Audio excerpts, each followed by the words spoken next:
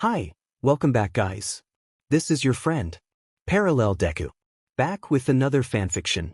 This is the movie of What If Verdant Deku Got Harem. Now before starting, please give this video a like. And subscribe to the channel if you want more videos like this. Now let's get into the fanfic. It was now in the early afternoon in U. Ahai, all of Class 1A were in the living room of their dorm just doing whatever they wanted that day. Bakugo, Kaminari, Ashido, Kirishima, and Sarah were playing a fighting game and the blonde with a temper is wrecking them. Jairu was humming the tune to the music that she was listening to.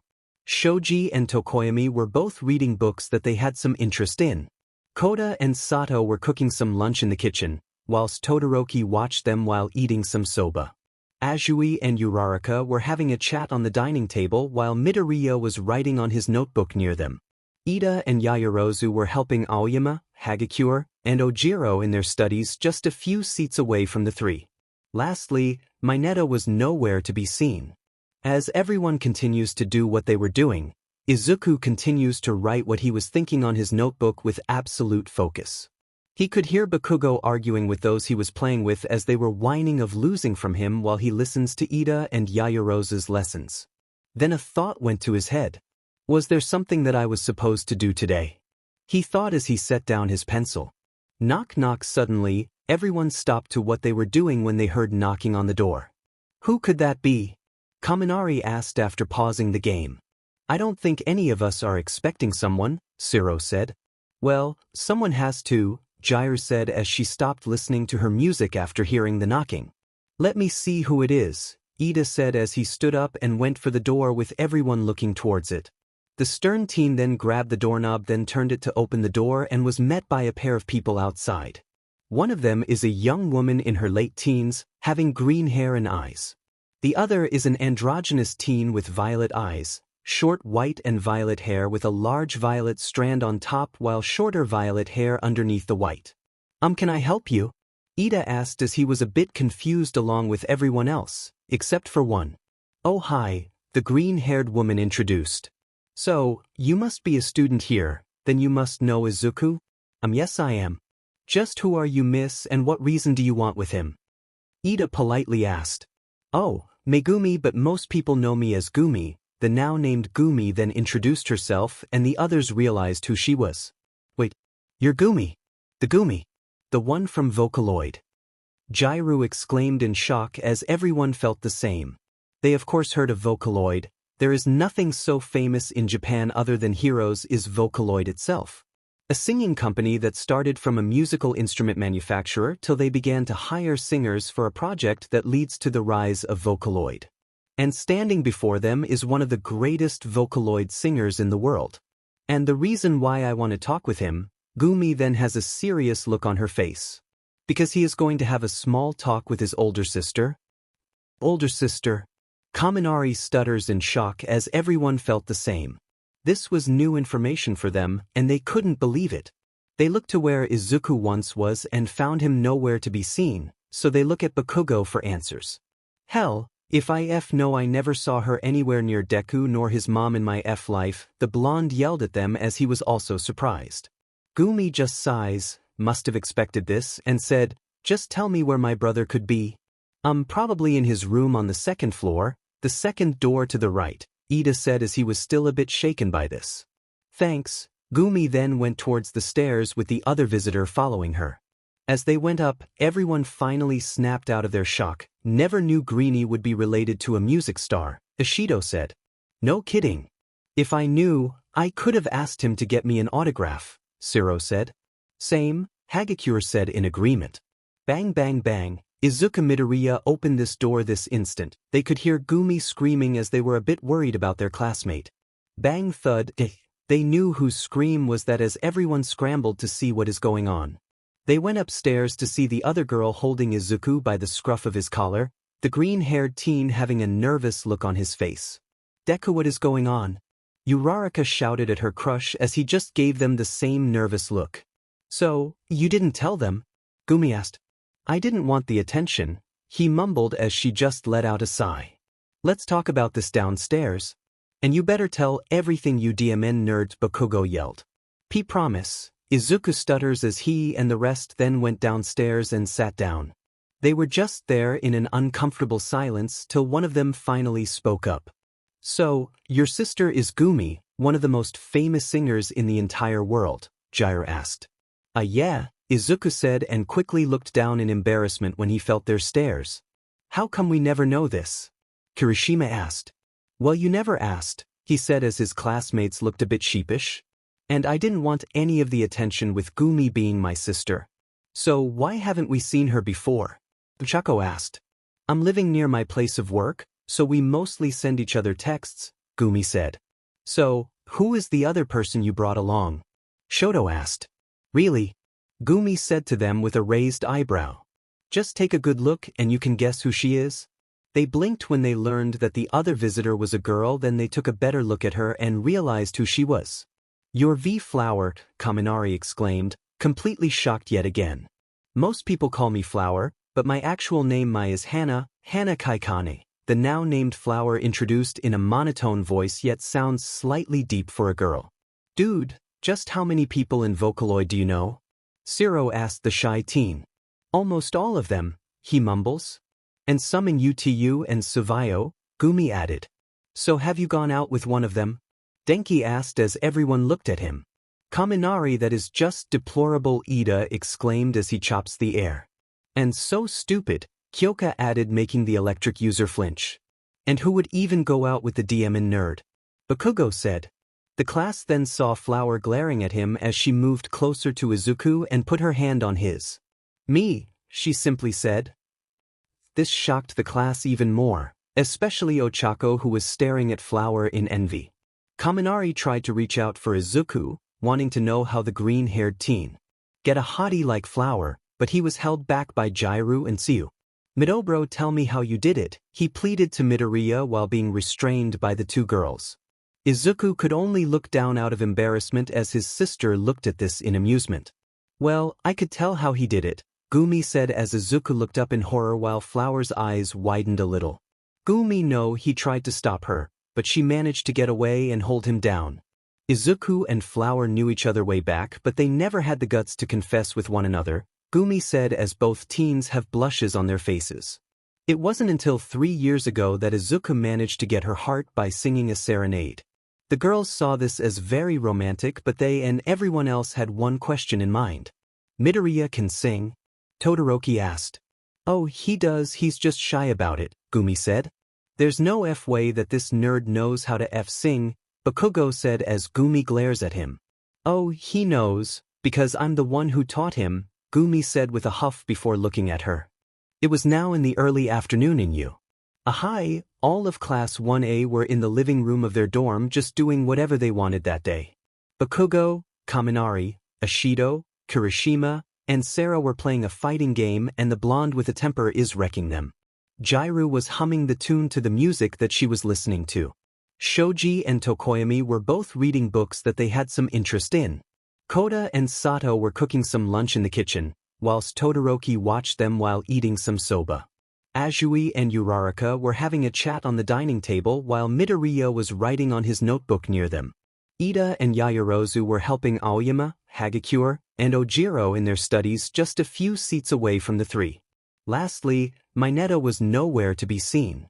As everyone continues to do what they were doing, Izuku continues to write what he was thinking on his notebook with absolute focus.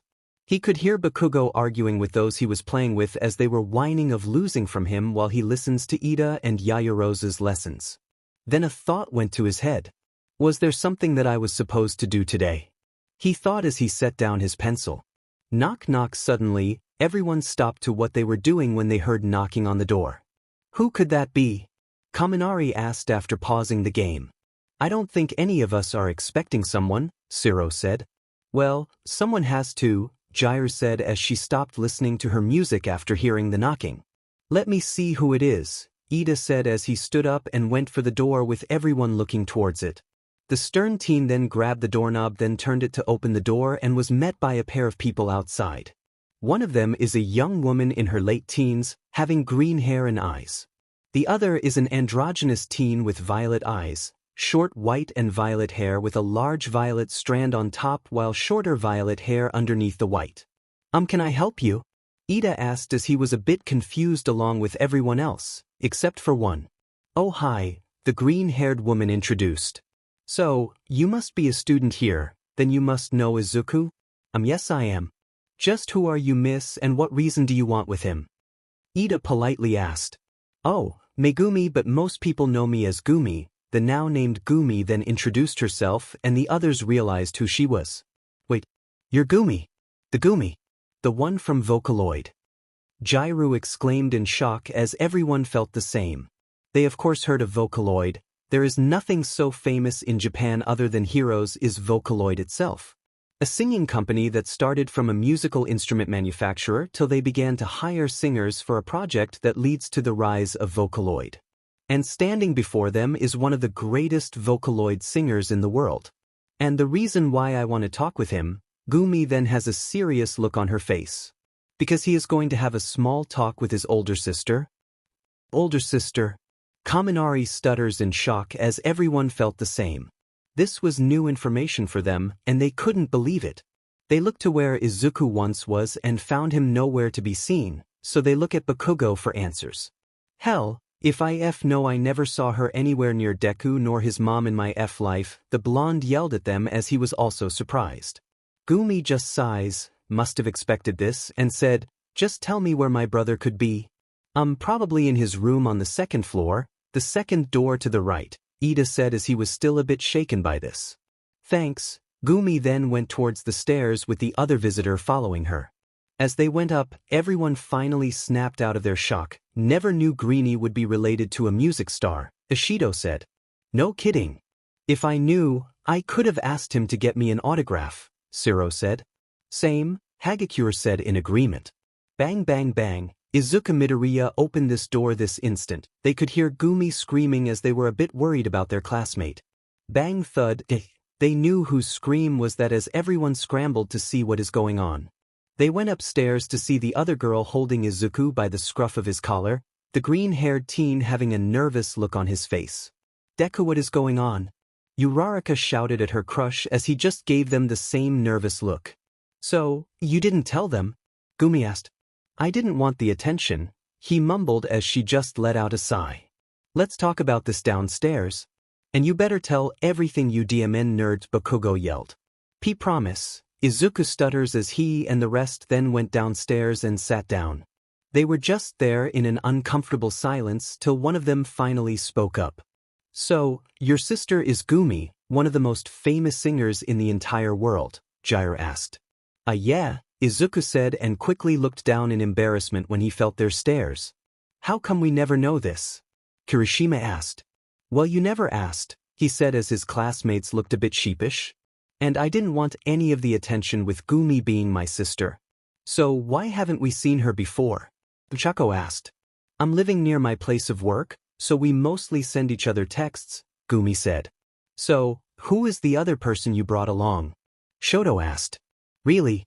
Gumi said to them with a raised eyebrow. "Just take a good look and you can guess who she is."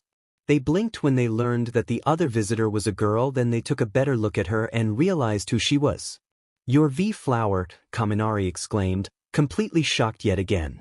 "Most people call me Flower, but my actual name is Hana Kaikane," the now-named Flower introduced in a monotone voice yet sounds slightly deep for a girl. "Dude, just how many people in Vocaloid do you know?" Siro asked the shy teen.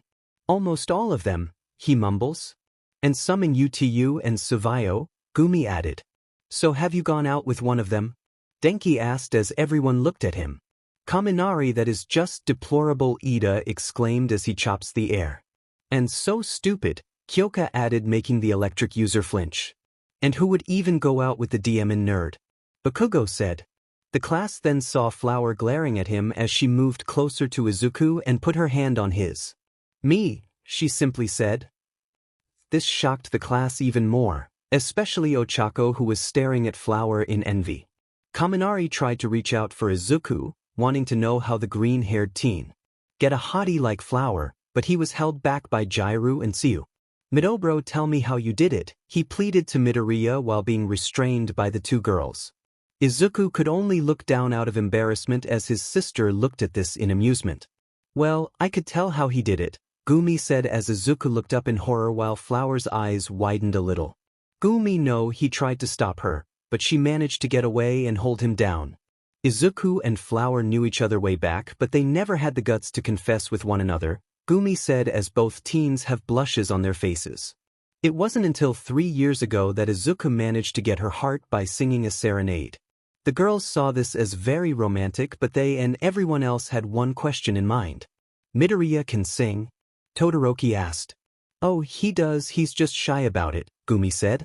There's no way that this nerd knows how to sing, Bakugo said as Gumi glares at him. Oh, he knows, because I'm the one who taught him, Gumi said with a huff before looking at her. Brother then back to them. And he can prove it? Izuku just continued to look down when their attention was on him again. Can you Deku? Chaco asked. Come on bro, give us some beats, Kirishima said. It would be magnifique, Aoyama said. Izuku seems to shrink from their demands as Gumi just rolled her eyes and puts a hand on her brother's shoulder. Come on, you can do it. I didn't teach you what I knew back when we were kids for nothing, she said to him. And they won't stop asking till you do. I really want to say that I hate you, but I can't, Izuku said as he was already flustered enough. Then he noticed Flower looking at him. Can you please? She asked as Izuku sighs in defeat. Fine, anyone have a microphone? He asked and his sister then brought out a mic that she carries around in the handbag that she carries. He looks at her then to the mic on her hand before looking back at her. Well, it wouldn't be a song without some beat, wouldn't it? So I can't play one. His sister then brought a speaker and a music player and placed it on the table. He looks at her then to the speaker on the table before looking back at her then sighs. He looks towards his classmates. Any requests? The rest of his class began to think of any song till one of them had one. Memories, Maroon 5, Kyoka said as everyone looked at her. She had to look away to not show her blush. Nice, a classic, Gumi said as she began to look up the song in her music player. She finds it and then looks at her brother before giving him a nod. The class then waited as the beat began to play and Izuku began to sing. The class then waited as the beat began to play. The soft melody could be heard as Izuku began to sing. Here's to the ones that we got, cheers to the wish you were here, but you're not, 'cause the drinks bring back all the memories of everything we've been through. His classmates were in now shock as they heard the voice of the Verdant hero while Gumi and Flower were just listening along. Toast to the ones here today, toast to the ones that we lost on the way, 'cause the drinks bring back all the memories and the memories bring back you. There's a time that I remember, when I did not know no pain, when I believed in forever, and everything would stay the same. Now my heart feel like December when somebody say your name, 'cause I can't reach out to call you, but I know I will one day. Yeah, everybody hurts sometimes, everybody hurts someday. I but everything gone, be alright, go and raise a glass and say, I here's to the ones that we got, cheers to the wish you were here, but you're not, 'cause the drinks bring back all the memories of everything we've been through. Toast to the ones here today, toast to the ones that we lost on the way, 'cause the drinks bring back all the memories and the memories bring back you. Uraraka's heart began to beat loudly as there was a blush on her face as she continued to listen. Do memories bring back you. There's a time that I remember when I never felt so lost, when I felt all of the hatred was too powerful to stop. Ooh, yeah, now my heart feel like an ember and it's lighting up the dark. I'll carry these torches for ya that you know I'll never drop. Yeah, everybody hurts sometimes, everybody hurts someday. I but everything gone, be alright, go and raise a glass and say, here's to the ones that we got, oh cheers to the wish you were here, but you're not, 'cause the drinks bring back all the memories of everything we've been through. No toast to the ones here today, I toast to the ones that we lost on the way, 'cause the drinks bring back all the memories, and the memories bring back you. Do memories bring back you. Yeah,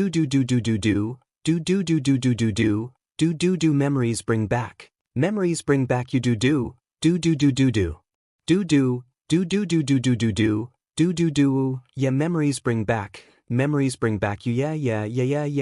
Yeah.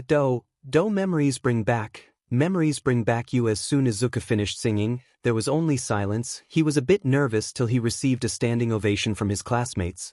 That was awesome, dude, Kirishima said. You have such a wonderful voice, Midoriya, Momo said, agreeing with the hardening user. Like seriously, why haven't you shown us this? Mina said. Izuku had to go below the table to avoid his classmates' stares out of embarrassment while his sister let out a giggle while Flower has her eyes closed but she has a small, amused smile on her face. Hey guys. Mineta then came down the stairs due to the commotion. What is going on? He dashed. He then saw both Gumi and Flower, his mind processing this, and suddenly got a certain glint in his eyes.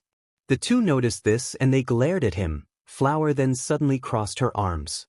Mineta had to hold his ball as he began to fall down the stairs, which resulted in him passing out on the floor.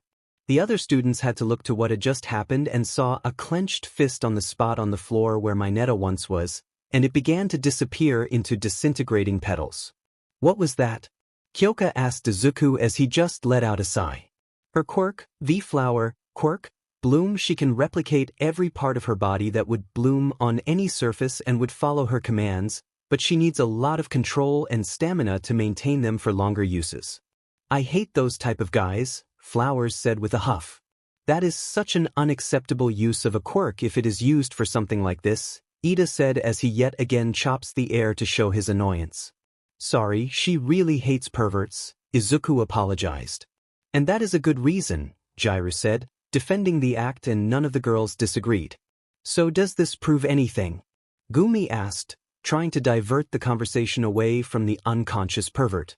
Yeah, we are, and we want to hear more, Yoshido said in excitement, and everyone except Bakugo and Mineta agreed, the former not wanting to admit it while the latter was still unconscious. Izuku seems to continue to shrink on his seat from his classmates pressuring him, and Gumi saw this as the time to intervene. I think that's enough for him, we still have things to do, Gumi said. Why are you even here? Her brother asked as she gave him a questioning look. Did you really forget Aunt Tatsumaki's birthday? She said as Izuku had a blank look on his face, then it finally hit him, and he became more nervous. He immediately ran back to his room and quickly came out wearing more casual clothes, then ran back down to drag both his sister and Flower towards the door. Sorry guys, I'll come back soon, he shouted towards his classmates before exiting the place. They then heard a groan as everyone looked to see Mineta waking up. Where are they? Mineta yelled as everyone decided to ignore his ranting, mostly not getting an autograph and certain request. Let's just stop right there. Izuku is currently in his sister's car as he sits with her in the front while Flower sits in the back as she checks her phone. He was completely nervous with his body shaking in fear. Oh man, Aunt Tatsumaki will kill me, he mutters in fear as his sister heard this. Come on Zuku, chill out. Aunt Tatsumaki might get mad at you, but she wouldn't fault you for forgetting. You had a lot in your plate when you first arrived in Yuang, so that is a good excuse. She assured him. Yeah, but I know that she isn't going to hold anything back to scold me, Izuku said as he has a solemn look on his face. Gumi decided to keep quiet to give her brothers some space, and it was an awkward ride for them. Trying to break this awkwardness, Flower reached out for the radio till it began to play a certain tune that the three knew. They smiled as they listened to the opening beat, and Izuku decided to sing along. Where there's a will, there's a way, kind of appealing, and every night has its day, so magical, and if there's love in this life, there's no obstacle that can't be defeated. They continued to drive through the city as they listened to more songs in the radio. For every tyrant, a tear for the vulnerable in every lost soul, the bones of a miracle for every dreamer, a dream, we're unstoppable with something to believe in. The three of them then began to chat as civilians pass by while the heroes patrol the area.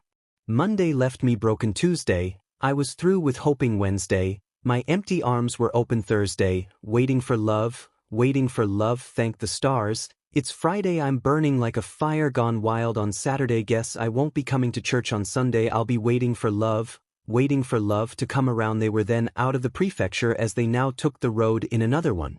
As Gumi continues to drive, she couldn't help but smile as she sees Izuku talking with Flower. Passing through wide clearings with small towns along the way. They would then jam out to more songs from the radio while both Izuku and Flower dance in their seats while Gumi bops her head with the beat.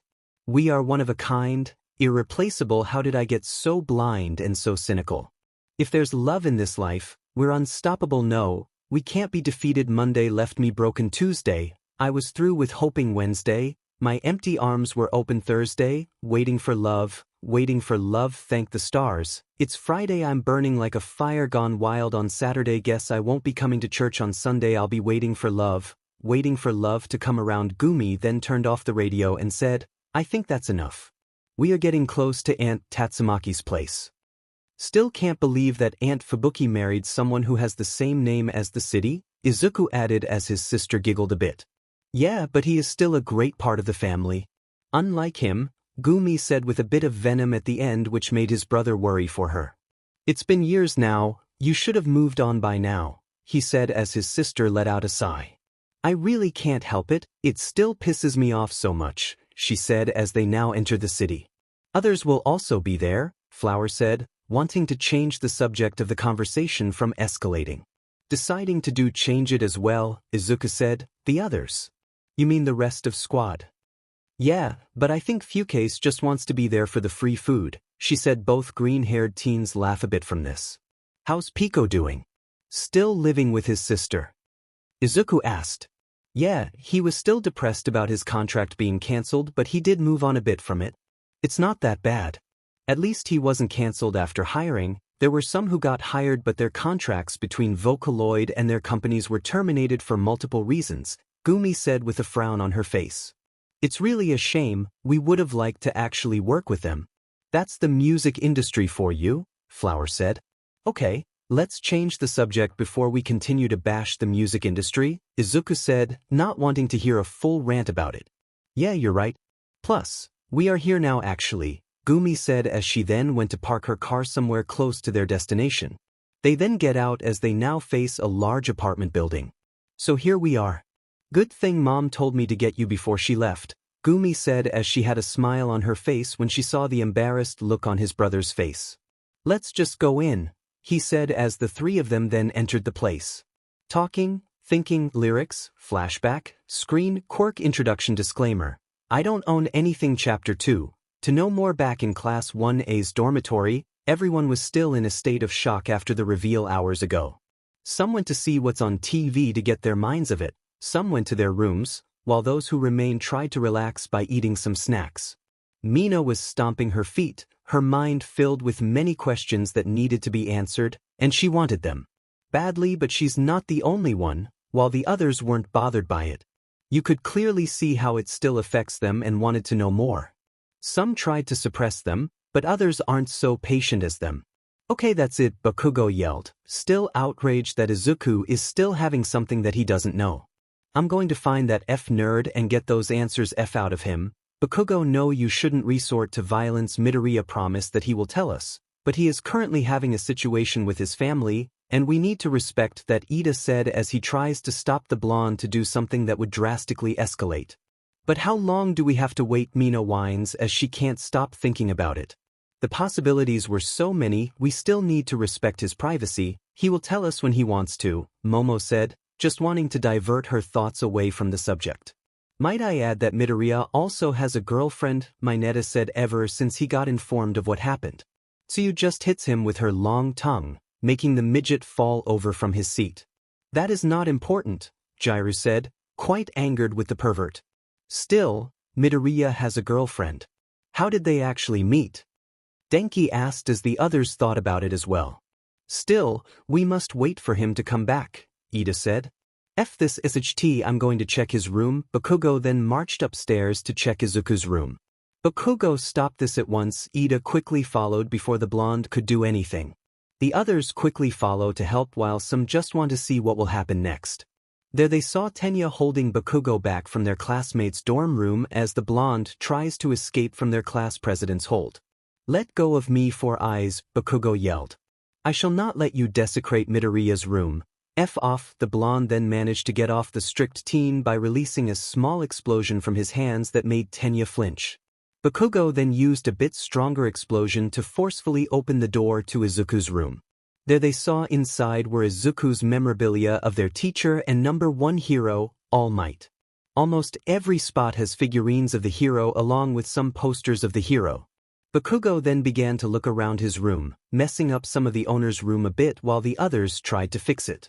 Bakugo, stop throwing Midoriya's stuff on the ground, it's unruly. Momo yelled at the blonde as she, Tenya, Todoroki, Ochako, and Tsuyu cleaning up the mess while the others look from outside. I don't care till I find some answers, the blonde yelled as he then looked under Izuku's bed before dragging out a box and looked inside. As he tosses away things from the box, Ochako would pick them up till she saw something interesting. It was a small picture and she picked it up. It was a picture of both Gumi and Izuku when they were children. Gumi was singing while using a spatula as a mic while Izuku looked at her in amazement.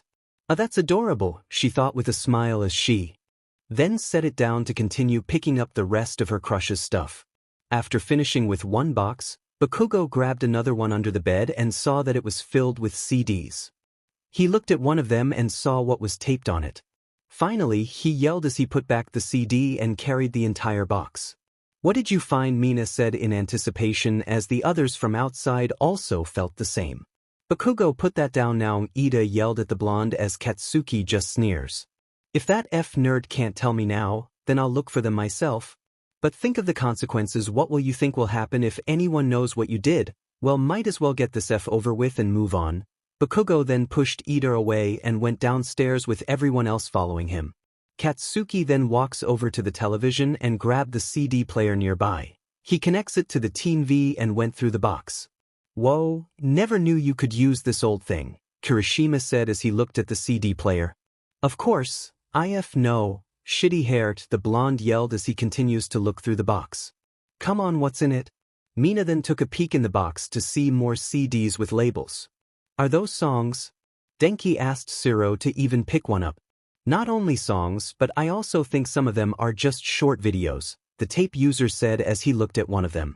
"They have covers like Phoenix by Fall Out Boys, Billie Jean by Michael Jackson, and even those promotional songs for those famous games. Sweet. There are even songs here from other countries." Even Toru joined in as she checked some CDs. "Stop this, all of you," Ida tried to convince them, but they were so engrossed in the contents of the box that they ignored him. Todoroki then placed a hand on Tenya's shoulder and said, "They will not listen to you at this point." Tenya just slumps down as he could only feel shame of not stopping this sooner due to his own hesitation and curiosity. "What do we pick? What do we pick?"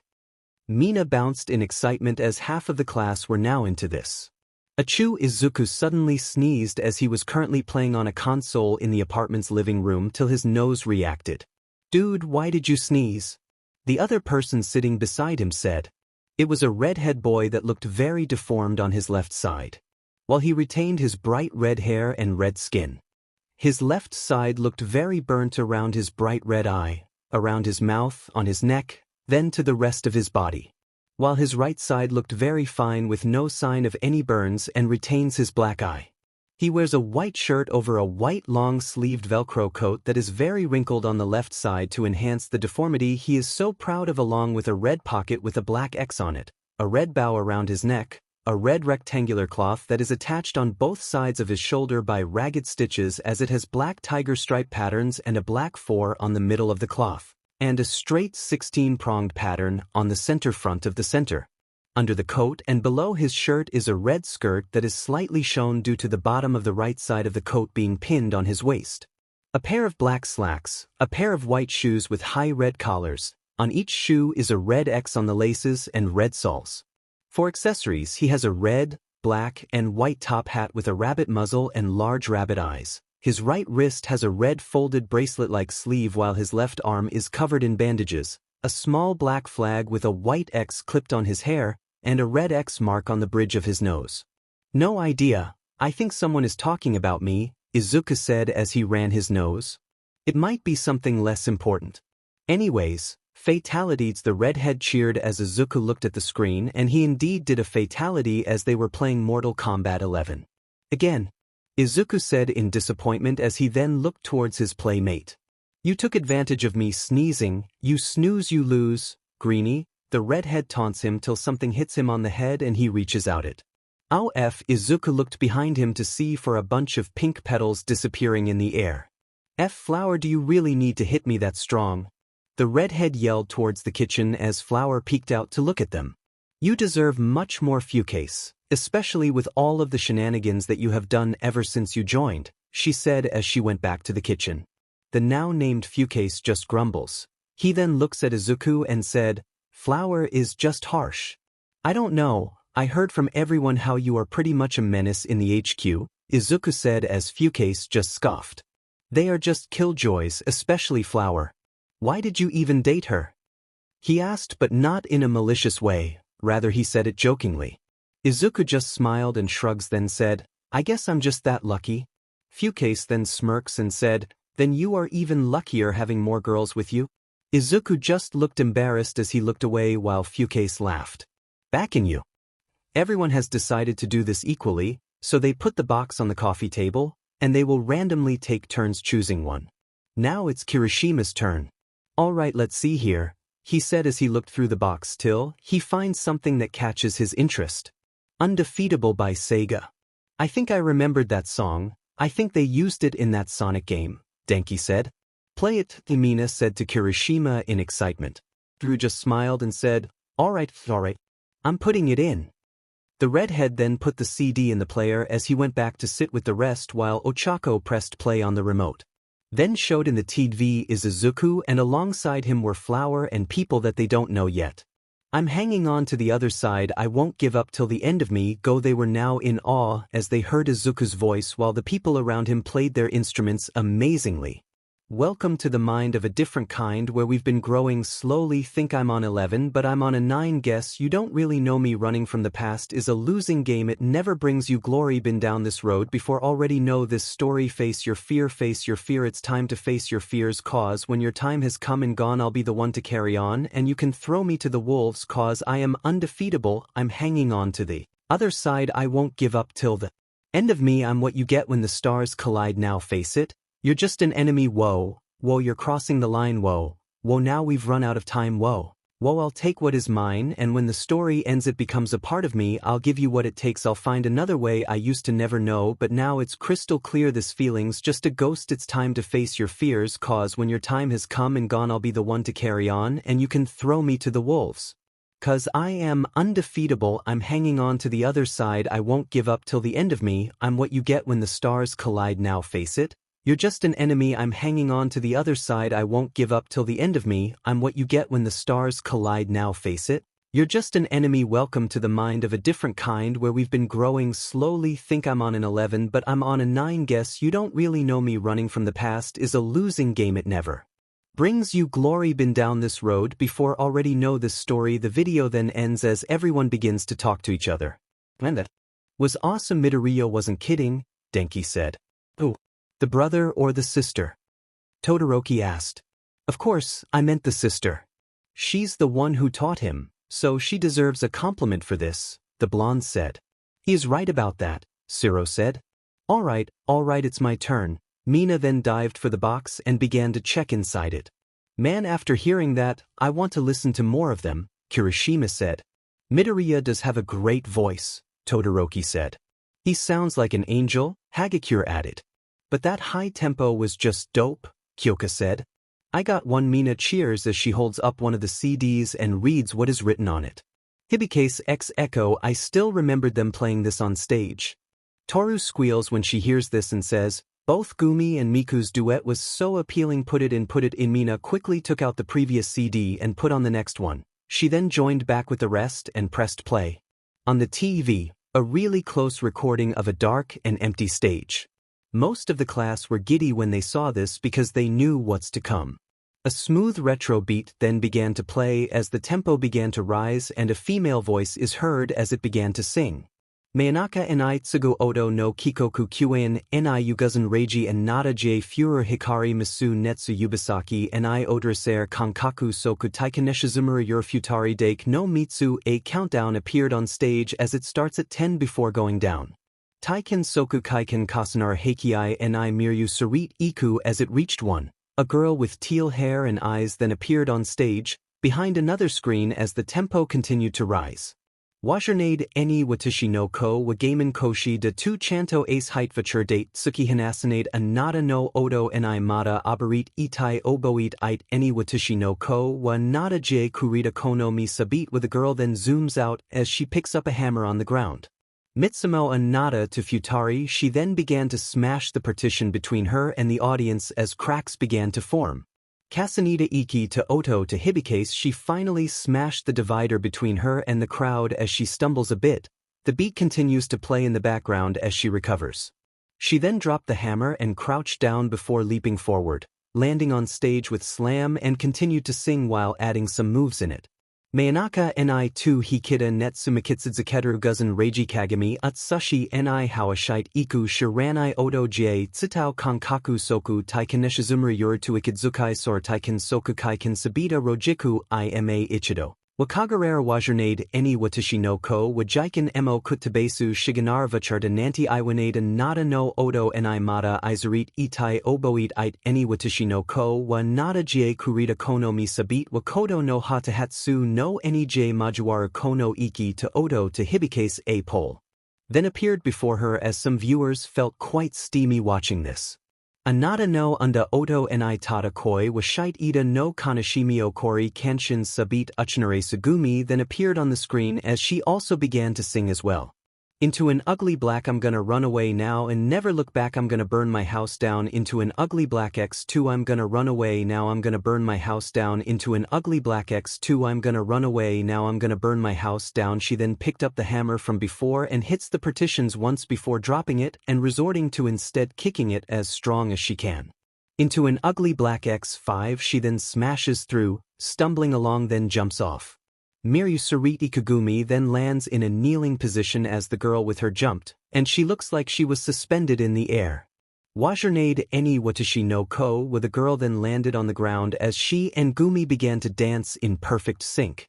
Gaiman Koshi de tu chanto ace heitvachur date Tsuki Hanasanade Anada no Odo ni Mata Abarit Itai Oboit Ite Eni Watashi no Ko wa Nada Jie Kurita Kono Mi Sabit wa Mitsumo Anada to Futari Kasanida Iki to Odo wa Hibikase. The trembling fear is more than I can take when I'm up against the echo in the mirror. The trembling fear is more than I can take when I'm up against the echo in the mirror. Oto Hibikase. The two continued to dance till they had to stop in a pose for a cheering crowd.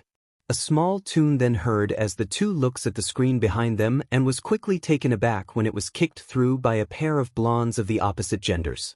As the next song was about to begin, the camera began to move away from the stage as it follows Gumi in the back with the next song playing in the background. The one holding the camera began to walk to the back of the stage while the watchers could hear running behind them. They soon reached the back and the ones watching were met with a surprise. Both Gumi and the girl were hugging each other out of pure joy as they spun around in excitement till they noticed the camera pointing at them. They have blushes on their faces as people behind the camera began to snicker while they were chanting to them to just embrace. Izuku turned that off. Gumi yelled completely embarrassed as she ran up to the camera, but the holder, Izuku, quickly ran off with short glimpses of other people with him, laughing as the video then ended. Do you think that they are a thing? Zero asked. I don't know, Vocaloid mostly keeps it to themselves. No one really knows what's happening in the back alongside UTU and Suvayo, but I guess Izuku has some because of his connections with his sister, Momo said as everyone agreed with her. Those three companies always keep things confidential for their singers. No one really knows who they really are except for some confirmations to the singers themselves, but all of their relationships are hidden away, and people only speculate. And we looked over them, Sato said as everyone winced. So do we stop? Shoji asked. Maybe we should avoid live songs for a while till they open up to us, Kyoka said. No, we must stop immediately, Tenya yelled at everyone. But we want to hear more, both Mina and Toru whine. Yeah, we could still watch the ones they made for promotional videos or those that they personally cover, Kirishima said. Gumi was open to admitting that Midoriya was her brother, so maybe she must really trust us to keep this a secret, Kyoka said. Maybe we can even find some UDU covers. I do love those made with Defoko, Tsu said as Ida looked at her, feeling betrayed that the other reasonable voice in the class got sucked into this. Ida just sat back down, defeated, as Todoroki pat his back for comfort. As he does so, the rest continue to talk about the multiple possibilities in the box, then the questions that they needed answers for when their green-haired classmate comes back. They just have to wait and see. With Izuku, the apartment was now filling up with people as they talk and play with each other, but him since he was in a very sticky situation. and it takes the form of a petite woman with a short stature. She has an adolescent face with emerald green eyes, and green hair that naturally curls up on the ends. She wears a form-fitting black dress with long sleeves, and 4 high-cut leg slits that show off her shapely long legs and low-heeled black shoes. Auntie, don't auntie me, this is the 3rd time that you almost forgot my birthday. 3rd, I know that you are having some tough times in you. But that's not an excuse to forget your own aunt's birthday. I'm sorry. Watching this from with a pair of sunken blue eyes is a tall, skinny man with blonde hair. This is Toshinori Yagi, aka All Might, former #1 hero. Alongside him is a plump woman with the same hair and eye color as Izuku but slightly darker. This is Izuku Midoriya, Izuku's mother. Who knew the terrible tornado can be this petty? All Might said as Izuku giggles a bit. All Might is one of the many people who knew more of the Midoriyas and those close to them due to him having to be there for his successor. He was quite surprised to know who they are, but he was happy that there were much more people that has Izuku's back. Tatsumaki can be a bit hot-headed, but she's still my older sister, Izuku said. Despite how short she is, he whispered to her as Izuku has to stop herself from laughing. Yo Pico, they then heard Fuke shouting. He was by the door as he opened it to reveal 4 people outside. The first one is an androgynous boy. He looked really lean and a feminine face, as a trap should. He has short white hair with a P-shaped hogue and black nail polish. He has heterochromia, his right eye is green while his left eye is blue. He wears a white sleeveless futuristic dress that reaches his thighs, and it also has a conical high collar, a pair of black slacks with teal digital design, a pair of white shoes with collars that reaches his knees, a pair of long detached sleeves, and a large decorative plug that is attached to his dress like a tail. The second is a young woman with long red hair with a sickle-shaped hogue and bright red eyes. She wears an extravagant, white, sleeveless dress with a high collar, a 2-tier, star-shaped miniskirt with the bottom tier being more transparent, a pair of large star ornaments on her hips, and 2 diamond-shaped, vertically aligned openings on the CGST that exposed a little bit of her bust. She also wore a white long-sleeved bolero jacket over the dress with a hoodie, a pair of black stars on the base of the hood, a black interior, and the sleeves also doubling as fingerless gloves while actual black gloves are worn underneath the sleeves.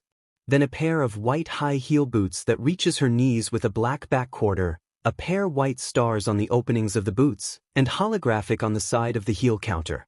The third is a young man with shot black hair and black eyes. He wears a black hoodie under a red, white, and blue checkered sweater, and under that is a white polo shirt.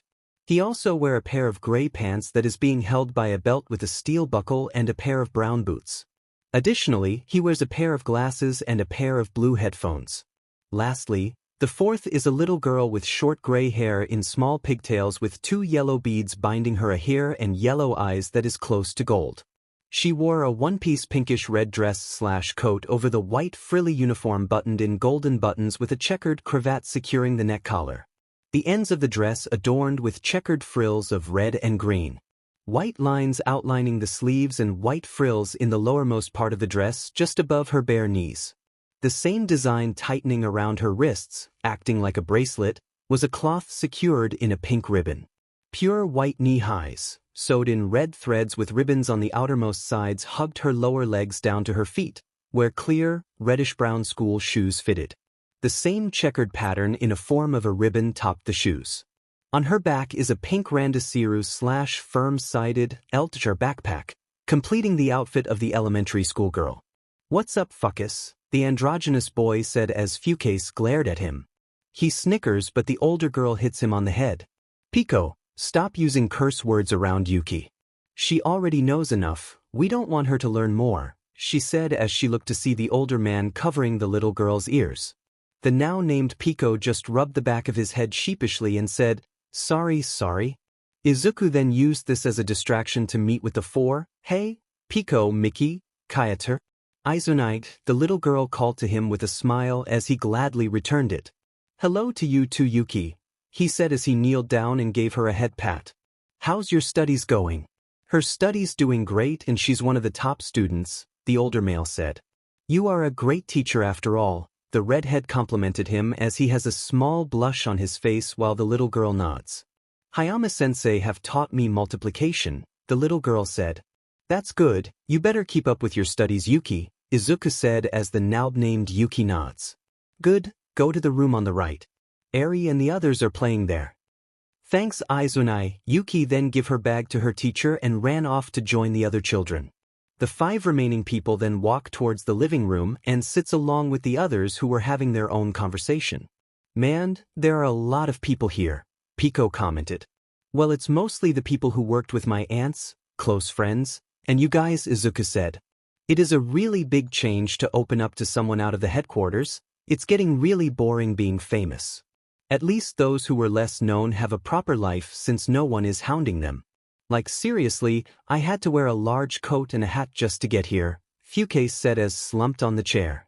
Then the hat got blown away and cameras were instantly out. If it wasn't for Mayu being there, I could have been trapped for countless interviews. Speaking of Mayu, how's your relationship with her? Mickey asked. We had a rough start but we actually made some progress, the redhead boy said as he let out a sigh of relief. Despite being too clingy, I don't really mind and I only have my eyes on her. I just hope that she stops attacking any girl that I just want to be friends with. At least she offered her heart to you and not break it, Pico said.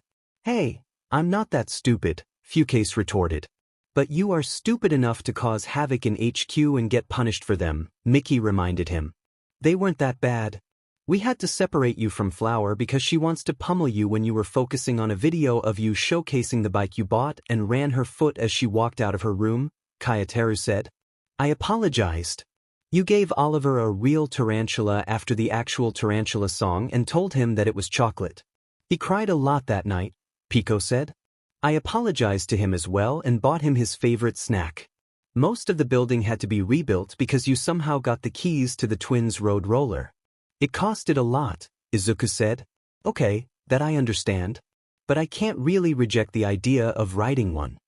Yet you still rode it without even knowing how to drive one. Good thing that it was all covered up and everyone thought that it was a gas leak, Mickey said. You did much more but you can guess that some of them were minor but most are not tolerable, Kayateru said. Even in one of your mishaps, we had to get your aunt so she could get you in line. Fucase just groaned while Izuku let out an awkward chuckle. Speaking of the HQ, how are the others from UTAU and Suvayo? The Greeneat asked. They are doing fine, a little mishap here and there, Mickey said. I still find it out amusing that Teto still keeps saying that she was a teenager when we really know how old she is, Pico said as his sister hit him HRD on his shoulder. I'll watch it, you might have broken my shoulder, then don't talk about a woman's age, she said as she then flicked him on the forehead. The 3 men then laugh at the sibling squabble. Watching this from a distance, Tatsumaki huffs while Inko giggles and All Might just has an amused smile.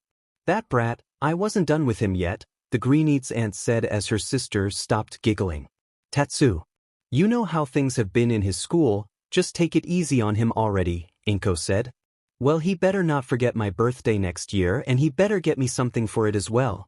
As the 2 sisters talk, Toshinori just watched on, finding the antics of his students' family and friends very entertaining.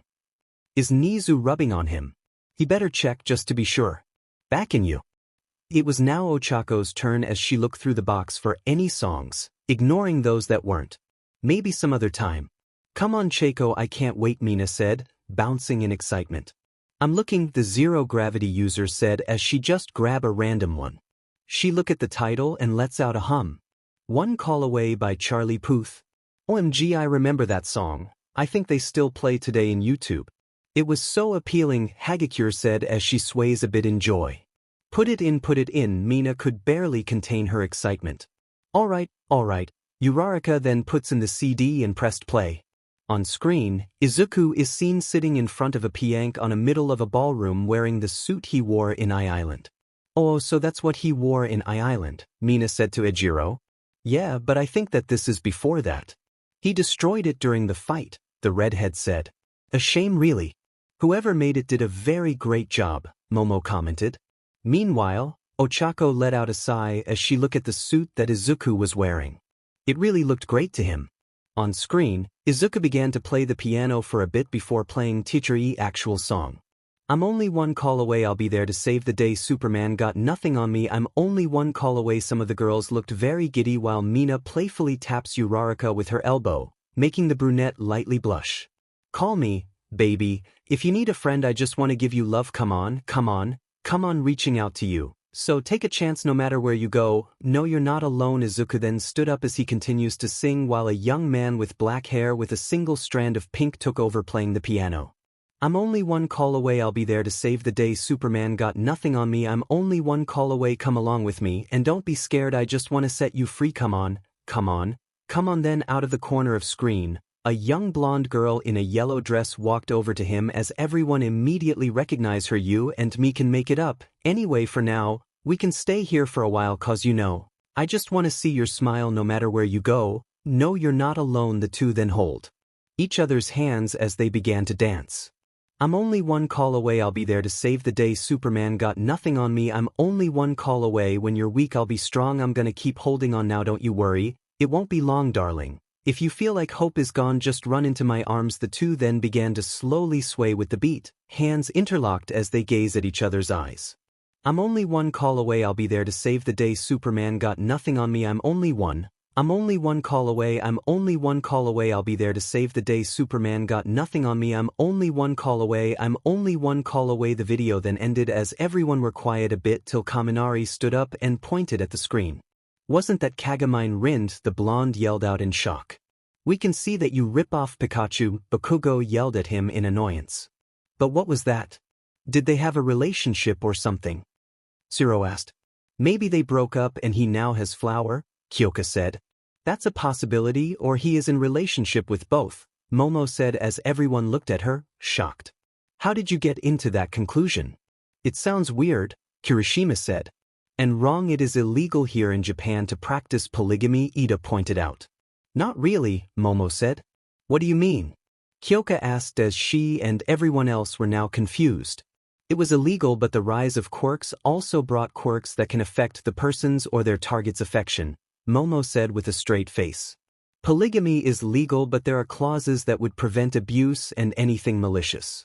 So it is possible for him to practice it as long that they won't go over the line or they would be imprisoned by the law. So anyone can have a HRM? Denki asked. Yes, as long agreed in this type of relationship, agreed to it and can't be forcefully joined. That's one of the clauses, so people with mind control might be suspected unless they prove that they didn't use it. If not, then they have to be sent away in prison for a very long time or pay a very large fine. Well, you heard her, so don't even try it, jamming, Kyoko warned the electrification user as he looked down, depressed. You still use that DMN nickname. Denki whined. It was so degrading, you too, Mineta, I know that you are thinking about it as well, she then shouted at Mineta, clearly knowing what he was thinking along with everybody else. Hey, anybody can dream, Mineta retorted. Yeah, and the chance for that dream to become reality is 0. Mineta then joined Kaminari with sulking. Okay, my turn then, Siro said as he went to the box and began looking through it till he immediately got one with a smile on his face. Sweet, Counting Stars by One Republic. This is a good one. Put it in then, Mina said as he chuckles. Hanta then put the CD in the player, then pressed play. On screen, Izuku and Flower are yet again shown with the same two people, the class recognizing one of them as the black-haired kid from the last video. Soon, they began to play and Izuku began to sing. Lately I've been losing sleep dreaming about the things that we could be, but baby, I've been praying strong, said, no more counting dollars, we'll be counting stars, yeah, we'll be counting stars. I see this life like a SW vine, swing my heart across the line, and in my face is flashing signs, seek it out and ye shall find. Old, but I'm not that old, young, but I'm not that bold, and I don't think the world is sold on just doing what we're told. I feel something so right doing the wrong thing, and I feel something so wrong doing the right thing. I couldn't lie, everything that kills me makes me feel alive. Lately I've been losing sleep dreaming about the things that we could be, but baby, I've been praying strong, said, no more counting dollars, we'll be counting stars. Lately, I've been losing sleep dreaming about the things we could be, but baby, I've been praying strong, said, no more counting dollars, we'll be counting stars, yeah, I feel your love, and I feel it burn down this river, every turn hope is our four-letter word make that money, watch it burn old, but I'm not that old young, but I'm not that bold and I don't think the world is sold on just doing what we're told and I feel something so wrong doing the right thing I couldn't lie, everything that drowns me makes me wanna fly lately, I've been losing sleep. Dreaming about the things that we could be but baby, I've been praying strong said, no more counting dollars, we'll be counting stars, lately, I've been losing sleep dreaming about the things that we could be but baby, I've been praying strong said. No more counting dollars, we'll be counting stars, oh, take that money, watch it burn sink in the river the lessons I've learned take that money, watch it burn sink in the river the lessons I've learned take that money, watch it burn sink in the river the lessons I've learned take that money, watch it burn sink in the river the lessons I've learned everything that kills me makes me feel alive lately, I've been losing sleep dreaming about the things that we could be but baby I've been praying strong said, no more counting dollars, we'll be counting stars, lately I've been losing sleep dreaming about the things that we could be but baby, I've been praying strong said, no more counting dollars, we'll be counting stars, take that money, watch it burn sink in the river the lessons I've learned take that money, watch it burn sink in the river the lessons I've learned take that money, watch it burn sink in the river the lessons I've learned take that money, watch it burn sink in the river the lessons I've learned the four then did their pose, ending the video. Some of the class began to give out a round of applause as soon it finishes. Still a stunning performance, Momo commented. So who's next? Kyoka asked. Everyone look at each other till Shiro picked up the box and puts it on Todoroki's lap. The bicolor teen looked quite surprised, not knowing what to do. Well, look around and pick one, Toru said as Shoto looked at her then back to the box. The half-hot half-cold user then rummaged through the box, looking at each CD in it till he finally got something that interested him. He picked it up and looked at it. He hums a bit before placing the CD in the player. What did you pick? Chako asked. Why do I buy set it off? It has Hatsune Miku in it, Todoroki said as he hit play. On the screen, it then showed the teal-haired girl from before. Since she currently idle, they could see what she looks like. Her outfit consists of a collared gray shirt, with a small teal frill around the hem. She also has a teal-colored tie, matching her eyes and hair. Along with that, she also has a short black skirt with a teal part at the bottom all around, a pair of futuristic ribbons that somehow floats around the base of her twin tails, a pair of detached sleeves that resemble synthesizers, black stockings, and a pair of black shoes with teal soles. Along with her is Izuku, who has a guitar, while Flower has a bass guitar. The two other with them has a guitar and a drum. Along with them, another person is with them, a young man. The young man has dirty blonde hair and green eyes. He wears a white t-shirt under a jean jacket, a pair of blue jeans and a pair of orange sneakers. The song began to play as the melody could be heard and the two began to sing. Sometimes I write you letters that you'll never read when I get to drinkin', I get to thinkin', I wish you were thinkin' about me why do I?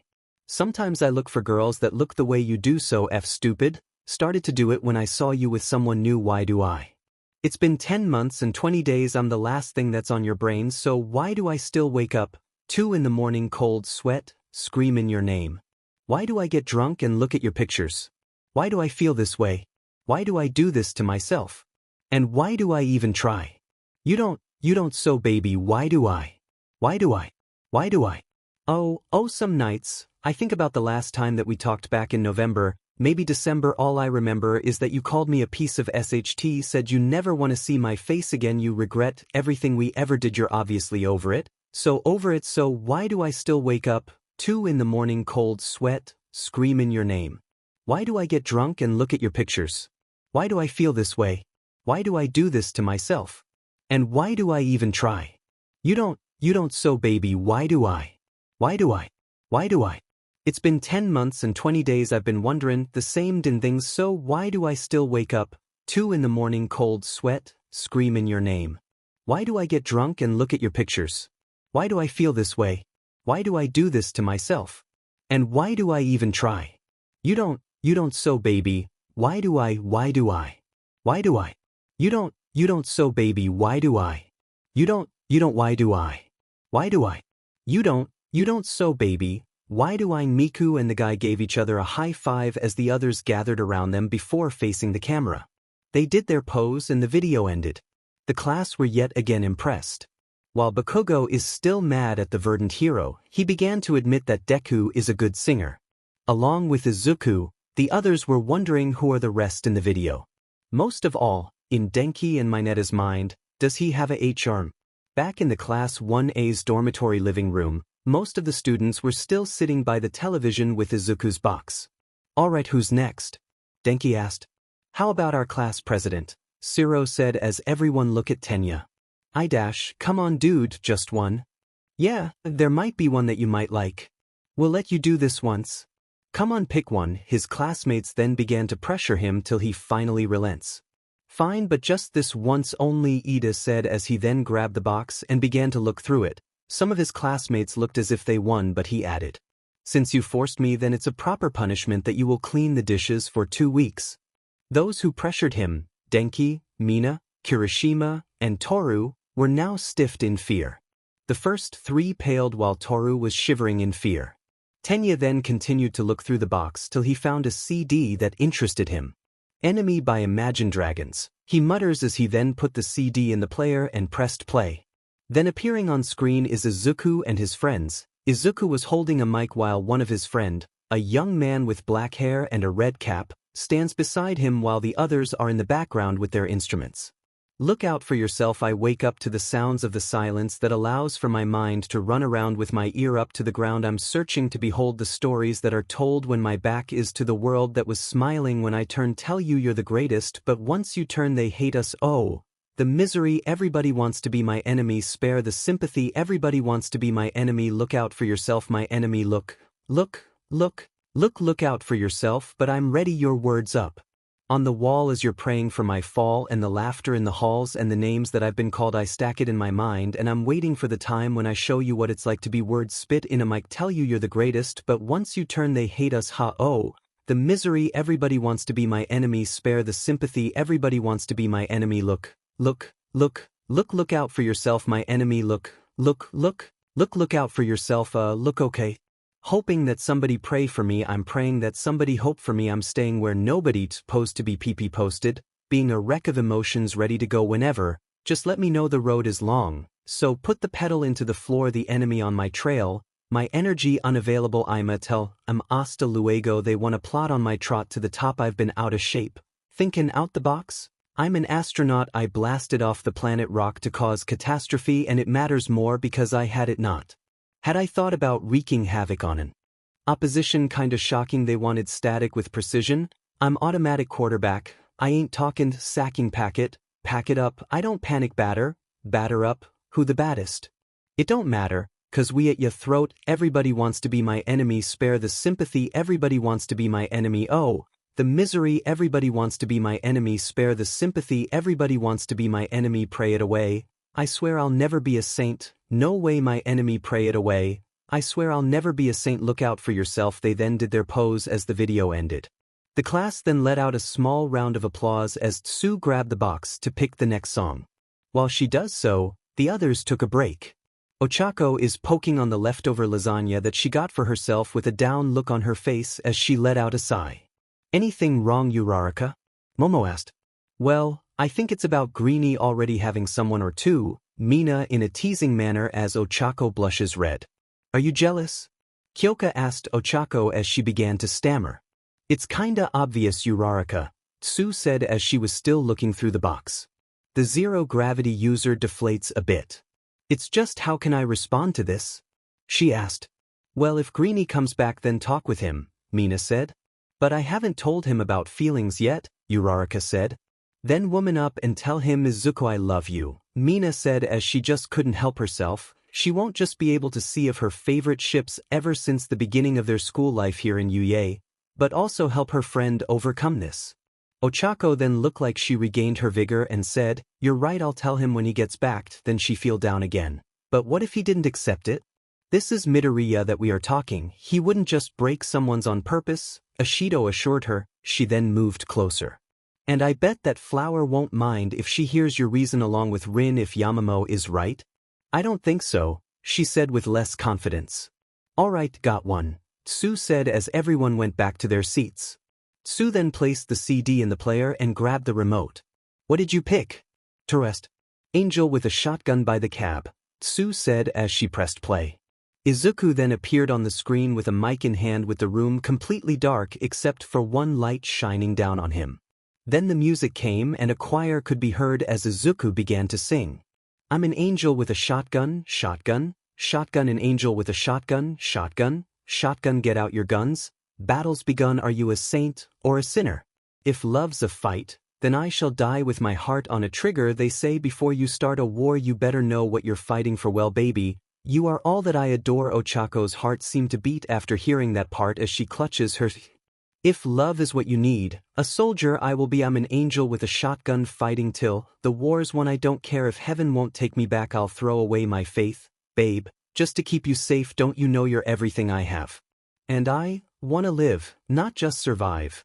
Tonight sometimes to win, you've got to sin don't mean I'm not a believer and Major Tom, will sing along yeah. They still say I'm a dreamer they say before you start a war you better know what you're fighting for well baby, you are all that I adore if love is what you need. A soldier I will be I'm an angel with a shotgun fighting till, the war's won I don't care if heaven won't take me back I'll throw away my faith, babe, just to keep you safe don't you know.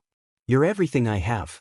And I wanna live, not just survive, tonight oh whoa whoa oh whoa oh whoa whoa oh whoa oh whoa whoa oh whoa I'm an angel with a shotgun, shotgun yeah oh whoa whoa I'm an angel with a shotgun, shotgun yeah oh whoa I'm an angel with a shotgun fighting till, the war's won I don't care if heaven won't take me back I'm an angel with a shotgun fighting till, the war's won I don't care if heaven won't take me back I'll throw away my faith, babe, just to keep you safe don't you know you're everything I have.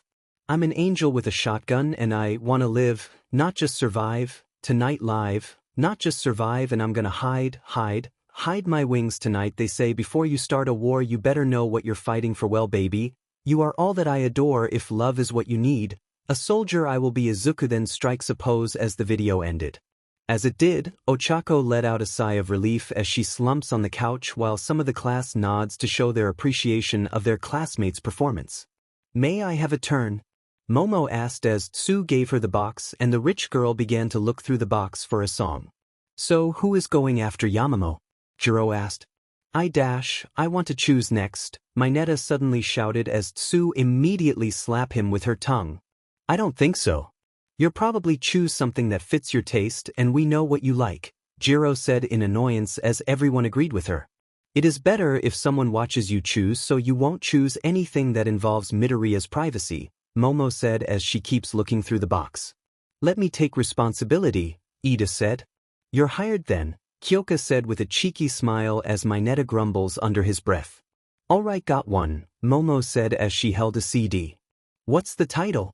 Siro asked, it's actually one of my favorites. I love you, Momo said. Play it, Toru said in excitement as Momo set the CD in and press played. The beat began to play as it shows Izuku and Rin as children with a blonde boy with them as they play in a park. Rin looking at Izuku in wonder. It then transitioned to them in the age of 10 as they stood by a river as the three of them sat by the banks with Rin looking at Izuku very nervously. Then the song began. Naeni, eni, thaeni, chato tu. Isogashiai nara, gomen sukashi dake, then, sukashi de tu. Oshabari enai tsukiat dushiyuka. Nani shiyuka. Eto, jimo demo sur. Rin wanted to ask Izuku but she began to stutter. Shirtorai shio shiratori Rin then gave up as she curls up in embarrassment. Gomen in Suzukani it then transitioned to them in the park again as Rin showed Izuku some snacks and drinks. Onaka sukanai. Nani katabitai. Ito, Adashir mizu de tuya out of embarrassment, she offered a juice box and Izuku still appreciated the gesture and thanked her, making Rin blush. Kimi manita kara. Mi o Hanashida Suki ni his sure ni Shimurito it then transitioned to Izuku's house as they watched something on TV with the blonde separating both Izuku and Rin while Rin gives the green side glances.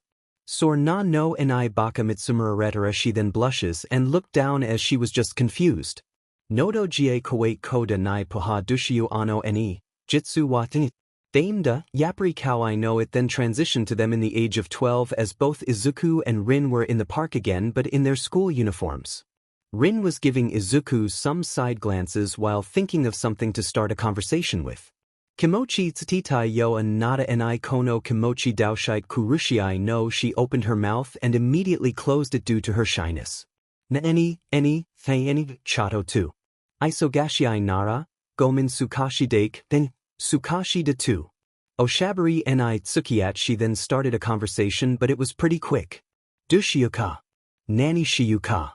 Edo, sorja, ja jenkinshayo jenkinpan, aiko desho. Rin then looked down in embarrassment as she failed yet again. Gomen ini, sumaranai eni. The two would then walk through the city in the night in silence till they stopped by a ramen shop and she asked Izuku if he wants some and he agreed. Onaka sukanai. Nani katabitai.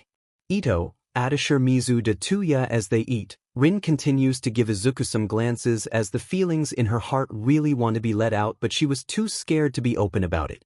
Ano en tokuroda, tatatsu dekido okashit omatra gomen bikurasuru kamoshirinai no demo, kite hashiai. Ito. They were then walking in the streets again. As they look around. Poha, dushiu ano eni, jitsu wa. Rin suddenly trips. Izuku immediately caught her but this also resulted to them going completely embarrassed as they stood straight and look away with blushes in their faces. Dameda, Yapri Kawai no. They were then some shown in the age of 14 as both Izuku and Rin sat by the beach. Kimochi tsutitai yo anata ni kono kimochi daoshite kurushiai no. Rin continues to give Izuku side glances as she felt her heart being squeezed. Ano eni jitsu wa. Ada, adashur, ada. Adashur, ano. She opened her mouth but immediately closed it. Her heart continues to have that squeezing feeling. Ano and thanade, adashur, gomen, met, adashur. She then tried to get his attention by poking him but she stopped midway and looked down in embarrassment. Her heart seems to be straining from the squeezing. Adashur, ano, anada. She then tried to reach out with her hand but immediately stopped. The straining continues to feel tighter. Ano eni jitsu wa no sono, adashur, adashur, ano eni, anata. Her heart continues to be squeezed harder. Adashur, gomen, mat, ano, ito, adashur. And harder. Anata no kodoji. And harder. Ano eni, adashur anata no kodo ano eni, adashur anata no kodo adashur wa nata jie. And harder. Su. Then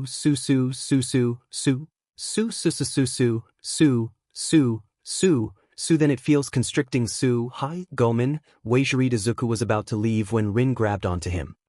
Mat. She began to stutter as Izuku felt awkward. The feeling continues to strain harder. And harder. Till she finally let it out. Suki, Daisuki. As she says that, the two look at each other for a moment before they blushed bright like a Christmas tree. But Rin had enough of being scared so she took a much larger step. Their faces were now a few inches from each other and Rin gave Izuku an embrace on the lips. Cue Mina and Toru squealing in excitement while Ochako looked at this in jealousy and shame. As she did so, Rin quickly walked away as it was a bit too much for her. While Izuku stood there in shock as he touches his lips and was clearly confused. The video then ended. That was adorable, Toru squealed. This video made the song even better, Momo commented. I gotta admit, that was cute, Siro admitted as everyone, except Bakugo, agreed with him. What's next, Mina said in anticipation. I think that's enough for now, it's nearing lunchtime. Tenya said as everyone looked at the clock and realized that it has near 12 o'clock. After that we continue. Everyone then went to get some lunch, some stayed while others went outside to eat. As they did so, they couldn't wait to come back and listen to more. Izuku is currently on the phone of his aunt's place. Yeah, I will come back tomorrow morning, he said through the phone. Alright, thanks Ida. Just don't let this happen again please. It's embarrassing enough that my sister come to get me. I don't want everyone to mess with my stuff. Alright, thanks. He then set the phone down and went back to the couch with Fukase, Flower, Pico and 5 others, One of them was the boy with dirty blonde hair. The first two were a set of twins. The first one is a girl with appealing blue eyes, short blonde hair with multiple hairpins on her bangs, and a white bow on her head. On her left shoulder is a code number that reads 02.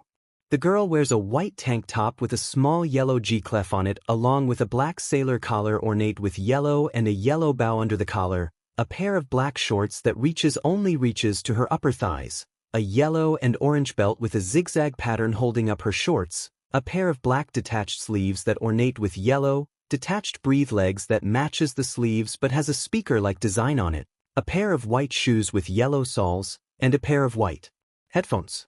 Then the second one is a boy with bright blue eyes and short, messy, yellow hair that is tied into a small ponytail on the back. He has the same code number on his shoulder like the girl, and his hair nearly resembles a bundle of bananas. He wears a white shirt with a small yellow F-clef on it along with the same black sailor collar as the girl, and an orange tie.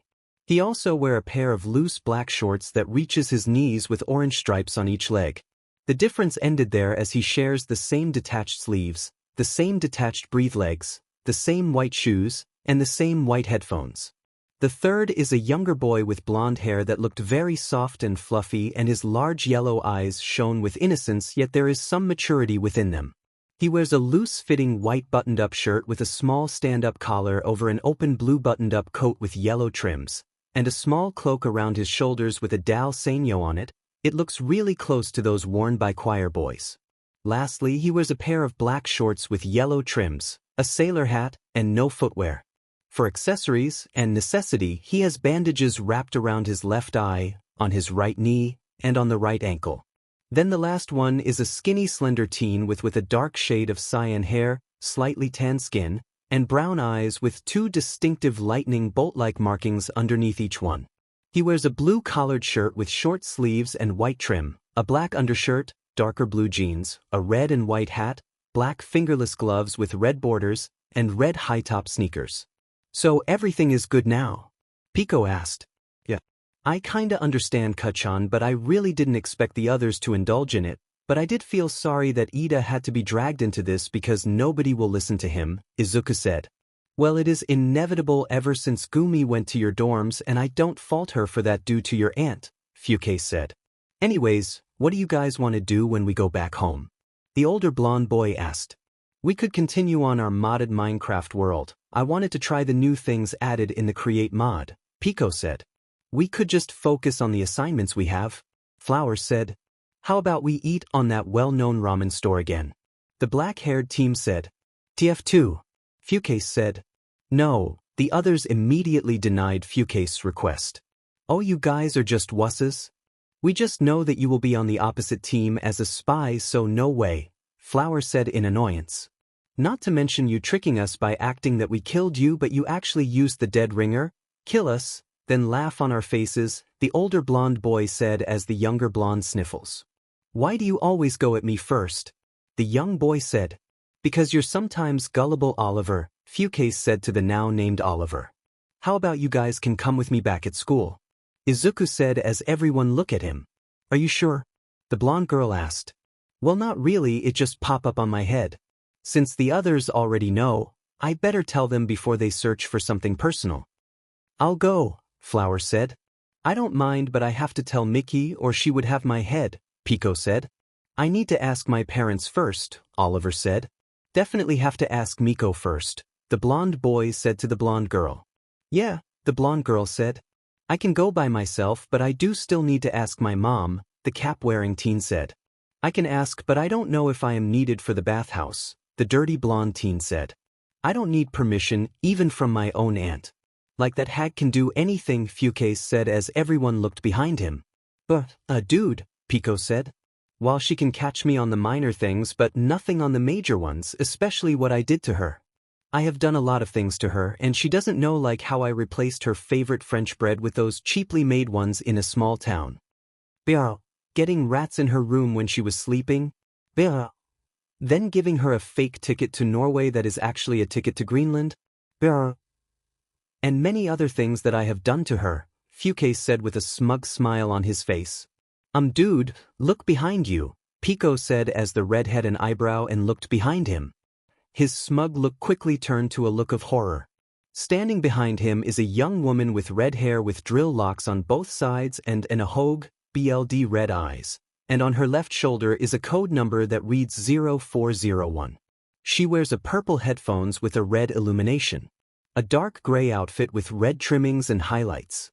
A side chain is fastened inside her skirt.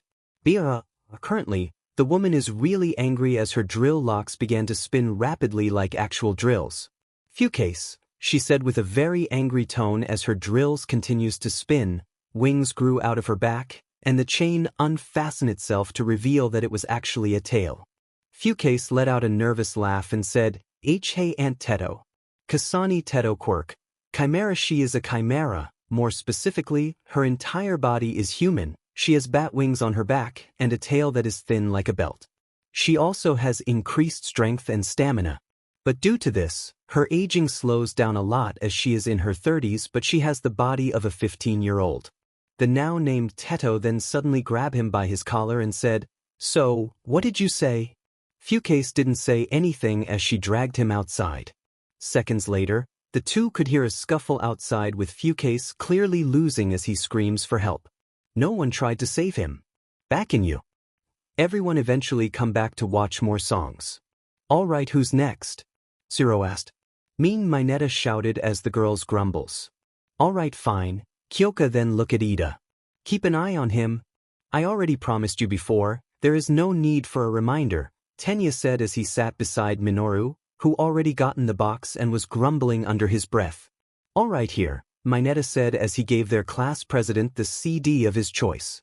Alright, let's see. Tenya then grabbed the CD and looked at it. Say So by Dojo Cat.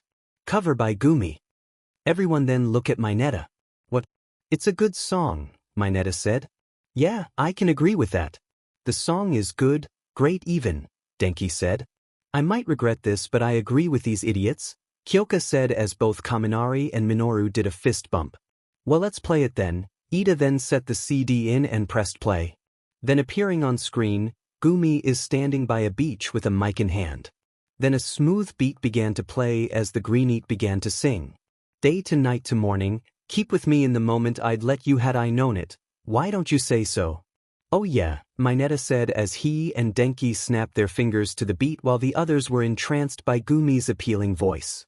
Didn't even notice, no punches left to roll with, you got to keep me focused, you want it, say so day to night to morning, keep with me in the moment I'd let you had I known it, why don't you say so? Didn't even notice, no punches left to roll with, you got to keep me focused, you want it, say so. It's been a long time since you fell in love, you ain't coming out your shell, you really ain't been yourself, tell me what must I do, oh, tell me, love, 'cause luckily I'm good at reading, I wouldn't bug him, but he won't stop Chi-Sin and we can dance all day around it, if you front then I'll be bouncing, if you want it scream and shout it, babe before I leave you dry day to night to morning, keep with me in the moment I'd let you had I known it, why don't you say so? Didn't even notice, no punches left to roll with, you got to keep me focused, you want it, say so day to night to morning, keep with me in the moment I'd let you had I known it, why don't you say so? Didn't even notice, no punches left to roll with, you got to keep me focused, you want it, say so. Yeah, let me check my breath right quick, he ain't never seen it in a dress like this, he ain't never even been impressed like this, proly why I got him quiet on the set like zip like it, love it, need it bad, take it, own it, steal it, fast boy, stop playing, come and dance, why you actin' like you shy? Shut it, save it, keep it, pushin', why you beating round the bush? And knowing you want all this woman never knock it, till you try, yeah, all of these ladies hating I have you with me, all of my friends saying you mad committed realer than anybody you had, and pretty all of that body odi, any minute day to night to morning, keep with me in the moment I'd let you had I known it, why don't you say so? Didn't even notice, no punches left to roll with, you got to keep me focused, you want it, say so day to night to morning, keep with me in the moment I'd let you had I known it, why don't you say so? Didn't even notice, no punches left to roll with, you got to keep me focused, you want it, say so, oh yeah ha, oh yeah ha, day to night to morning, keep with me in the moment I'd let you had I known it, why don't you say so? Didn't even notice, no punches left to roll with, you got to keep me focused, you want it, say so. Gumi then watches the sun beginning to set before the song finally ended. The entire class began to applause at another song. Now that was some smooth singing, Mineta said. It's not that bad. The original is still great, it just have colorful choice of words, Kyoka said. Oh yeah. I forgot that there are those words in the original, Siro said as everyone winced, knowing what they meant. Alrighty. Who's next? Mina asked. I think it's Bakugo's turn, Sue said. Just give me the F-box, Katsuki said as he grabbed the box and began looking. While he does that, the others are now talking with each other. Like wow, Gumi's voice is still heaven, Denki said. And it will always be, Siro said. Yeah. Now shut the F up, I'm looking here, Bakugo said as he keeps looking through the box. Sheesh, calm down Baku bro, Kirishima said. Anyway, I've been thinking. Do you think the teachers began to notice us staying in the dorms more than usual? Maybe, but I hope not, Mina said. Not to hope what? The entire group then jumps as they look behind them to see their teacher, Shoto Aizawa, glaring at them. What are all of you doing?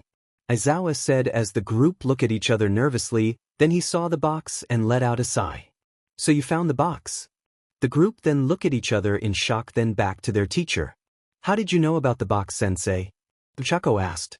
Believed it or not, a cousin of mine married one of the problem child's aunts, which technically makes him my nephew. And I learn about the box from them, Aizawa explained as the group were even more shocked.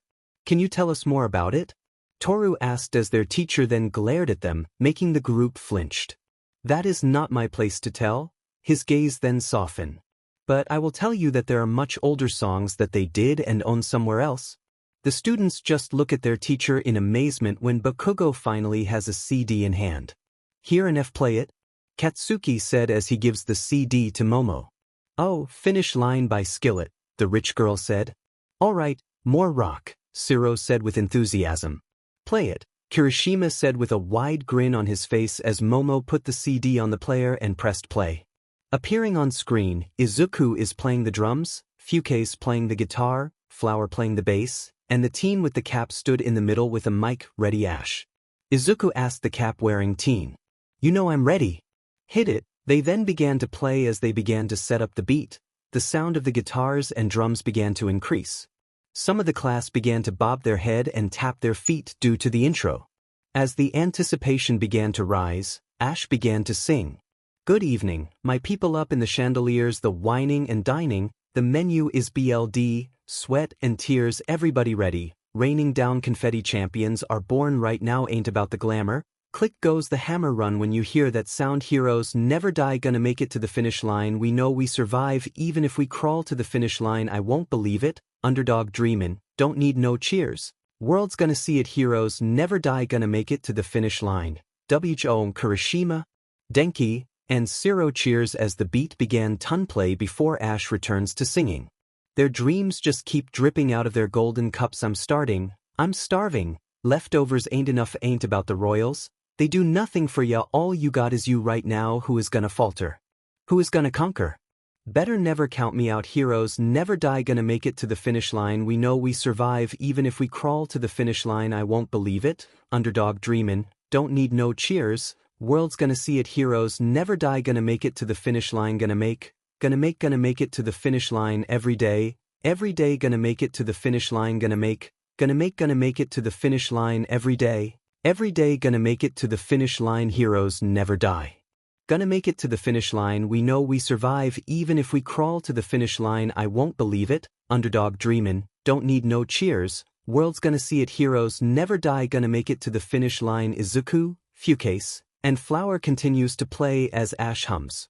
Then they reached the end and they struck a pose. Some of the students then gave a round applause while the rest and Aizawa just watches. Then their teacher stood up. I think that is enough for now, he said as his students look at him. What, why? Denki asked. Well, the problem child and his friends are coming here tomorrow. You might as well get this place ready while I tell Nizu about this, Aizawa as he was now walking away. Can we at least listen to one more song before we do that? Hagakure asked as their teacher stopped for a moment, grumbling. Fine, but you better not laze around. If you ever meet his entire family, you'll learn why you shouldn't mess with them, Aizawa said before going, shivering along the way, which the student didn't notice. Alright, One last song then we prepare the place for tomorrow, Ida said. Alright, give me the box. It's my turn again. Kirishima said as he was given the box. He rummaged through the thing for a bit when he grabbed a disc and a smile of content appeared on his face. He then looked at Momo and gave it to her. This one. Alright, let's see. Momo then looked at the CD and a smile also appeared on his face. Would Anyone Care by Citizen Soldier. The most of the class also smiled at hearing this as they waited in anticipation. Momo then placed the CD on the player and pressed play. Then appearing on the screen is Izuku sitting in front of a piano as he plays it and began to sing. Would anyone notice if tonight I disappeared? Would anyone chase me and say the words that I need to hear? That I'm no burden, not so worthless, bent so much that I just might break. The students listened closely as they remembered their own struggles during their youth, the pain they felt and the tears they shed. All-consuming, so confusing, the questions that keep me awake. Would anyone care? Would anyone cry if I finally stepped off of this ledge tonight? Would anything change? Would you all be just fine? 'Cause I need a reason to not throw the fight, it just might save my life. Would anyone want me if they knew what was inside my head? Would anyone see me for the person that I really am? I won't lie, so strong to hide. I've never felt worthy of love. I would give up everything I have just to feel good enough. Would anyone care? Would anyone cry if I finally stepped off of this ledge tonight? Would anything change? Would you all be just fine? 'Cause I need a reason to not throw the fight, it just might save my life. If you're dying inside, sick of being alive, let me in.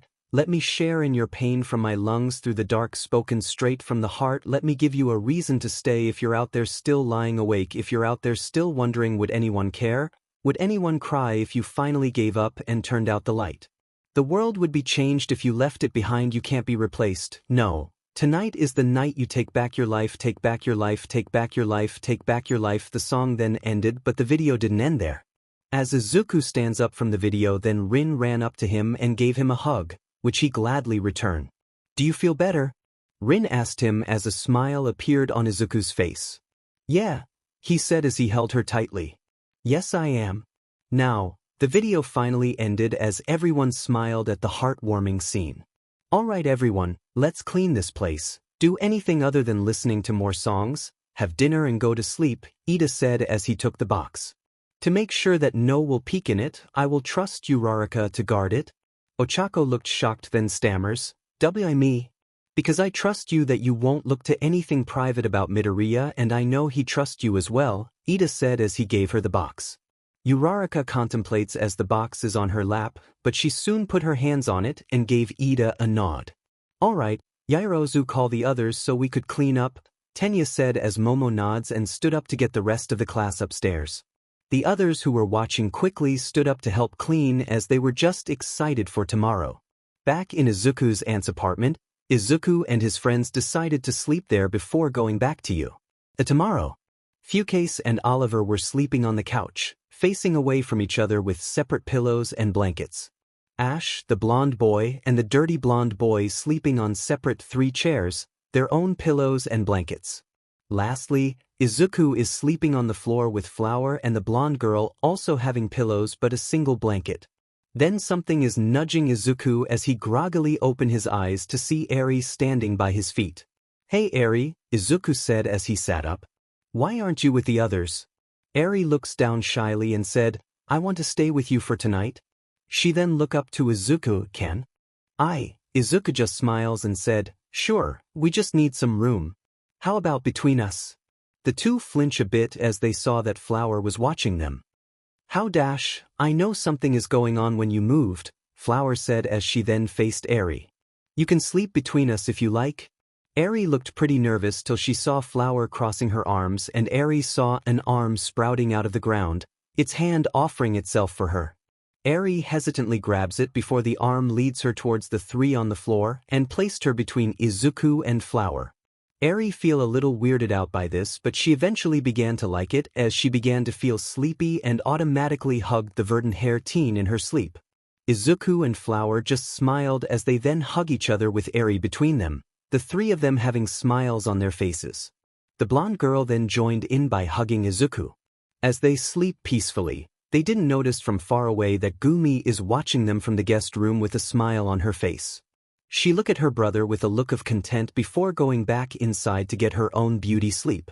Talking, thinking, lyrics, flashback, screen, quirk introduction disclaimer. I don't own anything Chapter 6. Arrival Izuku and his friends finally reached UA, with Gumi driving them there before she left to go back for their mother. The Verdant hero and his friends stood before the entrance of the school with some essentials, but they also have some tag along. Eri and Yuki were with them, with the latter having to call her parents for permission and assurance that she would be safe. And along with them is a young girl with pink hair and teal eyes. She wears a long dark teal dress, underneath a teal blouse with yellow buttons.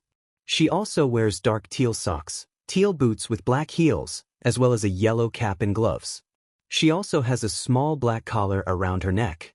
Are you sure that you want your cousin to join us? Pico asked as he and everyone else look at the pink-haired girl. Well, Aunt Valerie is busy with her work and Uncle Silver is, you know, Ash said with an awkward smile on his face as his cousin gave him a dirty look. My family is powerful, but they aren't monsters like the media tries to portray other groups after what Overhaul did, she said as she crossed her arms. I didn't mean it like that, Ash said with a frown. I visit you guys every summer and love you guys a lot. It would still be a shock for everyone when they learn that your aunt married a Yakuza boss. Yeah, it was shocking, but we got used to it, the boy with dirty blonde hair said. But Eri did get scared after hearing that parts of your family are a part of the Yakuza. We only managed to calm her down after explaining that you guys were good people, Izuku said. Okay, I get it, we can be bad, but we still have standards, the girl said. I think we should get in now, Pico quickly said as everyone agreed, and they entered UA. Students from Class 1A have been cleaning their dorms, even preparing blankets and sleeping bags for their guests if they don't prefer the couch. Most of them are excited to meet their classmates' friends, some especially wanting to know who they are. Right now, they are preparing some food after working to get the place prepared. Do you think that they would like the food we make? Chaco asked. Why doubt? Bakugo is a pro in cooking and Sato makes a mean cake, Denki commented as he watched Bakugo making some stir-fry while Sato is making a P&D cake. I just can't wait to meet them, Mina said in excitement. They then heard the door open followed by an, I'm back. Everyone quickly stopped what they were doing, before making sure that everything was turned off first, and went to look towards the door to see Izuku and his friends going inside. Hey guys, Izuku greeted his classmates. Midoriya, I see that you have returned, Tenya said as he looked at the people the Verdant brought along. So these people are your friends? They even have Eri along, Hagakure squealed in excitement. Not only her, but Kai Yuki is also here, Tsuyu said. Hello, Yuki greeted them while Eri just hides behind her. Izuku just let out a nervous chuckle and said, you already know some of them, but let me introduce them to you. He then gestured to Flower, you guys already know Hana-chan, but you mostly know her as Flower. Flower just gave them a nod, but there is a bit of a blush on her cheeks. He then approached Fukase and Pico. Here are Fukase and Pico. Sup, Fukase said with his arms crossed. Greetings, Pico said courteously. Then to Oliver. Oliver. Hello, Oliver greeted as a golden finch just flew inside and landed on his hat.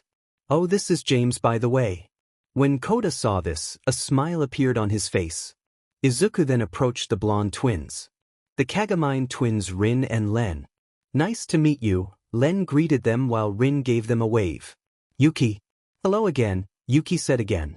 And these guys, Izuku said as he went behind Ash and the dirty blonde teen. Are Ash and Hansuki.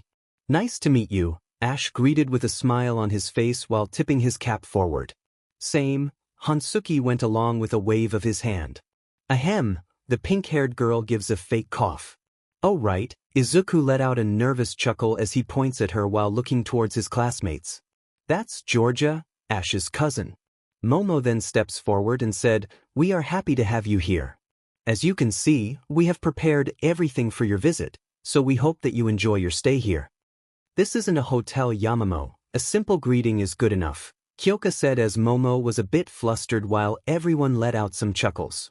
Good you arrived. Everyone jumped a bit as they looked toward the doors to see Aizawa standing there. Nizu has been expecting you. Not surprising that he would check your files and backgrounds when we talked about your friends coming here. Izuku just let out a nervous chuckle as he rubbed the back of his head. Sensei, what does the principal want about Midoriya? Ida asked. The principal just got more interested in Midoriya's background, specifically his family. I swear his laugh will never leave my mind after he found out, Aizawa said as he mumbled the last part. So Midoriya's family is quite famous then. Todoroki assumed. You'll know sooner or later, it's just up to the problem child. Aizawa then left, and everyone then went to accommodate Izuku's friends. Putting their stuff together in one spot, assigning where they sleep and then giving them breakfast. As they did so, Ochako brought the box downstairs and Izuku noticed this. Why do you have my box? Izuku asked as Ochako nervously looked down. Well, Ida gave it to me, he trusts me that I would keep it safe till you come back, she said. Izuku then smiles, somehow creating a blinding light, and said, well, thanks.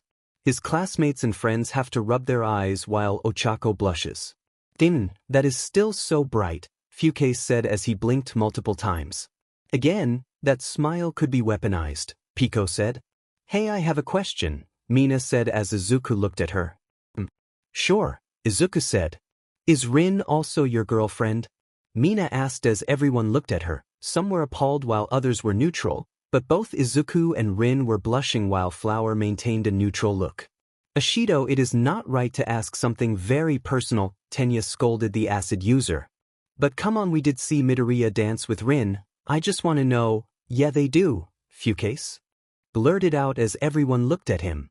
Dude, Pico yelled at the redhead in anger as he punched him on the shoulder strong, causing Fukase to yelp in pain, then glared at Pico. Both Mina and Toru just gave out loud squeals at the news. You have to tell us more, Toru said in excitement, but Ojiro held her back. Let's get them used to the place before asking, the martial artist said as Izuku let out a sigh of relief. So how about a tour of the school then, Denki suggested. Sure, that sounds exciting, Ash said. It would be nice to see what UA has in store, Hansuki said. Then it's decided then, Len said with a smile which the others followed. I guess a tour wouldn't be bad, Izuku said as he and his chosen classmates gave his friends a tour. Along with Izuku, Ida, Ochako, Momo, Kyoka, and Todoroki gave the gang a tour. They first went to Class 1A's classroom, while the older kids just roam around. Eri and Yuki were running around, deciding to play a game of tag in the room. I was expecting a lot more with a class that is focusing on creating heroes, Hansuki said as he brushed his hand on one of the tables. Yeah, it's just really normal, Pico said. I did hear from my parents that their old school was like this as well, Ash said. Your parents? Todoroki asked. Yeah, my mom and dad along with my aunt came to Japan from England to study along with their friends for a year. My dad's friend, Blue, decided to stay here to continue his study while my aunt wanted to live here, Ash said as he looked around. It's not UA if you want to know, it's a completely different school. So your parents are heroes? Ochako asked. My dad is, my mom wanted to be a nurse, Ash said as he chuckles a bit. My dad stopped hero work for a while because he has to take care of me, but he when does go for hero work, he would always come home battered as my mom scolds him for being reckless. Well, you're no better either, let me remind you that you saved that French girl from your class from an escaped lion, Georgia said to him. My mom heard what happened to you and the scolding you got from your mom. Ash just let out a nervous chuckle from being reminded of that incident. Let's not forget the other incidents of him saving other girls that went to study there, Fukase said with a cheeky grin while Ash has a small blush on his face. Let's go somewhere else now, Izuku said, not wanting his friend to be embarrassed anymore. The tour then continued as they are now in Gym Gamma. So this is where you train your quirks? Len asked. It seems a little empty, Rin added.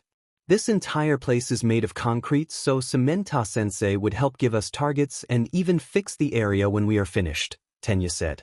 Now that sounds interesting, Hansuki said. Hey, can I try my quirk here? Ash asked as the students look at it. I don't know, Momo was a bit hesitant to accept. Oh, don't worry, it's not that destructive. My quirk is an emitter type, but I have a lot of control on it, Ash assured them. Izuku's classmates then look at the Verdant hero for confirmation. It's fine, Izuku assured them. How about us? Fukase asked. The others are fine, but you, Oliver, and Georgia are not if Samenta-sensei isn't here. While Hansuki couldn't since he does need something for his quirk to be effective, Izuku said. Fukase just grumbles while the latter three didn't mind. Alright, here we go, Ash said as he let out a deep breath. Ash then put his hands together, his eyes closed as he began to focus. Then a bright light appeared between his hands as he began to focus more. He then moved his hands away from each other as a ball of blue energy formed between them. He then slowly began to move his hands around as the ball began to change shape, eventually taking the shape of a shuriken. Izuku's classmates were amazed at the sight as Ash then threw the shuriken, which splits into 3 different shurikens. Before the shurikens hit the wall, they immediately disappeared. Ash then created more, but instead of shurikens, they are ball of the same blue energy. He threw 2 of them and they move on their own before colliding with each other. Still got it, Ash said as he flicks his wrists. Ash Ketchum, quirk, aura manipulation. He can exude his spiritual energy to form anything ranging from passive armor to homing projectiles. But he needs a lot of energy if he wants to fight longer. My turn, Pico said as he steps up in front. Pico then cracks his knuckles before letting out a deep breath and closing his eyes. A soft humming sound was then heard before sounds of clicking and whirring comes after. Izuku's classmates were now looking in amazement as Pico's body began to change, revealing that he is not of flesh but of steel and wires. Small metal pieces that form Pico's skin moved around into their designated positions, revealing complex wiring and metal rods. His feet open up to reveal thrusters inside them as Pico began to hover. Another pair of thrusters were revealed on the palm of his hands, now keeping Pico stable as he hovered. His back opened up to reveal complex machinery that began to take shape and eventually form wings. Lastly, a visor forms around Pico's eyes, and the decorative plug seems to retract within his dress. Is that his quirk? Kyoka asked as she looked at Pico's transformation in amazement along with the rest of the tour guide except Izuku. No, it's not. His quirk is what is supporting his transformation, Flower said calmly as most of the students from Class 1A with them looked at her. What do you mean? Momo asked. Pico is a cyborg, Flower said, shocking them. It was due to an accident that he became like this along with his sister. Their bodies were so mangled, but the doctors managed to save some of their body and very skilled engineers that their parents had to pay to make them very strong prosthetic parts to replace the old ones that were unrecognizable. As for his quirk, Fukase said with his arms crossed. He and Mickey have somewhat similar quirks, but they have the same purpose. To power their new body, Izuku finished it. Pico then began to fly around the room at breakneck speed, his body crackling with teal energy as he zoomed around with no end. He did some backflips and a few barrel rolls for almost an hour now, then performed a somersault before landing on his feet, hero style. Pico then began to transform back, but his body seems to let out literal steam, leaving him panting in exhaustion. Yep, I outdid myself again, Pico said as he wiped the sweat from his brow. Uditane Pico quirk. Reactor core, a rather useless passive quirk that only lets him heat his body, but after becoming a cyborg, Pico could easily power his new augmented body without being weighed down by large inconsistent batteries. But if he uses it too much, his body would burn up and needed a lot of rest and ice baths to reduce the excess heat. Our turn then, Len said as he and Rin stepped up while Pico returned to the group and downed a whole bottle of water, further increasing the amount of steam coming out of his body. You good, bud? Fukase asked. Yeah, but I might need some ice water after this, Pico said. That was dope, Kyoka commented. It was a great sight to see, Momo said in agreement. Well, thanks, but Mickey has more practice than me. She can do better, Pico said. Alright guys, eyes on us, Len said as everyone looked at him and Rin. Both he and Rin then went to the center as they closed their eyes. Then they opened their eyes and their entire demeanor suddenly changed. Instead of the jolly look on Len's face, he now looked calm and professional. A tired yet happy smile appearing on his face. Rin on the other hand, instead of her peppy demeanor, she now looked arrogant and prideful. A smirk appearing on her face that just has I don't care energy. Finally, that little girl finally let us to have control, Rin said, but her voice was haughty and vexing. Now Rillian, don't insult the person that lets you take control, Len said to Rin, or rather Rillian, who crossed her arms with a snotty look on her face.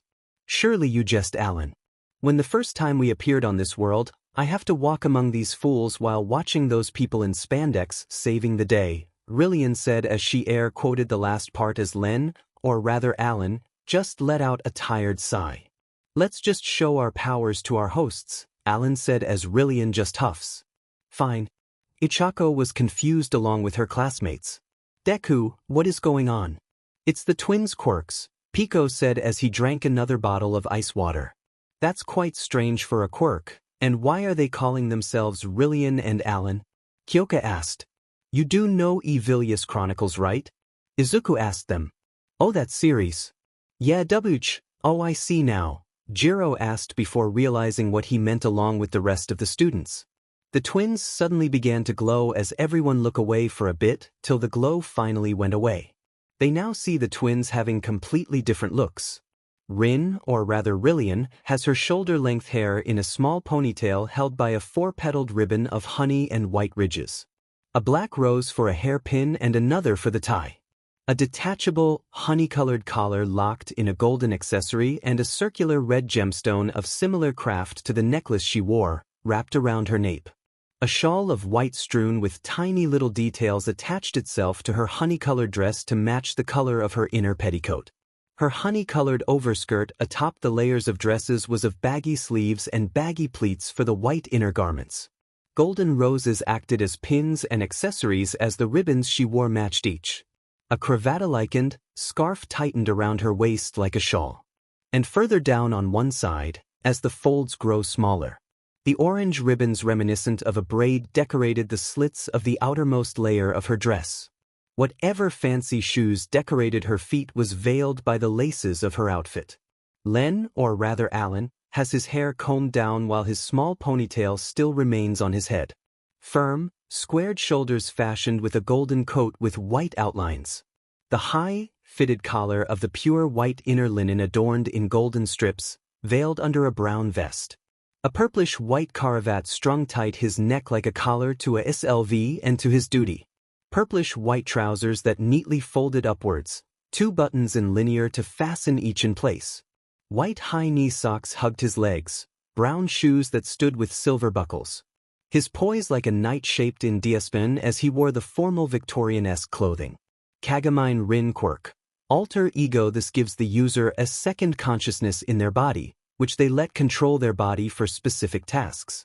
For Rin specifically is the daughter of evil, Rillian Lucifendiatrice, a princess from a speculated different realm of existence. But the two have completely different personalities, so they are sometimes at each other's throats. Kagomine Len quirk. Alter ego. This gives the user a second consciousness in their body, which they let control their body for specific tasks. For Len specifically is the servant of evil, Alan Avidonia, the twin brother and servant to Rillian, who is also from a speculated different realm of existence. The two aren't at each other's throat like their siblings, but Len do try to break Alan from his cynicism with barely any results. Much better, Rillian said as she and Alan then summoned swords in their hands. Shall we then, my dear brother? Ready when you are, Alan said. Then, en garde, the two then clashed their blades, creating sparks in the air as they strike and parry each other. Worried, Tenya tried to intervene but Fucase stopped. Don't worry, Four Eyes, they know what they are doing, Fucase said as Ida felt insulted at the remark, but he would trust the redhead's later words. The twins continued to clash their blades before finally ending their spar. At least the girl keeps practicing, otherwise she would have an earful from me, Rillian said as their swords then disappear. Good thing the girl is very kind or she wouldn't be listening to you years ago, Alan said as he then looked to their audience. We better give them control, we must continue the tour that is being given to us by our hosts. Rillian just pouts and said, do we have to? Yes. Rihanna just huffed and said, fine. Good, Alan said as he proceeds to give Len his control over their body. Before Rillian could do so, she looked at Izuku with a smile and said, see you later then, and there better be a brioche for it. Izuku just gave her a nervous laugh and wave before Rillian began giving Rin control of their body. Kyoka then looked at the green-haired hero and said, her too. It's kinda strong not to when she is always listening to us, Izuku admitted as he rubbed the back of his head. You were pretty much whipped when she is in control. Just be happy that she isn't a massive beach from what we knew, Fucase said before something hits him on the head, directly on his forehead. Everyone to the throne projectile and saw that it was an orange. They looked at the twins, Rin and Len now in control and were now in their original clothes, as the female twin flexes her hand. She said that he deserves it, Rin said before going back to the group with Len while Fucase just grumbles as he rubs his forehead. Alright, let's go to our next destination, Ochako said as they then left Gym Gamma. Everyone were then in the cafeteria. And here's the cafeteria, but you already know what we do here, Kyoka said. Izuku then saw something, or rather someone. Oh, there's lunch rush. Everyone faced to where Izuku was looking and there is indeed the cook hero. Hello students, and I see the guests Aizawa told me are here as well, the cook said as he let out a chuckle. I also heard from him how some of you have quite an appetite. We kinda expect this, Hansuki said as the rest of the gang agreed with him. Well, you can eat here whenever you like, just don't abuse it, Lunch Rush said. We'll make sure, Flower said as she gave Fucase a look, which he returned with an annoyed one. Hey, it was an all-you-can-eat buffet, he defended himself. Which left you in the hospital after eating a lot of burgers, Pico pointed out. I swear, you should have been dead with how much you ate. I just burn a lot of calories and fat, he said. Lunch Rush just laughs at this and said, well, how about a quick bite before you continue your tour? Well, we barely ate any breakfast, so why not, Ash said as everyone agreed. I want a muffin, Oliver quickly said. Apple pie, Yuki quickly said with Aries' eyes seemed to gleam when she heard the word apple. I could go for some ice cream, Pico said. Same, Flower said. Ice cream does sound nice, Georgia agreed. I could go for some chili, Fucase said. Some soba could be good, Hansuki said. Soba does sound good, Todoroki said. Might as well take a break, Izuku said as the rest soon joined the others for a snack break. Everyone were now on ground beta. How the F did they pay for this? Fucase said with his hands on his hips when Flower smacked him on the head. Yuki and Eri is still here, you know, Flower reminded him as Rin and Len were covering the children's ears. Still, what is A's budget that they can have this? Pico asked. Izuku and classmates just out nervous chuckle as they thought of the other facilities that the school has that must have cost like millions. Now the tour continues as everyone were walking in the hallways to their next destination. So what's next? Georgia asked. How about the development studio? Ochako suggested. Oh, I heard that it's where your costumes, Yuki said in excitement. Well, we have to wait and see, Hansuki said with interest in mind. It's just one more Seothumf. Izuku was about to say something when he bumped into someone. I'm sorry, Yayarozu-san. It then showed to be a girl with orange hair and teal eyes. Kendo-san. Momo said as she realized that standing in front of them is the president of Class 1B, Itsuka Kendo. Along with Kendo were her classmates Tetsu and Yui Kodai. Yo 1A, how are you guys doing? Tetsu asked. Oh, we are just giving Midoriya's friends a tour, Momo said. Really? Who dash is that Fucase? Tetsu said as he points at the group behind the students of Class 1A, a look of shock on his face but it didn't hide the joy behind it. There's V-Flower too, you pointed out with a blank look on her face. Why are famous celebrities here? Kendo asked in shock. Well, they are Midoriya's friends along with the others with them, Ochako explained. Tetsu was then in front of Izuku, grabbing the Verdant hero on his shoulders as he began to shake him and said, Bro, that's awesome, I listened to most of their songs and they were super manly, what's your favorite? Pico asked in curiosity as Tetsu thought about it. There is a lot but I would go for Bring It On by Rin and Len. He said. Said twins gave each other a high five with smiles on their faces. Yui then approached Flower as the two gave each other a blank stare when Kodai said, I'm a fan of your songs. Thanks, Flower said. Since introductions are done, shall we continue the tour? Tenya said. Where are you guys going next? Kendo asked. To the development studio. Izuku said. Well, if you have time, come visit our dorms, Kendo suggested. Well, sure, we don't mind. It is nearing lunch, so the development studio might be our last stop, so we could take a break. We will continue after lunch, Ash said as everyone agreed with him. Alright, let's go then, Momo said as she and the tour group then left. The others will be so shocked when we explain this and see this for themselves, Tetsu said with a grin as Yui nods in agreement. Alright, we are slowly approaching the development studio, Tenya said as they are now nearing their destination. So every costumes is made there? Kensuke asked. Costumes, tools, and many other things that a hero would need, Momo said. And the person who manages the room is Power Loader, Kyoka said. I'm excited to what they have in there, Chansuki said with a smile on his face.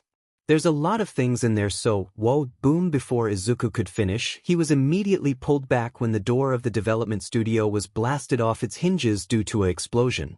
Thanks Hana-chan, Izuku said as he looked back to see Flower having her hands on the back of his shirt, preventing what would be a similar incident from before. Hatsum, a shout of anger could be heard inside the now doorless room. Laying on the blasted-off door is a pink-haired girl with cross-hair pupils, wearing overalls and covered in soot. This is Mei Hatsum. Whoa, what a blast, Mei said with a grin on her face. Hatsum-san, why must you cause so much property damage again? Ida reprimanded the pink-haired support student, but she mostly ignored him and went back inside. Does this happen often? Hansuki asked. We don't know personally, but we do hear about the occasional explosion here. Ochako said. God damn it, Hatsum, stop making everything explode. Then came into view is Power Loader. The teacher/hero then saw the visitors outside. What can I help you? Oh, we are just giving a tour for our guest, Momo said as she gestured to their visitors, which Power Loader look at. So this is the group that Aizawa and Nizu talked about? Power Loader asked. Yes, Power Loader sensei, Izuku said as the hero just hums. Well, if you are doing a tour here, might as well let you in, just don't touch anything dangerous, he said as he let the students and visitors in. The students then let the visitors look around the place, Piko and Hansuki clearly having some interest. These are some really fancy tech, Piko said as he held up a grappling hook. No kidding, Hansuki said as he has a piece of a costume on his hand.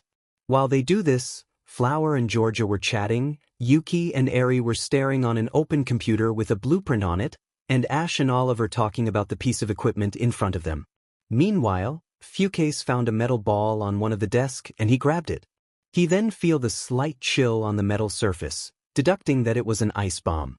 The redhead looked at the bomb, to Piko, then back to the bomb before having a grin on his face. He then went to a baseball throw stance and shouted, Piko catch. He then threw the bomb. As Piko saw the ball being thrown at him, the cyborg quickly grabbed it with his left hand. The white-haired teen then looked at what he caught when the ball opened up and began to let out a beeping out. This freaks him out as he tries to throw it away, but the bomb finally exploded and traps his entire left arm in ice. OUF, Piko shouted in anger as Fukase began to laugh while the cyborg tried to remove the ice that is covering his arm. Hey, what did I just say? Power Loader yelled out in annoyance. Fukase was about to make a run for it when he was quickly restrained by multiple arms, keeping him in one place. He then looked to the right to see Flower having her arms crossed, a look of annoyance on her face. Piko then finally managed to break free by slamming the cracking ice on the metal table before letting his arm transform to further break it apart. As the job was finished, he quickly transforms it back, then look at his redhead friend in annoyance. Wanna do the honors? Flower asked as Fukase began gulp when Piko began to hit his right fist onto his left palm, creating soft clanging sounds. Gladly, Piko said as he slowly approached the trapped singer. Soon, the entire development studio was filled with screams of pain and followed by screams of protest from Piko when Mei began to realize that he was part machine. Everyone soon returned to Class 1A's dormitory to eat some lunch. Man, this is good, Hansuki said as he was eating some curry. You can thank our expert cooks here, Denki said as he points at Bakugo and Sato, the former scoffing while the latter just gave them a smile of appreciation. This place is really great, but I'm not going anywhere near the development studio again, Piko said as he shivers. How did that girl even manage to pull his arm out? It was reinforced grumbling on his seat is Fukase as his face was bandaged and had to eat soup through a straw instead of the more delicious food on the table. You should have seen it coming, Flower said as she also ate some curry. Yamayuki said. cheerfully as she and Eri were eating one slice of strawberry P&D cake each. We couldn't wait for the tour to continue after this, Len said as his sister agreed with him. Say, instead of going back to the tour, how about we listen to more of the songs in the box? Mina asked as everyone looked at her. Well, why not? Izuku was a bit unnerved at first but eventually agreed. Are you sure? Todoroki asked. I guess, but I already see everyone really wanting to, the green-haired teen said as those he called out let out nervous chuckles. And it would be great to look back to some old songs, Pico said. And songs that we do together with the others, Ash said. Then it's official then, Izuku said as everyone agreed. Let's finish lunch first, Flower said as she was already finished and everyone noticed that she only ate a single serving while the others ate 2 or more. Are you not going to eat more? Kyoka asked. Medical reasons, Flower said as she then drank a glass of water. I'm not allowed to eat more or less than what I can eat, and I need to exercise a lot. We will keep that in mind, Tenya said, keeping a small memo of Flower's condition. Let's finish already, I am already getting excited, Oliver as everyone then went to finish their lunch, preparing themselves for some entertainment for the students and nostalgia for Izuku and his friends. The tour will wait for now, they want to hear some more songs. After finishing their lunch, the students in Class 1A and their visitors are now sitting in front of the Teen V while Ochako has the box in her hand. So who goes first? Kirishima asked. Well, since there are new people here, why not let them have a turn? Kyoka suggested. So who wants to pick the song? Ochako asked as she presents the box. I'll go, Ojiro offered to choose. Ochako then gave him the box as he began to look through the box till he finally found something that interested him. Black and Blue Smackdown. Isn't that a song used during the pre-Quark era? The wrestling one? Zero asked. There are some old videos but they aren't that popular anymore. The moves they did were awesome though, Pico said. Yeah, I even watched some of them but I don't think that it's compatible with my quirk, Kirishima said. Can we watch it now please? Oliver politely asked. Yeah, I'm already getting excited, Ash said. Well, here we go then, Ojiro said as he then put the CD on the player before pressing play. Then appearing on screen is Izuku, Flower, Fukase, Ash, and Hansuki. But instead of Izuku taking the mic, it was Hansuki. Then Fukase began to play his guitar as the song then began. Black and blue I crawl along the wreckage of what now is gone back to you to fight another day. I'll go on and on and on and on. I'm facing a demon inside created with every last part of me. Their pay will begin. I'll go on and on and on and on. All of the boys are now banging their heads to the beat with Kyoka, Flower, and Georgia doing the same.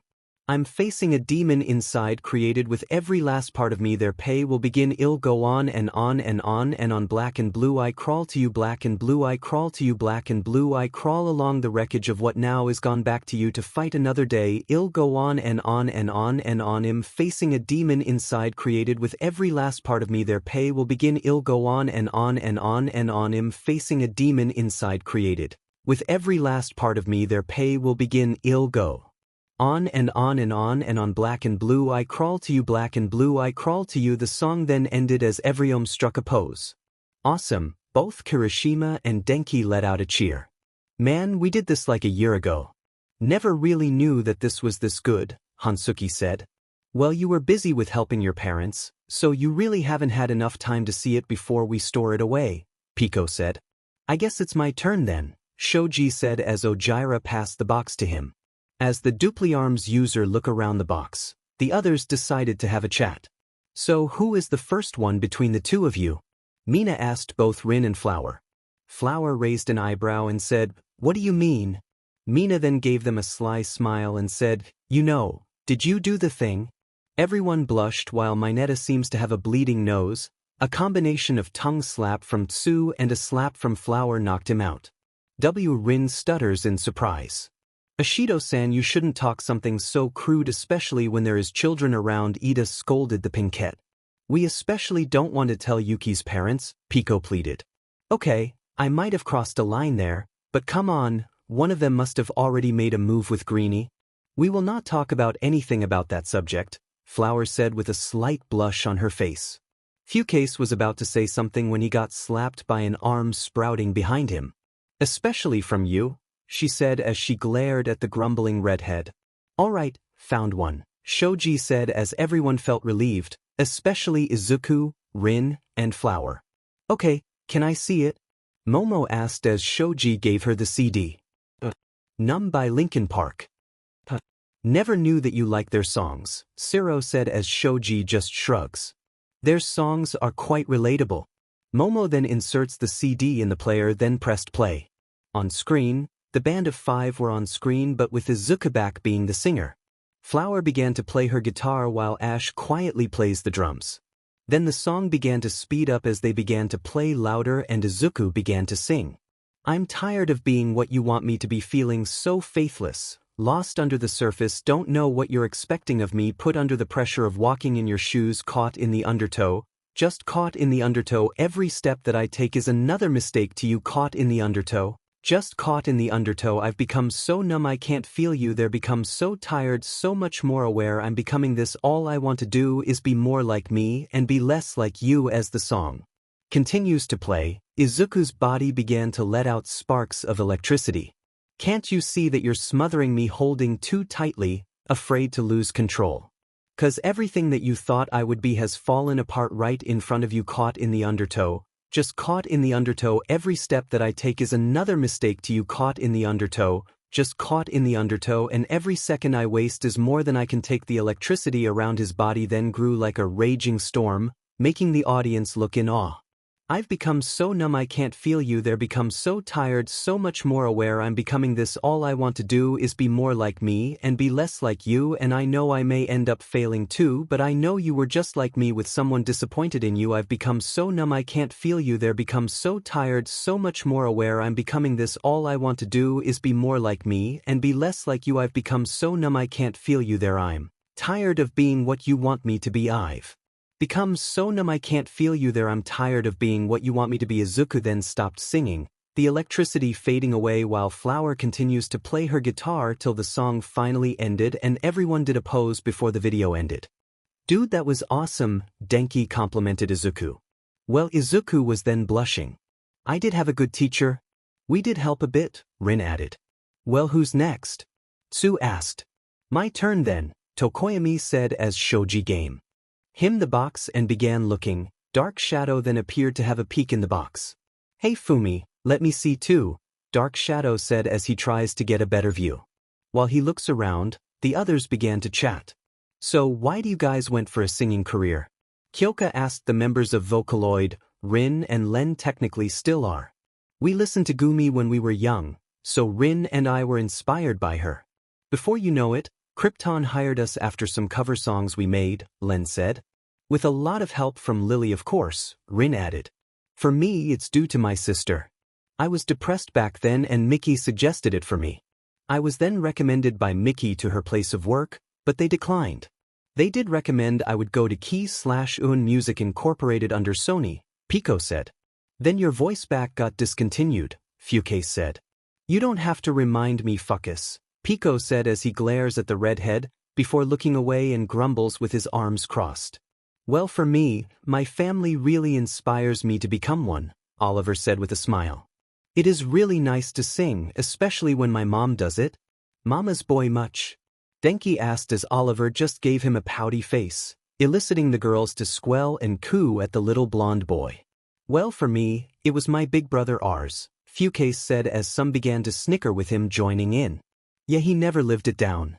Anyway, ever since he joined Vocaloid, I want to join as well, so I have a lot of learning from him and my cousin Cole. Everyone then looked at Flower, who was just giving them a neutral look. Flower let out a sigh then said, Fine. It's nothing really, I was just a fan that just got hooked into it. Then, you met us, Pico said with a smile as everyone looked at him. She was doing a solo performance in a cafe where she met Miko-san. She sent a video of Flower to her company and Flower began to get a lot of requests from other companies that sees her potential. I was really surprised by it, Flower said as she took a deep breath before letting it out. I still feel nervous thinking about it. You should have seen her face when she come to where all the Vocaloids stay. Pico then began to chuckle a bit from the memory. Even though she looked cold, everyone easily saw how nervous she is. That was even increased when Miku decided to be the one who greets her first. Flower just blushes a bit as Yuki then raised her hand. My turn, Yuki said in excitement as everyone gushes at her a bit. Miss Miki was the one who recommended me and Kayateru-sensei. She went to one of Kayateru-sensei's concerts while she saw me in a talent show. We decided to be in the same company as Miss Miki. Ah, that's cute, Mina commented, imagining Yuki singing for a talent show along with the others. Well, your vocabulary is improving, but you should also work with your grammar, Pico said as he ruffled Yuki's hair as she giggles. Got one, Dark Shadow said as Fumikage has a CD in hand. It's Dance with the Devil by Upchurch, Fumikage said as he then gave the CD to Momo. Let's play it then, she said as she put the CD in then pressed play. The Teen V then show Izuku sitting by a tree with his back against the tree while Flower sits on the opposite side doing the same as him. The melody then began to play as Izuku began to sing. Every night that I'm alone, I fall in a different zone. I am in a place. My body isn't needed anymore. I see phantoms at my window. Third level of my estate. They walk on a certain level, looking at me. Through a double pane they see mine. There's this Jane. We both nod. We both wave. They're probably just lost, like me, but never had the time to spare. But even if we did it, probably wouldn't catch my lingo. Looking at me skeptical, like I was Johnny Ringo. It's safe to say that they don't mean no harm, though they whisper to me, till my eyes fall inside my pillow. Put me in a natural trip to levels of dimensions. Let me see my future through some type of supernatural premonition. I don't want to dance with the devil. I just want to confront him at a table, and I don't need your hollow promise. I just need to look you in the eyes and tell you that you didn't help me make it. The two that began to sway go the beat as they have their eyes closed. You didn't help me make it. You didn't help me make it. You didn't help me make it. Flower then opened her eyes as she continues the song. The devil, he wears a scarf full of fake happiness and promises. He says he calls your city, like things of gold and accomplishments, but I've been reading documents that say your words are counterfeit. Get a lesson in myself, with no reason to be announcing it. Times have changed. I've stepped away from the deception of the man that's looking over Broadway. I know the power of myself, so I'm taking full percentage while they sleepin' on me. I'm sleepin' in these white linens when the stage lights all go out. I'll be okay. Stay high all day. In the shade my mind went up. It didn't come down. It flows, all alone, in the grace lands. And I don't want to dance with the devil. I just want to confront him at a table. And I don't need your hollow promise. I just need to look you in the eyes and tell you that you didn't help me make it. The two then stood up as they walk away from the tree and their eyes meet. You didn't help me make it. You didn't help me make it. They then smiled at each other as they began to walk away from the tree. You didn't help me make it. I don't want to dance with the devil. I've been on my grind, like the whole time, so I'm on a whole different level. As they walk, their voices are being played in the background while the two looked like they were talking each other, body gestures showing that are having a good time along with the smiles on their faces.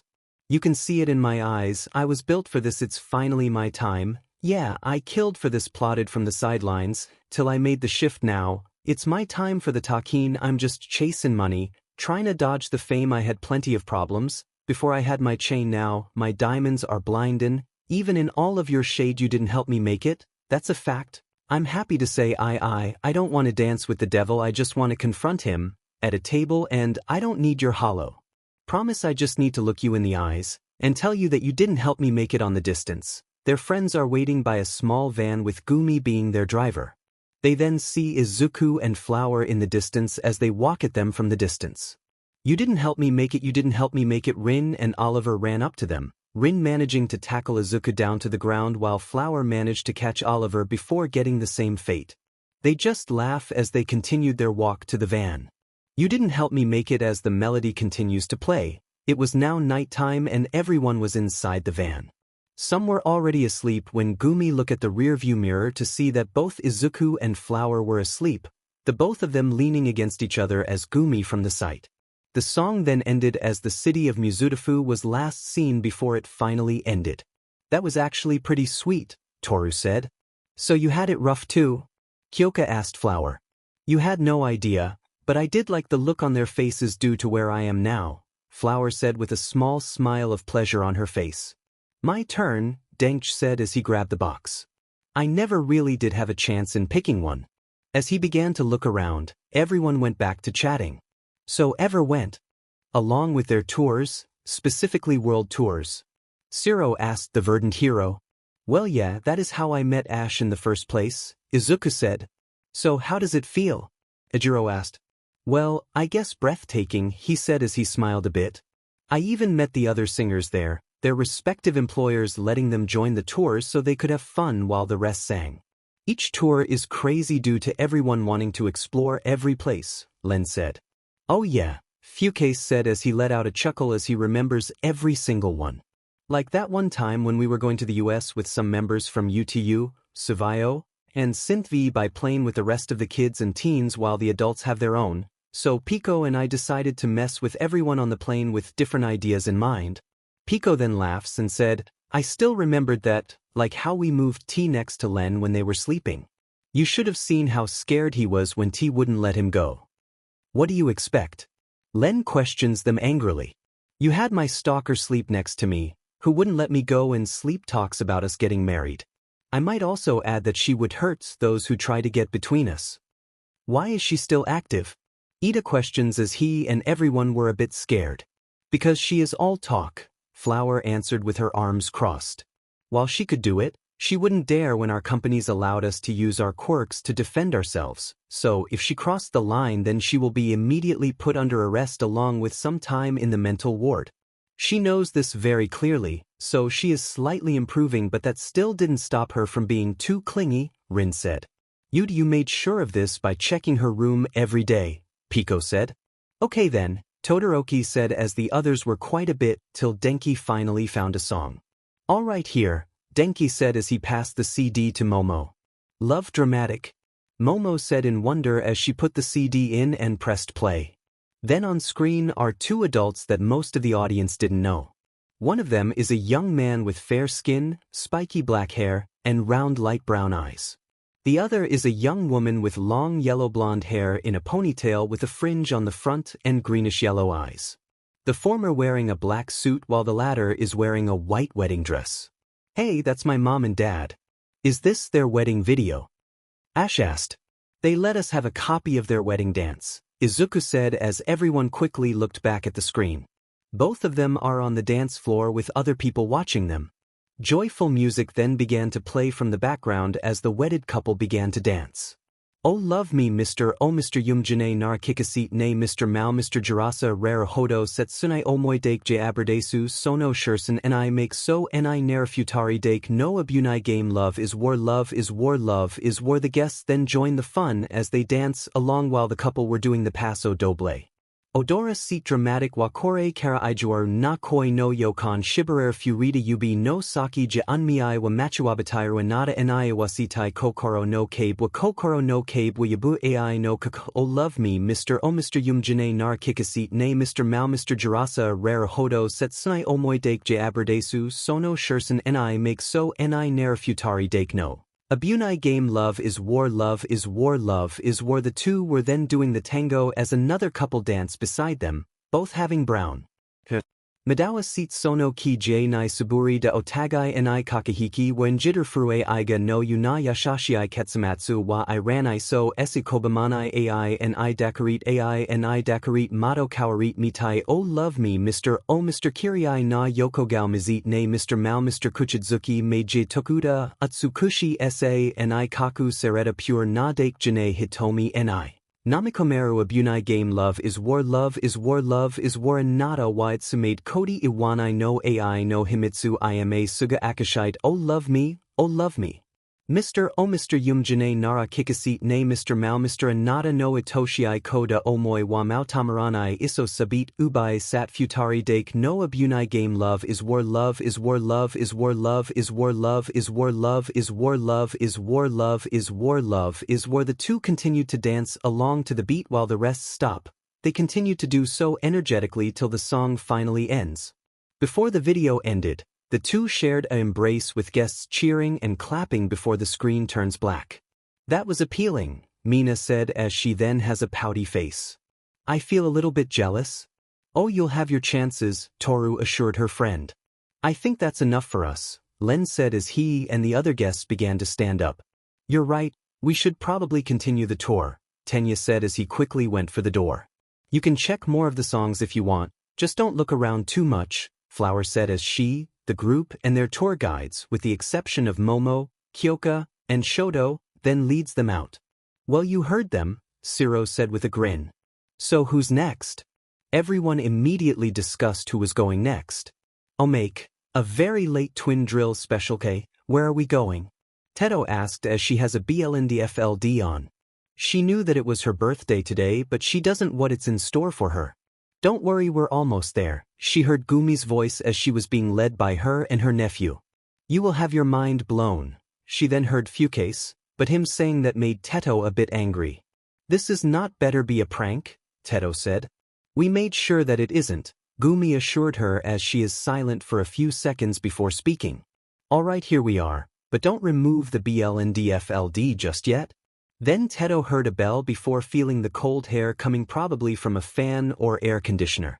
Alright, you can take it off. Teto then reaches for the knot behind her head to loosen the BLNDFLD as her eyes adjust to the light. Surprise, Teto then jumps a bit as they're standing there before her are members of Vocaloid, Yudyu, Savayo, and many more in a large event center. Along with them are some of their friends that they have made. Happy birthday, Teto-san, Miku said with a wide smile on her face. Come on, Gumi then grabbed Teto's wrist. You don't want to let your guest wait for you, don't you? Teto was then dragged into the crowd where there is a large feast for her along with her favorite French bread. Then Teto felt a hand on her shoulder. She looked back to see a young man behind her. He has long pink hair in a ponytail with BLD red eyes. His earphones are pink with red illumination. He wears a more masculine version of Teto's clothes. What do you think, Imuto? He asked. It's great, Ted.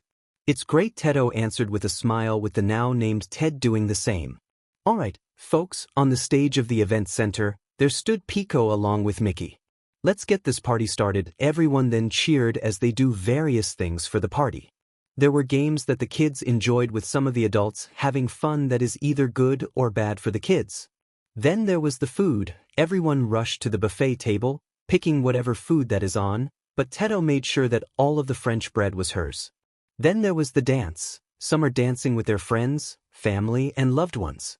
Especially Teto dancing with one of the many composers that she works with.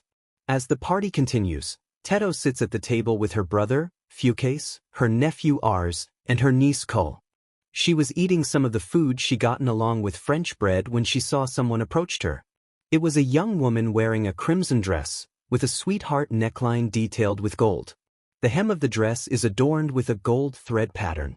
Underneath her dress, she wears black tights. Around her waist is a gold belt buckled in the front with a ruby. She wears a gold shoulder plate and cuffs. A cape of bright yellow hangs on her back, the color fading into burnt orange. Upon her golden head sits a pointy gold tiara. Her hair is a dirty blonde at the roots and a pale yellow at the tips. Her eyes are the color of ambers.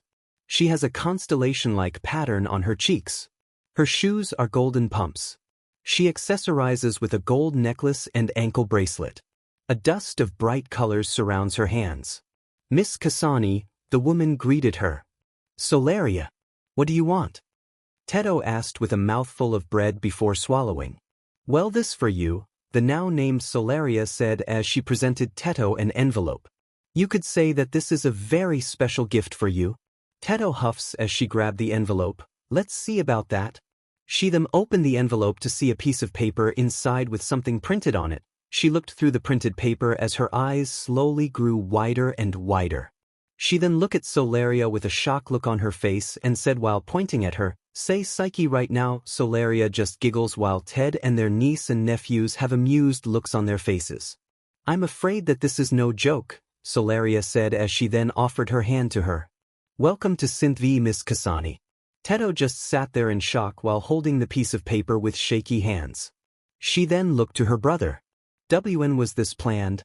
She asked Ted with a stutter.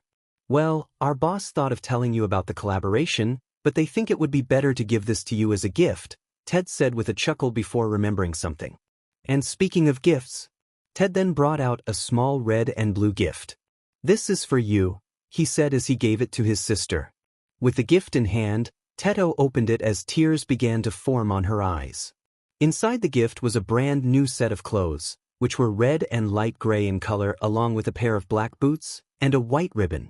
Move, they then saw Pico and Flower carrying a cake towards Tedo's table. Move out of the way, people, cake coming through. The two then set the cake on the table with Fukase lighting the candles with a small fire coming from his finger. All right everyone, gather around, Mickey called out as everyone come together as Gumi stood by the birthday girl. Okay everyone. So a 1, a 2, a 1, 2, 3, go, happy birthday to you, happy birthday to you, happy birthday to you, blow the candle, both Rin and Len said in excitement as Tedo then blow out the candles, everyone then cheers. Tedo was a little bit shocked, but with what transpires today, she couldn't help but let out tears of joy. Are you okay? Oliver asked as Tedo wiped the tears from her eyes. I'm fine, she said with a smile on her face. I'm just very happy. Well, happy birthday, Tedo, Ted said to his sister as everyone looked at her with smiles of appreciation. Tedo then smiled at them in gratitude and said, thank you everyone. So who's next? Kaminari asked the others. I haven't got a turn yet, Aoyama said as the blonde gave him the box and he began to look through them before finding one. Fireworks by Katy Perry. Oh, another classic, Toru said in excitement as Aoyama gave the CD to Momo. The rich girl then put the CD in the player and pressed play. Then on screen is a teenage Inko as she was facing a beach while having headphones on. Isn't that Miss Midoriya? Tsu asked as everyone looked at Bakugo for answers. How the F do you think I will know that? Even if my old hag knows, would I really care? He said to them. He does have a point, Siro said as he does admit that no one would really care what other people listens to unless they heard it themselves. Oh, it's starting, Mina said as everyone looked back to the screen. On screen, the iconic beat began to play before Inko began to sing. Do you ever feel like a plastic bag drifting through the wind, wanting to start again? Do you ever feel so paper thin like a house of cards, one blow from Kavanagh? Do you ever feel already buried deep, 6 feet under screams, but no one seems to hear a thing? Do you know that there's still a chance for you? 'Cause there's a spark in you. She then used her quirk as small ball of sand float around her. She twirls in place and the sand ball of sand follows her movement. You just gotta ignite the light and let it shine, just own the night like the 4th of July. She then raised up her arms, making the ball of sand go skyward while continuing to circle around in various sizes. 'Cause baby, you're a firework, come on, show 'em what you're worth, make 'em go, oh oh oh as you shoot across the sky, baby, you're a firework, come on, let your colors burst, make 'em go, oh oh oh you're gonna leave 'em all in awe, awe, awe. She then dropped her hands as the ball of sands followed along and stayed still. You don't have to feel like a waste of space, you're original, cannot be replaced. If you only knew what the future holds, after a hurricane comes a rainbow, maybe a reason why all the doors are closed so you could open one that leads you to the perfect road like a lightning bolt. Your heart will glow and when it's time, you'll know. The ball of sand then fell apart as Inko commanded them before turning them into an elegant stream and dances around her. You just gotta ignite the light and let it shine, just own the night like the 4th of July, 'cause baby, you're a firework, come on, show 'em what you're worth, make 'em go, oh oh oh as you shoot across the sky. The long stream of sand then breaks apart to more smaller streams that now orbits around Inko in different directions and angles. Baby, you're a firework, come on, let your colors burst, make 'em go, oh oh oh you're gonna leave 'em all in awe, awe, awe. Inko then commanded the streams of sand into the air, dispersing them in the air like fireworks. Boom, boom, boom, even brighter than the moon, moon, moon, it's always been inside of you, you, and now it's time to let it through. More streams of sand then came from the ground and went into the air so they could blow up like fireworks. 'Cause baby, you're a firework, come on, show 'em what you're worth, make 'em go, oh oh oh as you shoot across the sky, baby, you're a firework, come on, let your colors burst, make 'em go, oh oh oh you're gonna leave 'em all in awe, awe, awe. Boom, boom, boom, even brighter than the moon, moon, moon, boom, boom, boom, even brighter than the moon, moon, moon. The song then ended as Inko stopped using her quirk. She then looks at the camera and smiled before the screen goes black. That was really cool, Mina said with stars on her eyes. It was amazing, Shoto added as he nods. I guess. Bakugo grumbles, but he did agree with everyone, and he was a bit interested about it now and he might ask his mother. So who's next? Kyoka asked. I could go Karo, Tsuyu said as she took the box and began to look around before finally found something that fits her taste. All I know by This ought to be good, Kirishima said as Tsu gave Momo the CD and the rich girl puts it in the player before pressing play. Then on screen is Teen Inko. Again, but she is now with both Tatsumaki and Fubuki by her side, both of them also teenagers. Hey, aren't those the psychic sisters? Shiro pointed out as everyone were surprised by this. Are they related somehow? Sato thought out loud. It is a possibility. Miss Midoriya's quirk does look like a more weaker version of the two, Momo said. Look, it's starting, Denki said as everyone looked back to the screen. As the song began to play, the three sisters began to dance to the rhythm. Todoroki going full conspiracy mode. I found you in the spring and held you through the summer, but when all the leaves changed, you went cold, you slipped right through my fingers, held so tight they blistered, couldn't last the winter. Now I'm alone. Inko stood in front while Tatsumaki and Fubuki were on the back as they continued to dance. I'm told it just takes a little time, you let it out and one day you just be alright, and I swear that I'm trying but I just can't seem to let you go. The screen seems to shake as the three of them dance like there is nothing holding them back. So can we rewind to the good times, to the long days and the warm nights when you were mine? Under starlight made these big plans for a lifetime. Tatsumaki and Fubuki then flew to the air while Inko dances beautifully for the audience to see. But you keep getting colder, I don't understand you, how one day you love me, the next you don't, I guess we're getting older, you change with the seasons, all I know it's winter and I'm alone. Inko then stops as both her sisters floats around her from above. I'm alone. I'm alone. Inko dance with a little bit of grace as her sisters floats down with their backs against each other. I guess you don't remember, guess you never meant it, wish you never said it. My mind's their home now, I'm scared to forget you, look back and regret you, the moment I do then it's real. We froze, be alright. The older and younger sister then joined the middle sister in the front as the three of them dance together. I'm told it just takes a little time, you let it out and one day you just be alright, and I swear that I'm trying but I just can't seem to let you go. So can we rewind to the good times, to the long days and the warm nights when you were mine? Under starlight made these big plans for a lifetime, but you keep getting colder, I don't understand you, how one day you love me, the next you don't, I guess we're getting older. You change with the seasons, all I know it's winter and I'm alone. The three of them sat down, their backs against with each other as they have their eyes closed while Inko sings. So can we rewind to the good times, long days and warm nights when you were mine? Under starlight made these big plans for a lifetime. The three of them jumped to their feet as they continue dance for their viewers.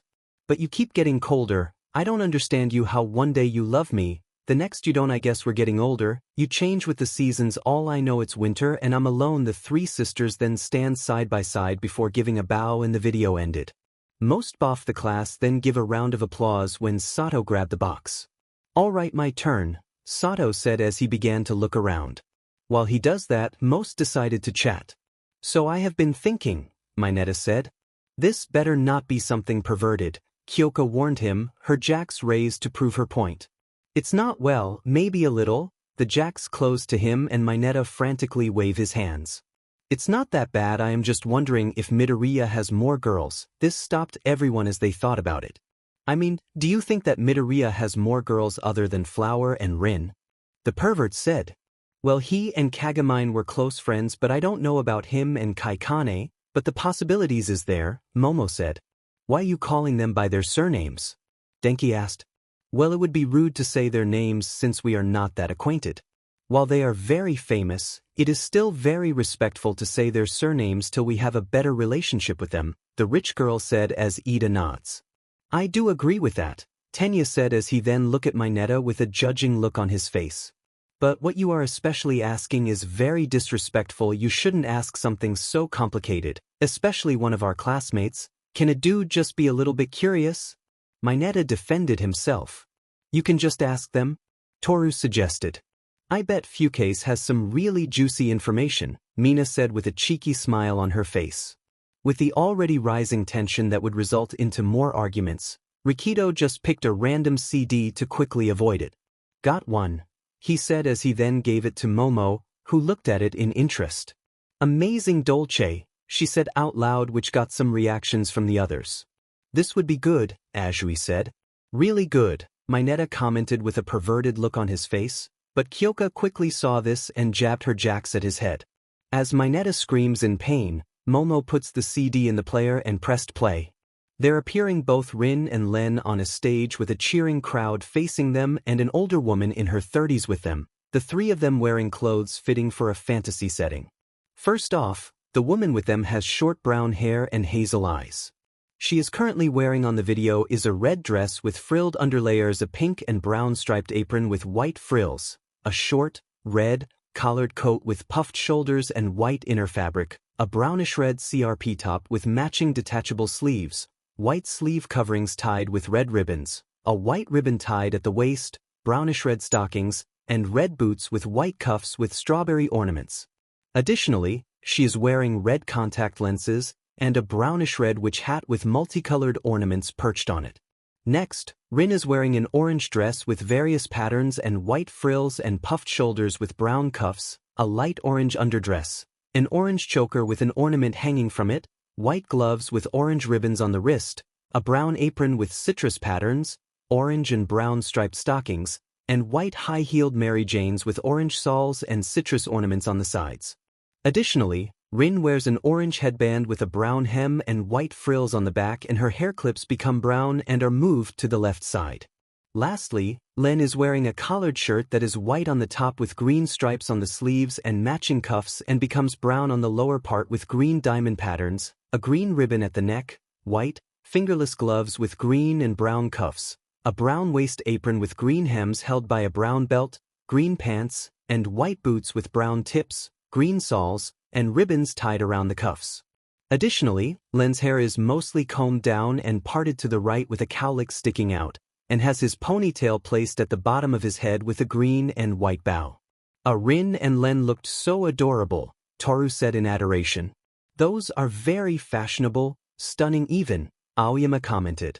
Denki let out a whistle as he looks at the older woman. Even now, Miko still looks really hot. Mineta was about to say something till Tsuyu slams him on the face with her tongue.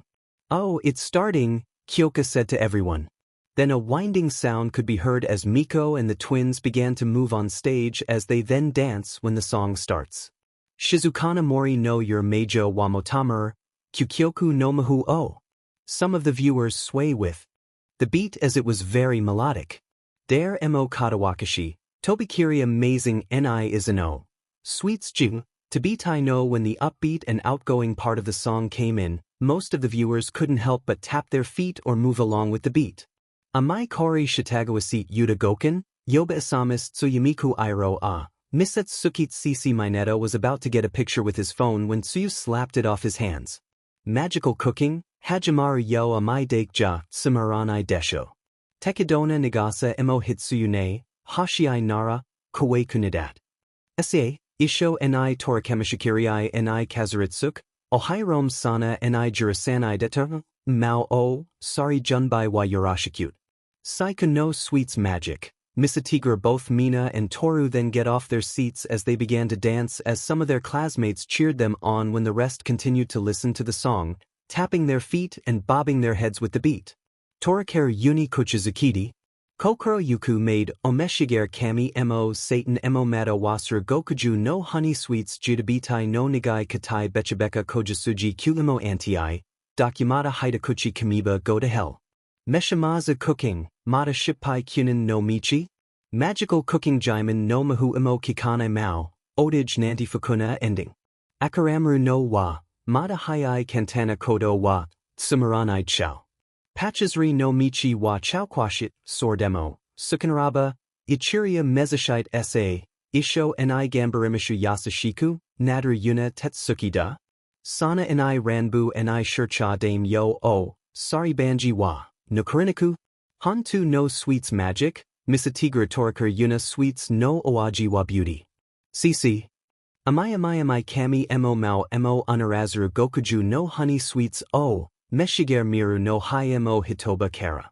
Ikamai zutsu, kasanidi. Goken o kushishite, kansei o tojisamase. Dakyu wa yurasanai. Chiriba wa senjudazi. Sit, pishi pashi to akimisha denki, siro, and Kirishima then joined in with Mina and Toru while the invisible girl dragged along Ojiro. Momo was just clapping her hands, and the rest were simply enjoying the song as it is. Then came that part as Mineta tried to take a picture again but Tsuyu slapped it away again, and Kyoka stabbed her jacks at him to incapacitate him till the song finally ends. Kibishii shugyu no hibi o kutkansei cool and brilliant na sweets. So beauty tashika na eiju? Tayuma nidorioku, kuru no tsumikasen. Yes, sorda wa. It's show time torakuri yuna suitsu o kokoro yuku made omeshiger shurij hako no spice demahu o kakamashu isi oishiku nair. Momo kyuns torakuri na kukidokwa. Hauchi. Bono. Excellent. Delicious. Umai umai umai. Kami emo satan emo mata wasuru gokuju no honey sweets o. Terafuku, Meshiger. The song just continues as Miko and the twins continues to dance till they stop when they heard a buzzing sound. Everyone then calmed down as the ones who danced went back to their seats with smiles on their faces. Next, Kyoka said as Kaminari raised his hand. Mean, he said as he then grabbed the box before grabbing a CD from it. He then looks at it with a smile on his face before giving it to Momo. Momo then looked at the CD and said with interest, "Nostalgic?" Kyoka then gave Denki a dirty look and said, "Really?" The blonde just let out a nervous chuckle as Momo then puts the CD in the player and pressed play. On screen is Miko, but she is now wearing her iconic cropped, open-collared, sleeveless, red jacket, a red collar with gray and red ornaments, black, see-through cuffs with moving red parameters, a red skirt with a slit on the bottom left front revealing a black petaled inner fabric that goes around under the skirt, and brown boots with light brown shafts.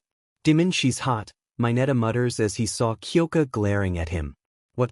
She is?" "Yeah, she was like our childhood crush back then," Siro said as some of the boys did agree with him while the rest didn't want to admit it. Jiro just groans as she rubbed the bridge of her nose and said, "Let's just get into the song." On screen, the song began to play as it was suspenseful at first till Miko began to move as she dances with the beat. Miko a ya ha fa u. Now having enough of the suspense, Miko began to sing, which something some of the guys are waiting for. Fui and I yogaira hashagi goes 0 to ichi de noko sarita past days mun o tsuku itami no wake wa akarame. Soratomo nostalgic. Matataku hikari ni saso where keiko o tad ori meguri where ni kiri mi no me ni hiragur kashiki wa kimi to mida mirai to onaji tuku ni kita raku egaki no yuta kido. Most of the viewers are now bopping their heads to beat while some even sway with it as they just enjoy the feeling of the song. Iroasanai da imamo boku ni kikoedro imamo boku ni kikoedro. Miko was now just strutting around the stage, eliciting the crowd to cheer for her loudly. Miko a ya ha fa u. Having enough with showing off for now, Miko continues to sing for her audience. Mui ni sujuru jikandake onaji ichi de nagametata like chess pieces yujur yuku kagayaki sor wa mokutiki. Soratomo nostalgic. Habataku tsubasa o yokom ni karamawari bakery asuri tsunori kateriata kibu kanusiai ano hibi j tada koishi tuku miswada hajimari no basho kido tada sor dakeja ima no boku o sasatero ima no boku o sasatero. Miko then began to strut as she winked once before going back as she just dances with the beat. Miko nostalgic. Then the floor below her began to rise up, giving her a platform that makes the audience look up at her in amazement. Asagie kuru made me o tajite sashite hitsuji to kokai o kazur no madarinai kodo gurai wakater kido demo dekido rizu wasatizu ni tuku ni kido raku egaki no yuta kido iro asanida imamo boku ni kikoedra tuku mezashita yakusoku no basho zudo iki hajmasit imamo boku wa mezashidro imamo kimi wa mezashidro. Lalaha as she just dances on her platform high on the high when the rather spicy part of the video shows up. Both Mineta and Denki just watches the camera pointing exactly at her sisi, which resulted to Jiro and Azui punishing them with jabbing and slapping respectively. As the song about to end, Miko just dances with a bright smile on her face as she then did a pose at the end. Everyone then began to clap while both Minoru and Kaminari nursed themselves from the punishment that they have gotten. "Hey Todoroki, wanna pick one again?" Mina asked as Shoto looked at the box before looking back at the pinkette. "Sure, he said as Mina gave him the box, and he looks around in it till he grabbed another CD and looks at it with a raised eyebrow. He then gave it to Momo and the ponytail girl grabbed it. 1,000,000 times by my first story. Momo read it out loud. Never knew that you like that type of genre, Denki said. Not that, look at the bottom of the title, Shoto said. Everyone looked at him as Momo looked at below the title and said out loud, covered by M. I and Icha. Never really noticed that, Kirishima said. It is a given that M. I is Midoriya, but who is HK? Toru said as everyone ponders about it. We could know if we played the song, Siro said. Oh yeah. Yamamo play it, Mina said as Momo then placed the CD at the player and pressed play. On screen, Izuku is seen with a girl near their age as the two of them are having their back against each other in a dark black room with only a light from above hitting them. Oh, it's another girl, Mina said with sparkles in her eyes. The girl in question has fair skin and black hair that extends beneath her chin with a short ahogue. Her eyes are dark gray. She also has a white clip that comprises 4 rhombuses, each facing the cardinal directions, connected to a presumed diamond-like piece. The clip's shape is similar to a compass. The two of them are wearing rather casual clothes. Then the song began to play as the soft melodic hums and light strumming could be heard. Then came the drums and electric guitars as a bright light covered the two of them. It soon went away as Izuku was now in his hero costume while the girl with him also has a change of clothes. The girl now wears a black suit of armor with red accents. It has a crest of a flower and an image of a rose on the armor's piece. Underneath is a red leotard, matching gloves and thigh-high stockings. The armor's focus points of durability are the gauntlets, shin guards, boots, and breastplates. Red mesh fabric covers her body's least protected parts, but some skin remains exposed. Her armor descends into a cloak-like drape with a dark exterior and red underside. She also carries around a heavy-looking shield that is mainly black with red patterns carved geometrically onto its surface. A large red gem plated with the same black material is at the shield center. Along with the shield, carries another weapon, an ornate short sword that is usually kept hidden inside the sheath strapped to her waist. As the breathtaking instrumental continues to pick up the tension as the once dark room turned to a lush open plain. The energy just continues to build up when the Izuku began to sing. Tui sora no hoshi haikushita mama onaji yurwa nagai nagara mayajita. Then the girl behind him began to sing as well. Sabit wa tsunagu sanji oto wa tatit kuzuriti fukaka miserio hodo ni yoke wa nozandair. Then flying past them is a large red dragon as the two of them look at each other.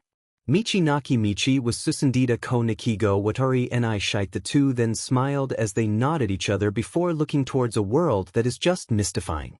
The audience were taken aback by this as the teen V is showing them a world where it could only be found in fairy tales. Wow, Ochako said in awe with the rest feeling the same. Namo Nakiyuda wa hibikasita hantu no inori eningameki wa no bashidaru. The two then ran towards the open plains as they see the fantastical world around them without a care in the world. Oro kashiki uruwashi jinsei jia kigurishikut mo kabe wa takakuriba takai hodo norikoer imi jiru kara. Then the teen V showed the two of them fighting off small group of bandits when Izuku did the finishing blow to the bandit leader.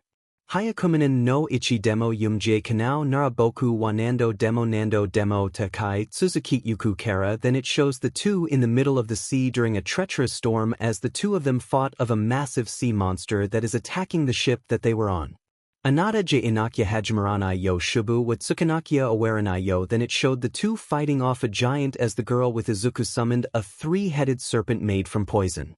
Boku to kimi no monogatari ni wa derth. Nani Ayashurnayo. Then it showed the two resting beside a campfire as the two of them are sharing a blanket for the cold night.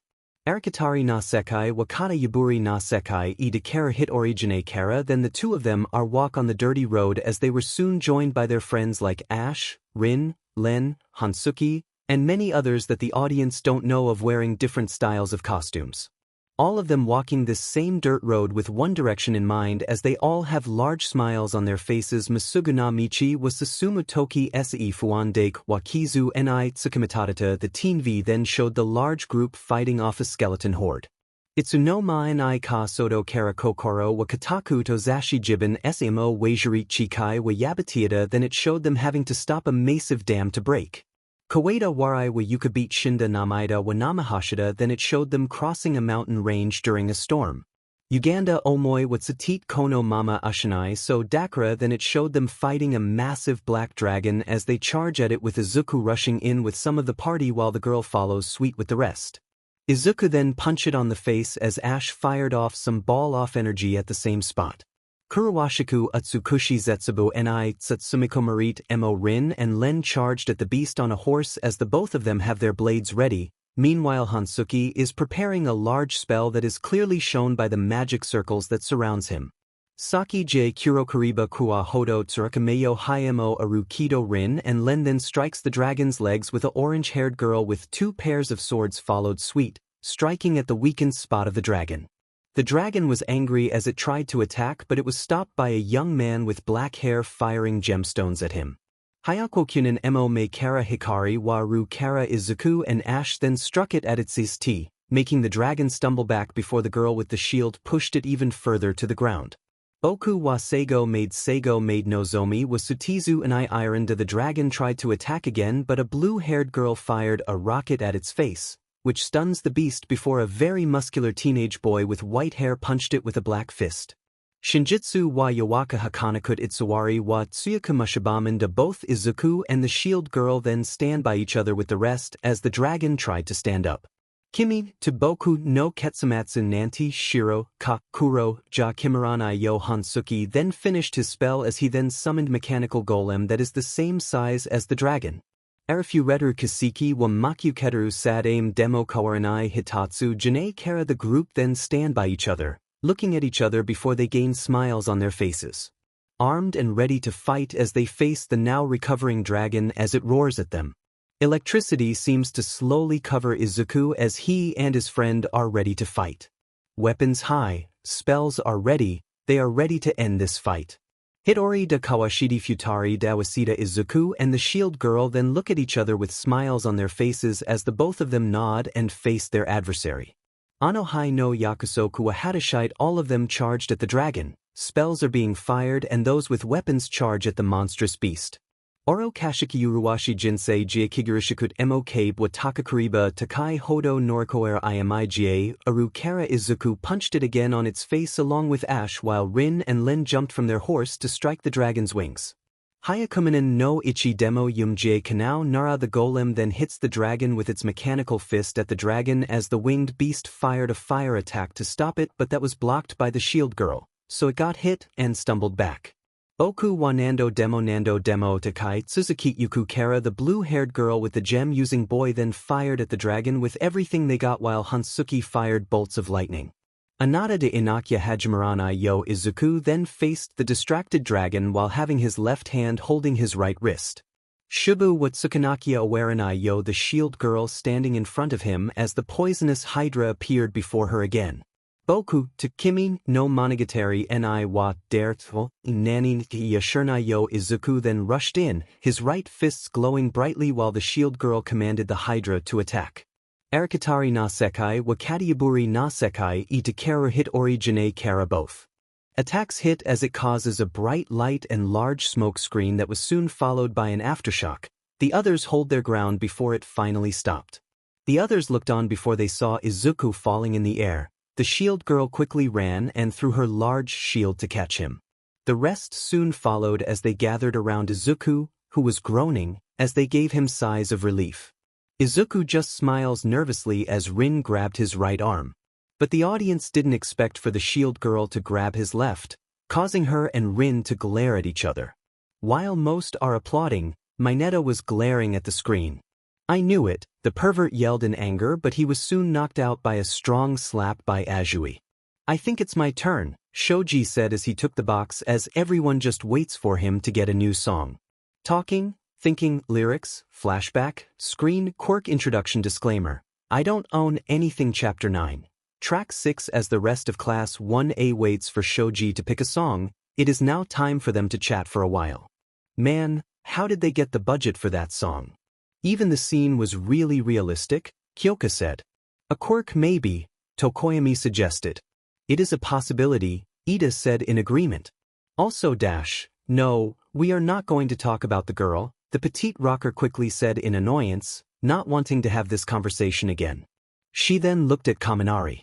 Not even you, while Mineta sulks, Denki just rubbed the back of his head in embarrassment. Alright, got one, Shoji said as he has a DVD in hand and he gave it to Momo.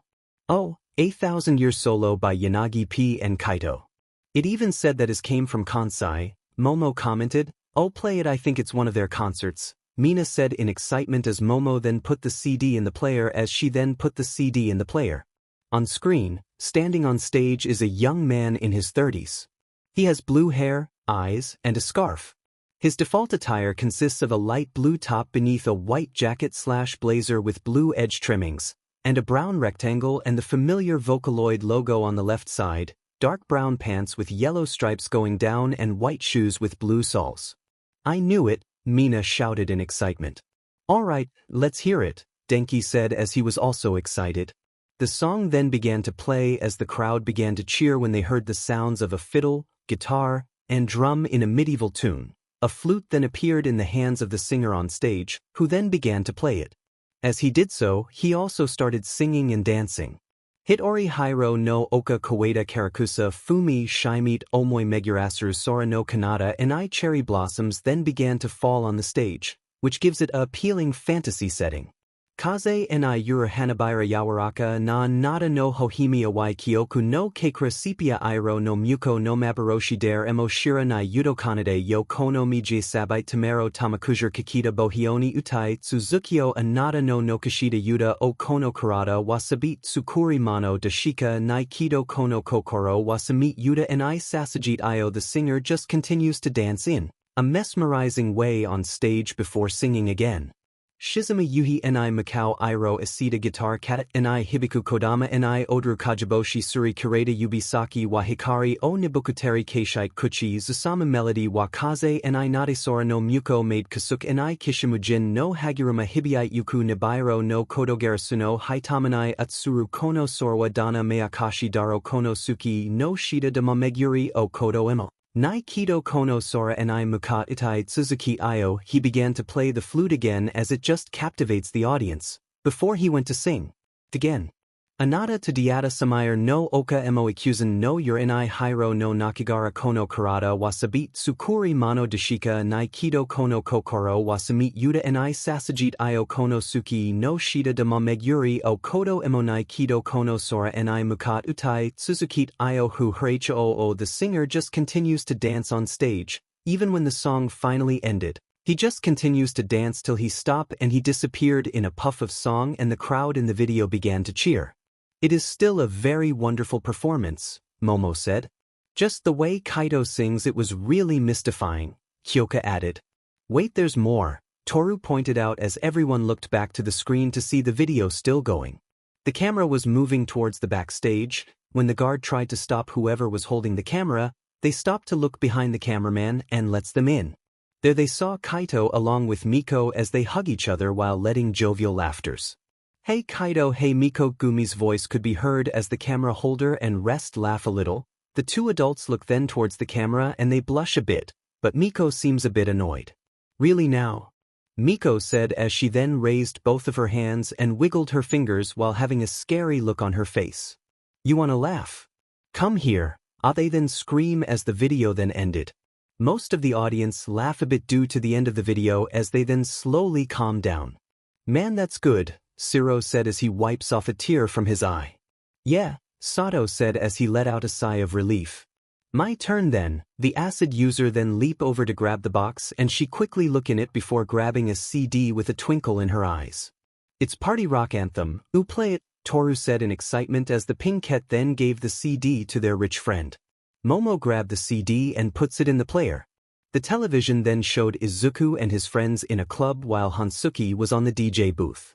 Not only were they there are also their family, co-workers, and their other friends. Music then began to play as everyone on the stage began to dance to the beat.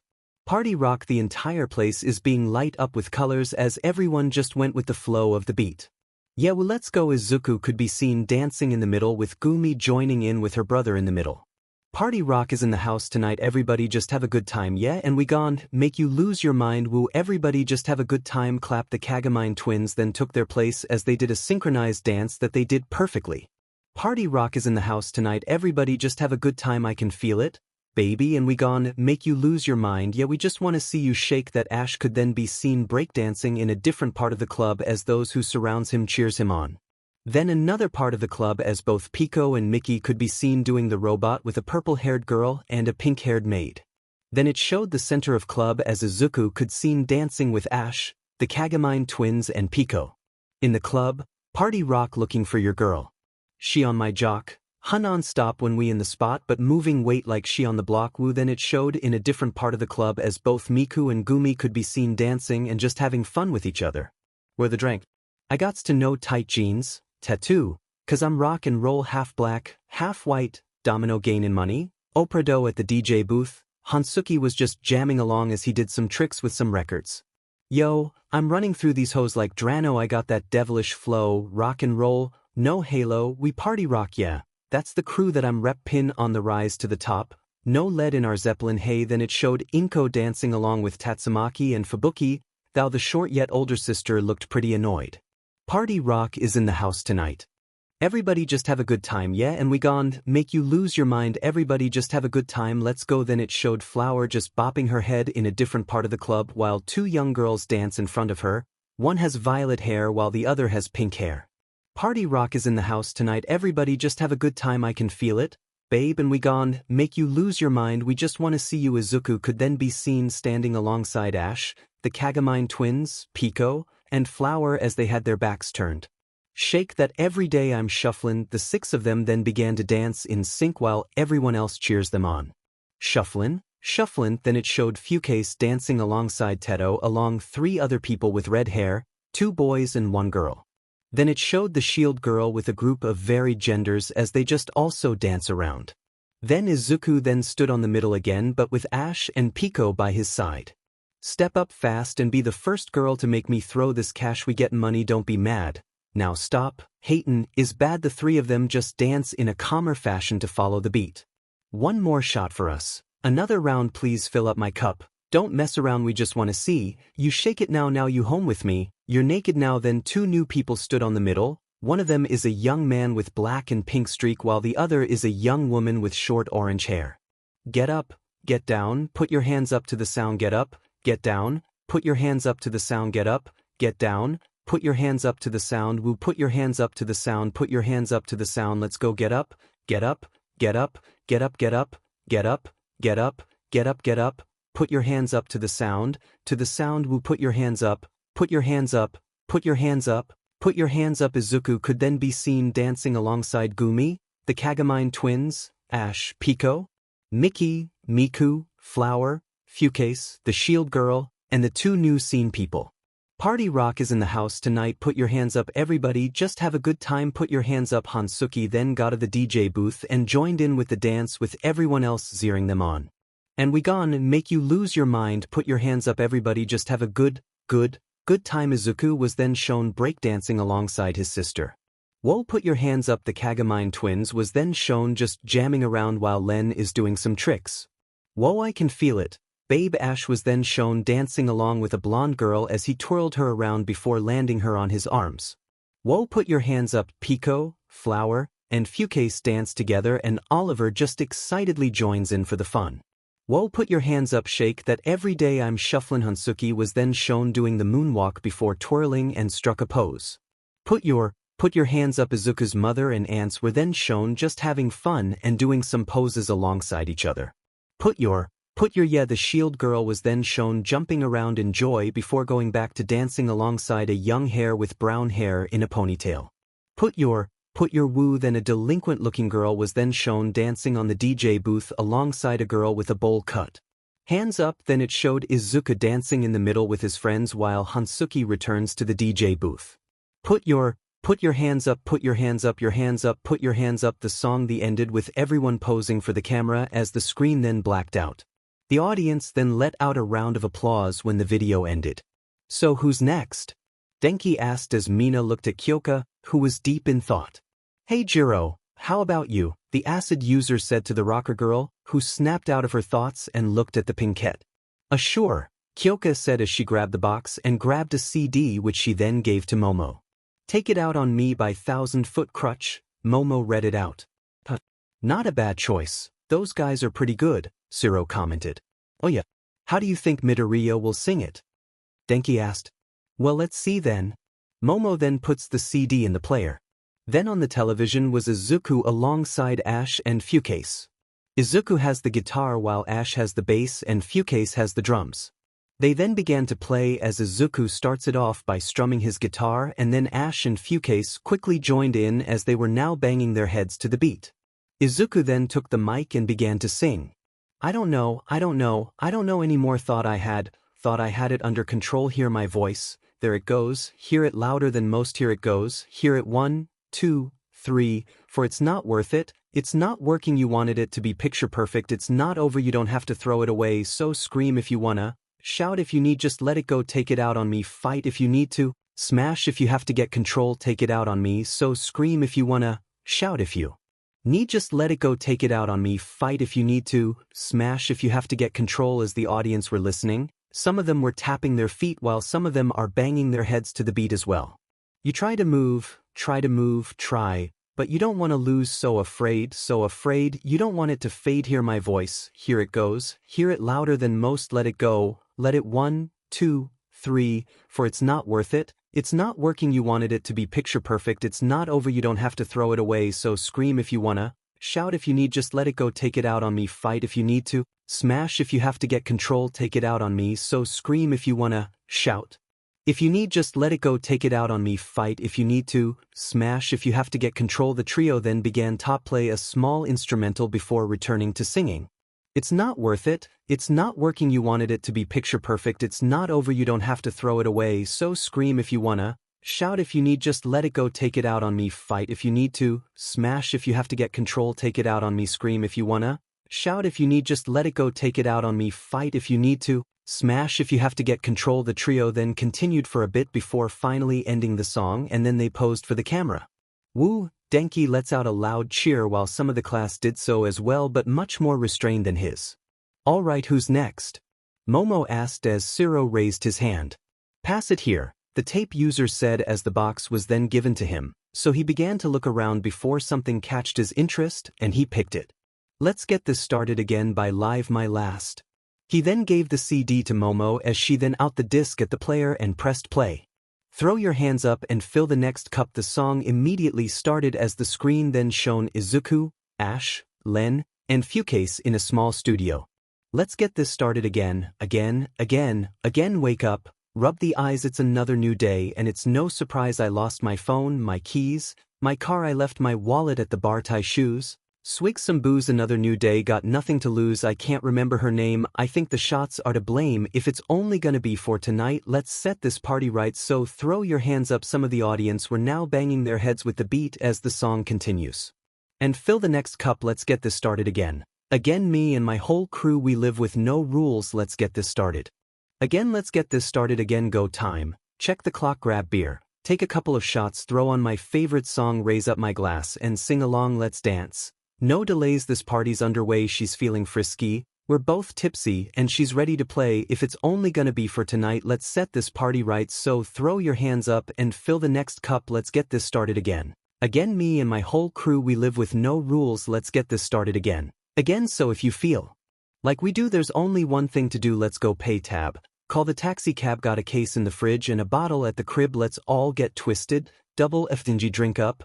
No resisting, let's get this started again, let's get this started again. Len was then doing a guitar solo which just sounds right for the audience when he was now on his knees, still playing. Last call for alcohol, let's drink till we have to crawl, it's just a matter of time before we lose our minds, if it's only gonna be for tonight, let's set this party right. The four of them now raised their hands with Len still playing the guitar. So throw your hands up and fill the next cup, let's get this started again. Again, the four of them then return to rocking the stage as the audience continues to enjoy it. Me and my whole crew, we live with no rules, let's get this started again. Again, so if you feel like we do, there's only one thing to do, let's go pay tab. Call the taxi cab, got a case in the fridge and a bottle at the crib, let's all get twisted, double FNG drink up. No resisting, let's get this started again, let's get this started again. The song then ended as the audience then let out a vigorous applause. So who's next then? Momo asked. My turn, Sato said as he grabbed the box. Hey, don't start yet. Everyone then looked to the doors of their dorms and saw that their guests have returned along their classmates who took them on a tour. But it wasn't just them. Just behind them were Class 1B, Hitoshi, and the Big Three. Hey guys, Mirio greeted them with a smile on his face as the students of Class 1A looked at each other. I think we need a better way to decide who picks a song, Ojiro said as everyone agreed with him. Alright, bring it there, Tenya said to both Sato and Kirishima as they were moving the couch by a meter. Everyone were adjusting the room so the newcomers could comfortably sit alongside Class 1A in their music binging. The students from Class 1 even had to bring down the chairs in their rooms for those who wants one. There were some trouble during this specifically with Monoma, but everyone managed to finish setting up the seating arrangement. Both Sato and Kirishima then set down the couch as Tenya gave them a nod of approval before looking towards the dining area where the rest were resting. Everything is done, he called out to them, and everyone then went to the living area to continue the music binging. Alright, Setsuna was the first to sit down alongside Mina. I can't wait to listen. Calm down now, you'll get your turn, Kendo said. And we have a manageable way to decide who would choose, Momo said as she then showed her phone, which showed a colored wheel with their names on them. The wheel. How mediocre. As expected. Do you have a better idea? Flower cuts Monoma off as she questioned him. There are over 40 people here, so how do you expect us to decide who goes next? That quickly shuts the blonde up as he just sits down and grumbles, which surprised his classmates. Didn't expect that, Aways said as he scratched his head. When we tried to talk him out of it, it never worked. It's always best to have the right answer, Pico said to them as he sat down.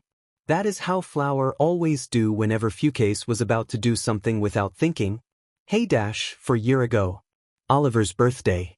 It was a trip to the zoo and you wanted to drag him to an insect exhibit, which by the way have the Goliath bird eater on display. Flower quickly cuts of the redhead singer, who was already seated with her following suite. Oliver, who also took his seat, shivered a bit when she mentions the animal's name with Coda doing the same.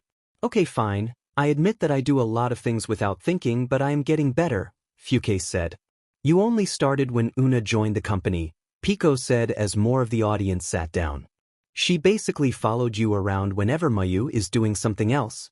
Because all of you put her under my care, the scarred redhead said with a deadpan expression on his face. But you are not complaining about it, Ash said. I was at first but she grew on me. Why did they put a new recruit under his care? Uraraka asked Izuku. From what I heard from Gumi, it was a way to give Fukase another responsibility, the Verdant teen explained to them. Alright then, Fukase quickly shouted. Pick a song already, just let me spin the wheel, Momo said as she tapped her phone and the wheel began to spin. She waited patiently till the wheel finally stopped and landed on a name. Okay, it will be Hansuki. Alright then, Hansuki then grabbed a box and quickly gotten a CD on his hand. How about this? He then handed over to Momo who looked at the label. I Need Your Love by Calvin Harris, she said as Mina gave Hansuki a cheeky smile.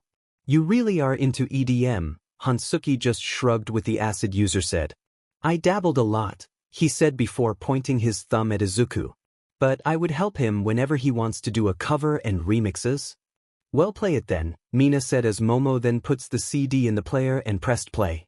The screen then showed a small garden at night where Izuku and his friends were sitting on tables that were circling a large white gazebo, which was decorated with white and yellow balloons, with two people standing in the middle of it. One of them is a tall young man with fair skin, blonde hair and dark blue eyes. He is quite toned, having strong muscles in his arms, shoulders and upper chest. He wears a black short-sleeved hoodie with detached reddish-orange sleeves and a dark brown image of the bunny rabbit Pumpkin Pete trimmed in white with cute black round eyes. Below, he wears blue jeans with a white patch placed on the left knee and black sneakers which have left and right written in black on the respective shoe soles. The other is a young woman with pale skin, short dark hair with a few purple fringes reaching by her chin, and a pair of bright red eyes. She also has two sharp fangs whenever she smiles and two horn-like protrusions on her head with no one knowing if it's authentic, an accessory, or just her hair.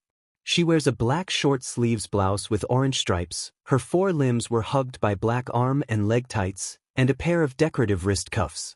She also wears a dark blue skirt with a black belt with a bat-themed buckle. Lastly, she has a pair of gold-rimmed goggles on the top of her head. "Hey, I remember this," Pico said as he looked towards his friends. "Wasn't this from John's 15th birthday?" Pico's friends then look at the screen and they agreed with him. "That's it all right," Fuke said with a smirk on his face. "That was a memorable day." "You and Fletter did end the event with a literal bang," Ash added. Who's John and Fletter?" Ojiro asked as he and everyone else were confused. "John is a friend of ours from France and the girl with him is Florentia, his girlfriend. Fledermaus is her nickname," Oliver explained. "Why Fledermaus?" Kirishima asked. "She's German, isn't it?" Everyone then looked towards Reiko Yanagi, who tries to make herself small when everyone looks at her, yet she still manages to continue her explanation. Fledermaus means bat in German, but she could also be from neighboring countries that knows German. "Well, you are right about the second part. Fleder is Austrian," Rin said in confirmation. Monoma tried to boast, but Kendo quickly knocked him out before he could say anything. "He doesn't really shut up, does he, even after a talk?" Flower asked the 1B president, who could only sigh in annoyance. "Anyways, yeah, along with Ash we have other friends around the world," Len said. "Oh, international friends? Do tell." Mina asked with interest. "Let's do this after the song," Izuku said as Momo pressed play again. The song then began to play as both John and Fledermaus face each other and had their hands with each other. "I need your love, I need your time when everything's wrong, you make it right." Izuku, his friends, and the rest of guests then noticed the two as they watched. "I feel so high, I come alive, I need to be free with you tonight, I need your love." Rin excitingly joined in as she pulled Izuku to the gazebo, which prompts everyone to follow suit. Both John and Fledermaus then began to dance to the beat as they held each other lovingly. "I need your love." The rest of the guests then joined in as some of them are now jumping around or dancing with their partners when both John and Fledermaus ran up to one of the railing of the gazebos as Fledermaus sat down on the railing with John standing beside her. "I take a deep breath every time I pass your door, I know you're there, but I can't see you anymore and that's the reason you're in the dark. I've been a stranger ever since we fell apart." The two of them get out of the gazebo as they dance on the grass with their guests cheering them on or dancing. "And I feel so helpless here, watch, my eyes are filled with fear, tell me, do you feel the same? Hold me in your arms again." The two of them twirled towards a nearby table as the both of them sat on it with John holding her close. "I need your love, I need your time when everything's wrong, you make it right, I feel so high, I come alive, I need to be free with you tonight, I need your love." The guest just continues to party when both John and Fledermaus ran off, yet the camera still follows them. "I need your love." It then showed the two approaching a manor as they went inside and continued their dance there. "Now I'm dreaming, will I ever find you now? I walk in circles but I'll never figure out what I mean to you, do I belong? I try to fight this, but I know I'm not that strong." The two of them ran up the stairs as the two of them playfully chase each other. "And I feel so helpless here, watch, my eyes are filled with fear, tell me, do you feel the same? Hold me in your arms again." Then two of them entered a barely lit balcony as they continued their dance there. "I need your love, I need your time when everything's wrong, you make it right, I feel so high, I come alive, I need to be free with you tonight, I need your love." It then showed the guests partying strong as some were jumping around or doing some goofy dance moves. "I need your love." Hansuki could be seen managing the DJ booth as he hypes up the party even more. Fledermaus then sat on the railing with just John joining along. "All the years, all the times you have never been to blame, and now my eyes are open and now my heart is closing, and all the tears, all the lies, all the waste, I've been trying to make a change and now my eyes are open, I need your love, I need your time when everything's wrong, you make it right, I feel so high, I come alive, I need to be free." The two of them kissed, which caused some of the girl audience to squeal in delight. As the guests continued their dance, both John and Fledermaus looked towards the horizon where they faced with a starry sky. The video then stopped as most of the audience gave a round of applause. You gotta have to let us meet your friends from abroad, Mina said as she looked at Izuku in anticipation. Sure. Heck, we could give every one of you a ride if you want, Len said to her, which made the students of UA to look at him. Are you sure, Sir Kagami? Gerudo asked. While the offer does sound appealing, it must be very expensive if you brought us all along. We don't really have to worry about that. Along with the revenue that we are getting from the cells and the songs that we are a part of, most of the Vocaloids that works in a company have businesses that supports the company. Not only us from Vocaloid, but also those from Yudu, Savio, Sinvi, and Fanloids, and you know how many we are, Pico answered, which made the UA students look at each other. I kinda always forget that you guys also have normal lives, Setsuna said, which made the singers shrug. Most people tend to do that. Heck, we were harassed a lot of times whenever we go outside, Len said. Especially when we are in different countries for Miku Expos, those were much difficult times, Flower said. I still remembered getting called a devil when we were in the US due to my appearance, Fukase said as he grumbled angrily. And he's not the only one, Rin said, which made everyone frown. That's terrible, Ochako said. I would knock out someone's teeth if they call me an animal, Kamakiri said a little menacingly. But we at least have more fans than haters, Pico said as Oliver nodded happily. If we haven't, then we would have lost our spark for singing. This made everyone smile as they see the singers looking so joyful. All right, now, who's next? Hansuki asked as he presented the box. Let's see, Momo said as she spun the wheel on her phone and gotten a result. It's Tamaki-senpai. You hear that, Tamaki? Mirio said with a smile as he has his arms around his male friend. It's your turn. Tamaki looked nervous, but the box was soon on him, which made him freeze a bit. Come on, pick one, Nijire said to him as Tamaki went and picked a random song from the box and then showed it to Mirio. Mirio grabbed the CD and looked at it. Sweet. Rise by Ashes Remains, the older blonde student said as he then gave it to Momo, who took it and puts it in the player before pressing play. The screen then showed Izuku alongside Fukase, Ash, and an older man on a stage with new person standing in front of the mic. He has short black hair that spikes in all directions and sharp green eyes. He wears a black shirt under a green hoodie, a pair of black pants, and a pair of white sneakers. Hey, it's Nofumi, Oliver said with a smile on his face. Friend of yours? Siro asked Izuku.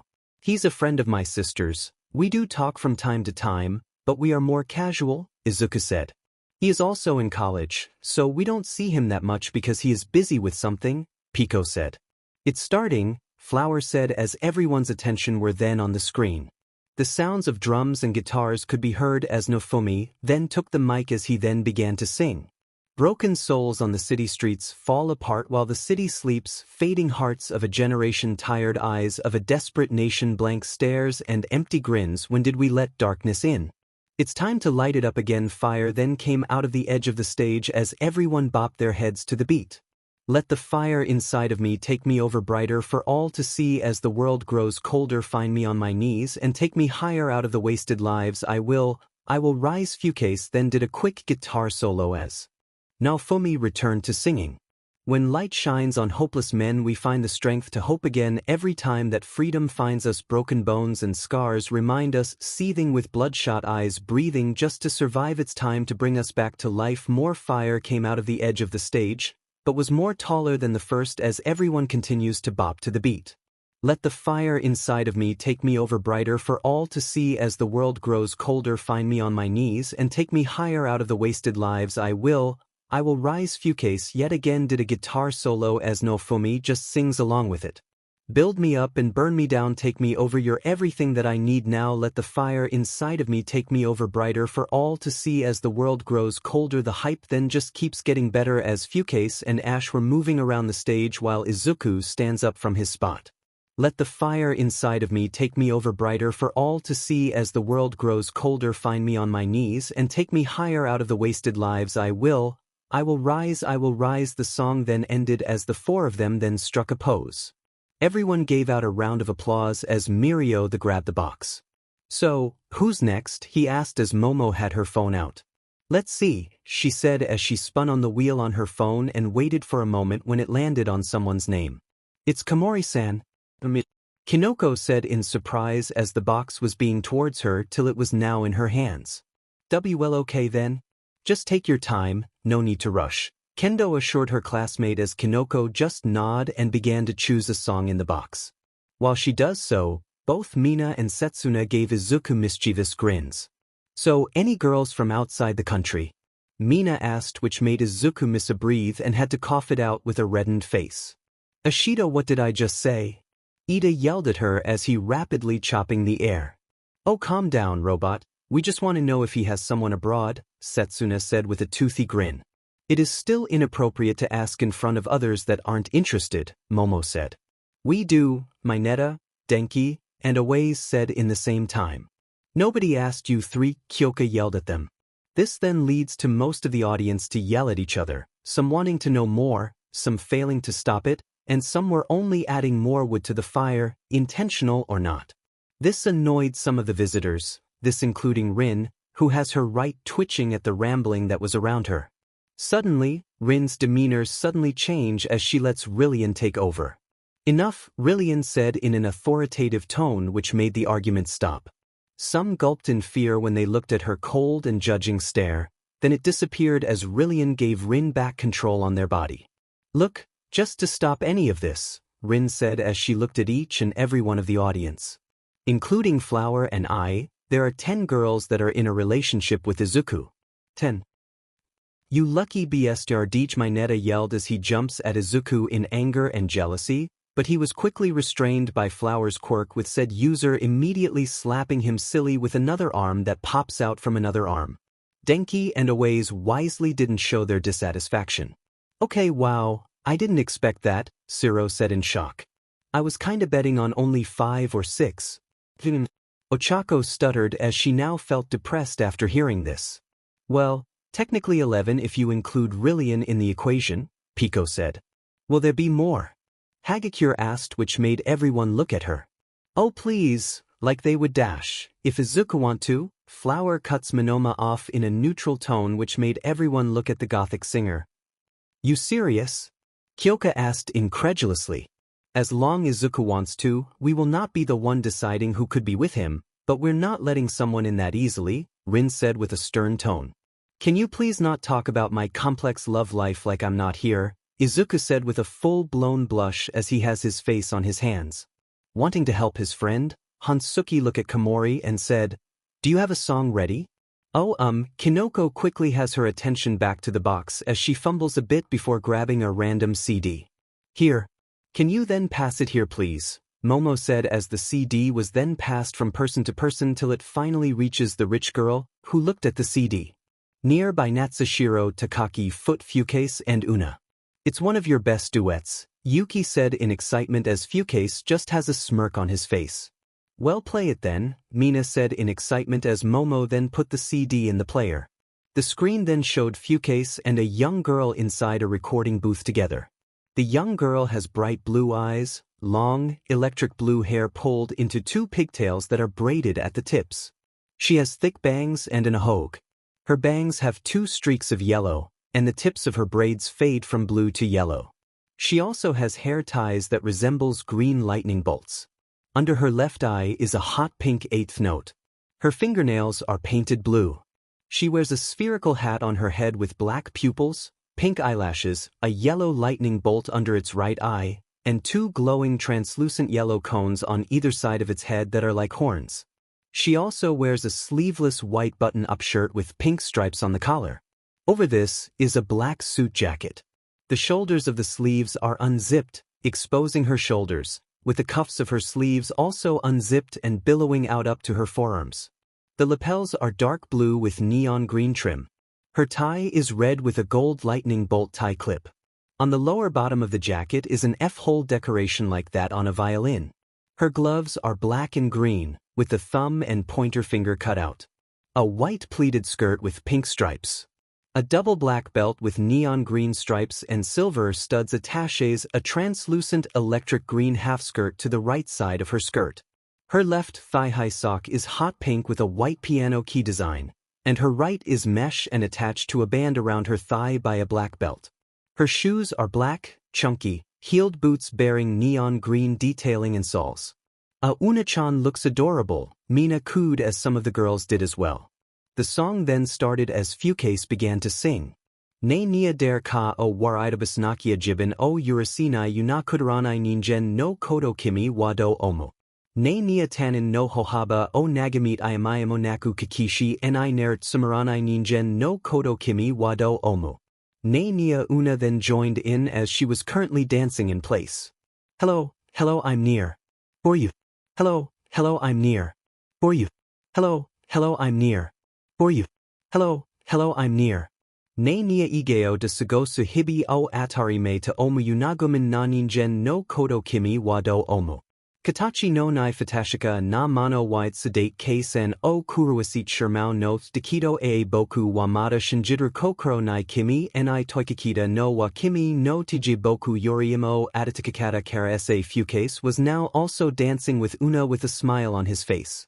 Hello, I'm near. For you. Hello, I'm near. For you. Hello, I'm near. For you. Hello, I'm near. Ne nia kodomo no koro ni miteta ano yum no Suzuki j kana mirai ni tsunagadata kodo kimi wado omo. I am always by your side near a boku wamata kanchigai. Asu no nai kurai kono sora no shida kimi no diji boku yori mo furuit ida ki ji shida. Hello, I'm near. For you. Hello, I'm near. For you. Hello, I'm near. For you. Hello, I'm near. The scene then changed to the two now sitting by a tree with everyone else going around doing their own thing as the both of them continued singing. Ne nia der ka o waraidabas nakia jibin o urasinai yunakudaranai bokudachi no kodo kimi wado omo. E boku wamata kitai shidraboroboro de malmiru kagamonai kurido kimij haru kono hoshi o wajirtakawa nai india yo boku wamata shinjidru nemuranai kimi ni toikakita no wa kimi no tj boku yori imo adatakakata kara sa. Hello, I'm near. I love you. Hello, I'm near. I love you. Hello, I'm near. I love you. Hello, I'm near. I love you. The song then ended as the audience gave a round of applause. That was amazing, Eri said in awe as Fukase just chuckles. You haven't heard anything yet? He said as he then leans on his seat. Alright, time for the next one, Momo said as she has her phone ready with everything waiting in anticipation. At Honda Airport in Saitama Prefecture, 3 young women could be seen in the terminal. The first one is a blonde-haired young girl of short but curvy stature with pale skin, yellowish blonde hair with intake and bright lime green eyes. She wears a frilly red dress, black stockings, red shoes, and a red bow tied on the back of her head. The second one is a slender young woman of medium height with short white hair and red eyes. She wears a black sleeveless shirt, black thigh-high leggings being held up by brown LHR suspenders, a pair of black evening gloves, knee-high boots with a laced aesthetic, and a feathered black hat with a red and purple rose on it. Then the third and last one is a young woman with short black hair with teal highlights, half-lidded blue eyes with a hint of teal, and a lithe figure that seems to almost give her an androgynous look. She wears a black tank top under a blue vest that is lined with gold, black shorts with a gold chain at the side of her hip, a pair of black knee-high stockings, a pair of black-heeled shoes, and a pair of white headphones hanging around her neck. I'm so excited, he white-haired one said as she was practically jumping on the soles of her feet. Who knew that we could disembark at the same time but from different planes? That is really quite a coincidence, the blonde one said before letting out a discontent sigh. Too bad for the others thou, their flights got delayed. Well, we better hope that they could get here as well. Come on you two, the black-haired one said with a monotone tone as she already got her luggage from the carousel. Keats said that she will be waiting outside the airport with our ride to Shizuoka? Well, let's go then. I hope that we could surprise Izuku when we get there, the blonde woman said as she and the white-haired one giggled.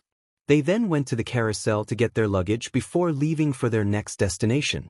It was now winter in Japan as some of the students from Class 1A and some of Izuku's friends were setting up decorations on their dormitory while a merry tune was played in the background. Miku, Jiro, and Hansuki are almost finished with the sound system as Miku went for the mic and tested it for a moment to make sure it was okay. Hansuki then gave her the okay, which made Miku smile as the sound of a xylophone was then heard and she then began to sing. I don't want a lot for Christmas. Tokoyami, Koda, Shoji, Flower, and Pico could be seen setting up decorations around the room with Tokoyami having dark shadow helping them reach high places. There is just one thing I need. Tenya could be seen with Ash, Todoroki, and Momo as they were arranging all of the presents that everyone brought in a pile on a table. I don't care about the presents. Katsuki could be seen cooking food alongside Fukase, Sato, and Siro. Underneath the Christmas tree, Denki could be seen setting up the lights with Aoyama, Ochako, Georgia, Tsuyu, and Rin. I just want you for my own more than you could ever know. Mineta could be seen on a corner, strapped to a chair as he cries while he was being guarded by Kirishima, Ojiro, and Len. Make my wish come true. Izuku could then be seen preparing the television for other festive songs alongside Gumi, Eri, Yuki, and Oliver. All I want for Christmas is you. Yeah, suddenly, Mina and Toru came downstairs in a rush as they wore very festive clothes and they carried a box filled with more of them. They then passed them around, even putting the clothes on their classmates themselves. I don't want a lot for Christmas. There is just one thing I need. Tokoyami's group were then finished with their task as they were now chatting with themselves. And I don't care about the presents underneath the Christmas tree. Tenya's group could then be seen sitting together on a table as they also chat as well. I don't need to hang my stocking there upon the fireplace. Katsuki could be seen struggling to get away from Mina, Toru, Siro, Fukase, and Sato as they tried to put on the festive clothes on the blonde. Santa Claus won't make me happy with a toy on Christmas Day. Denki then could be seen plugging in the Christmas lights as he and his group look at it proudly.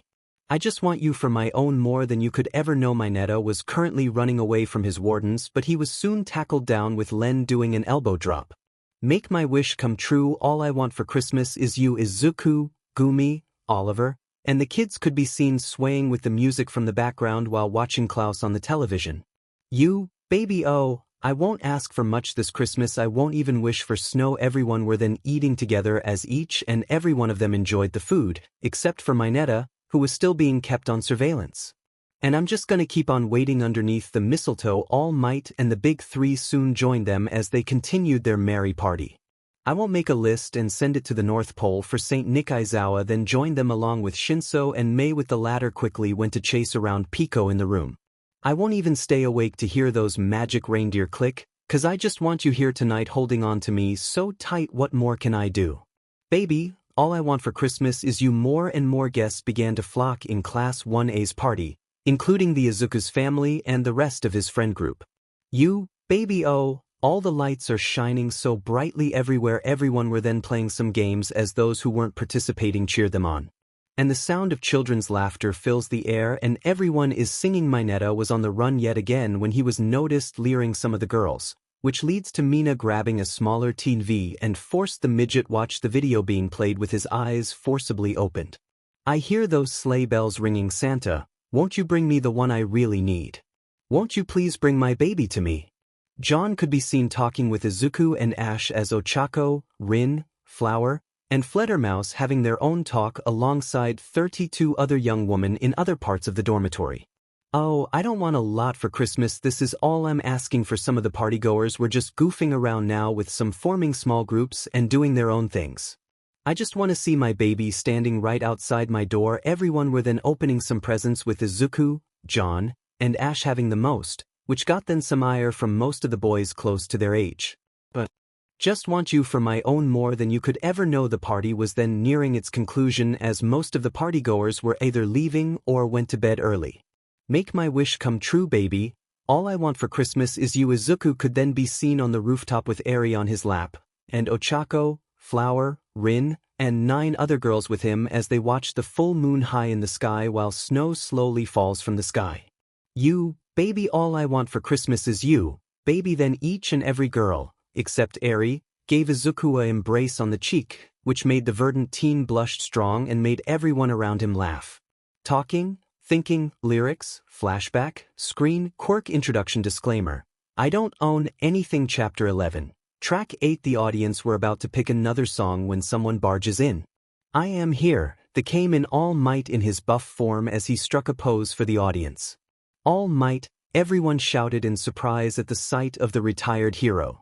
And us. Then Gumi, Miku, and Mickey then entered the room. Mickey and Yuki then ran up to Mickey, who quickly caught her. Hey Yuki, how have you been? The female cyborg asked as Yuki just gave her a giggle. Where's Teru? Pico asked. He still has some work to do, so he went home, Mickey said as the four of them joined the audience with All Might going back to his skinny form. Alright, all of them saw Aizawa, Mei, and two other people with them. The first one is a retro-looking blonde man with glasses and the other is a bombshell of a woman with long black hair wearing rather provocative clothes. They are Hisashi Yamada and Namuri Kiyama, also known as the hero Present Mike and the heroine Midnight. Robot Boy Mei excitedly called out to Pico as she then ran towards him. Get away from me, Shidevil, Pico yelled at her and he ran away with the support course student right at his literal tail. What's his problem? Mickey asked the audience as she watches her younger brother being chased around. Hatsum is a support student and she discovered that he was a cyborg, Flower explained. Why is that a problem? Mickey asked with a raised eyebrow before hearing a scream from upstairs, where both Pico and Mei ran to. Stay away, you will not rip off my arm. I see then, Mickey said as she shivers a bit. So who's next? Gumi asked as she then took her seat beside Izuku as Tenya stood up to give them room while Sato gave his seat to him and sat on the floor. The newer audiences then took their seats with some of the original having to move or those who lives in the dorms to grab their own seats from their dorm rooms. So who's next? Flower asked as Momo pulled out her phone. I'm spinning it now, she said as she waited for the results and then got it. It's Georgia-san. All right, cough it up, Georgia said as the box was then passed to her. She then began to look around before pulling out a CD with a smirk on her face.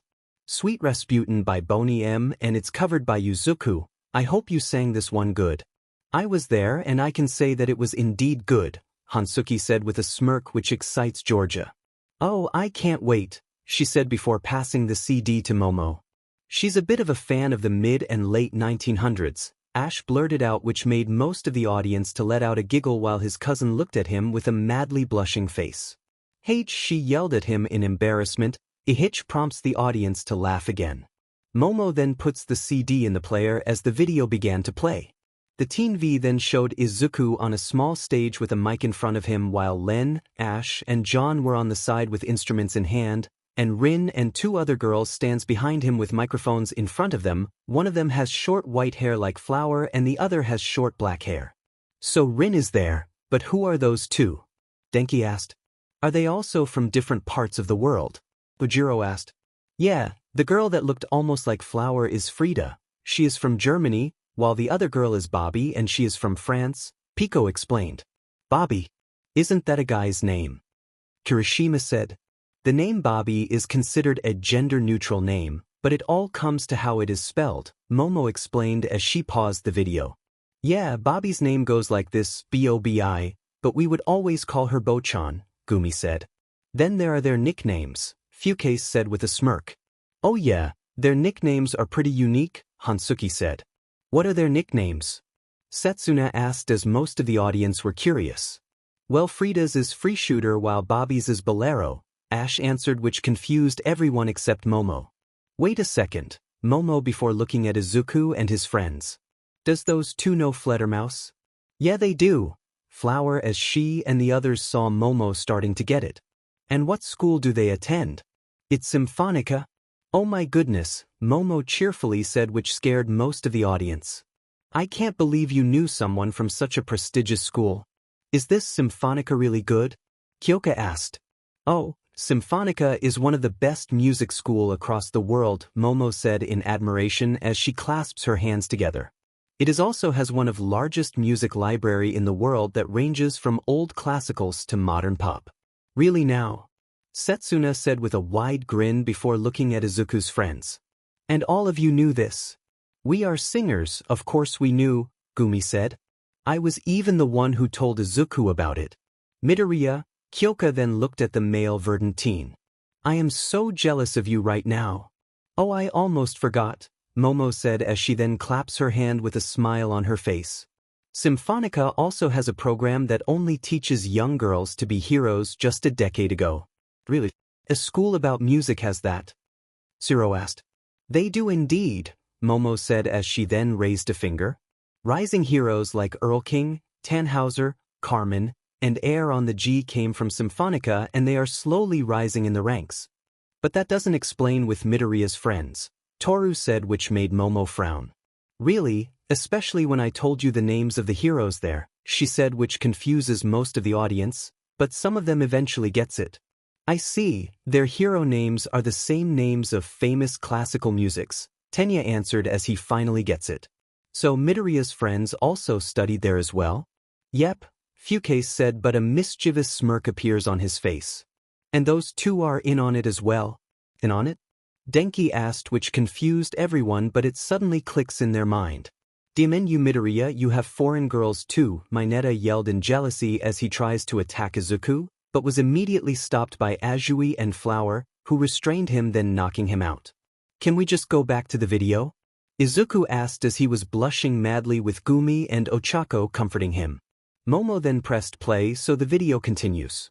Len, Ash, and John then began to play a catchy rhythmic tune while Izuku taps his left foot. The three boys then continued to play as the three girls began to sway their hips and clap their hands as Izuku then bops his head to the beat. Hey, then he began to dance as more instruments are adding to the beat, which made it incredibly heart-stomping, till Izuku began to sing. There lived a certain man in Russia long ago. Three girls then did their part next as they sang as well.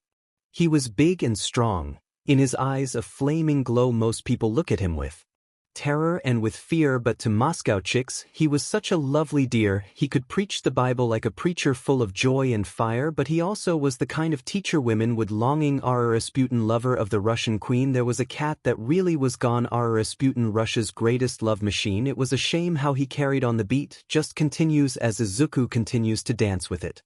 He ruled the Russian land, and never mind the Tsar but the Kazachok, he danced really wunderbar in all affairs of state. He was the man to please, but he was real great when he had a girl to squeeze for the queen. He was no wheeler dealer, though she'd heard the things he'd done. She believed he was a holy healer who would heal her son. Rasputin, lover of the Russian queen. There was a cat that really was gone. Rasputin, Russia's greatest love machine. It was a shame how he carried on then. Nofumi appeared on stage with a mic in front as he continues the song. But when his drinking and lusting and his hunger for power became known to more and more people, the demands to do something about this outrageous man became louder and louder. Naofumi then joined the trio of boys on the side as Izuku continues to dance on stage.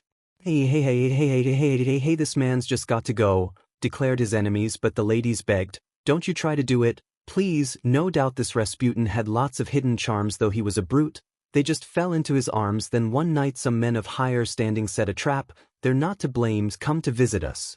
They kept demanding, and he really came. Rasputin, lover of the Russian queen. They put some poison into his wine. Rasputin, Russia's greatest love machine. He drank it all and said, I feel fine. Rasputin, lover of the Russian queen. They didn't quit.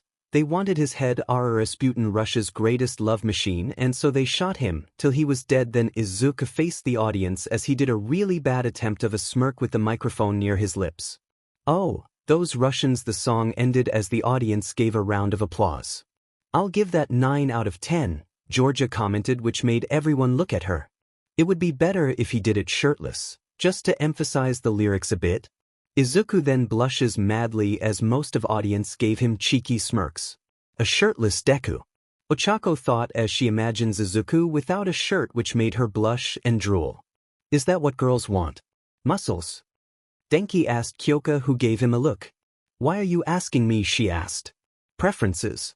Really? She questioned him, which he responds by a nod. She just groans and said, okay, girls would like some muscles, but they don't want. Kyoka then looked at Eri, then at Izuku. Can you put your hands on her ears?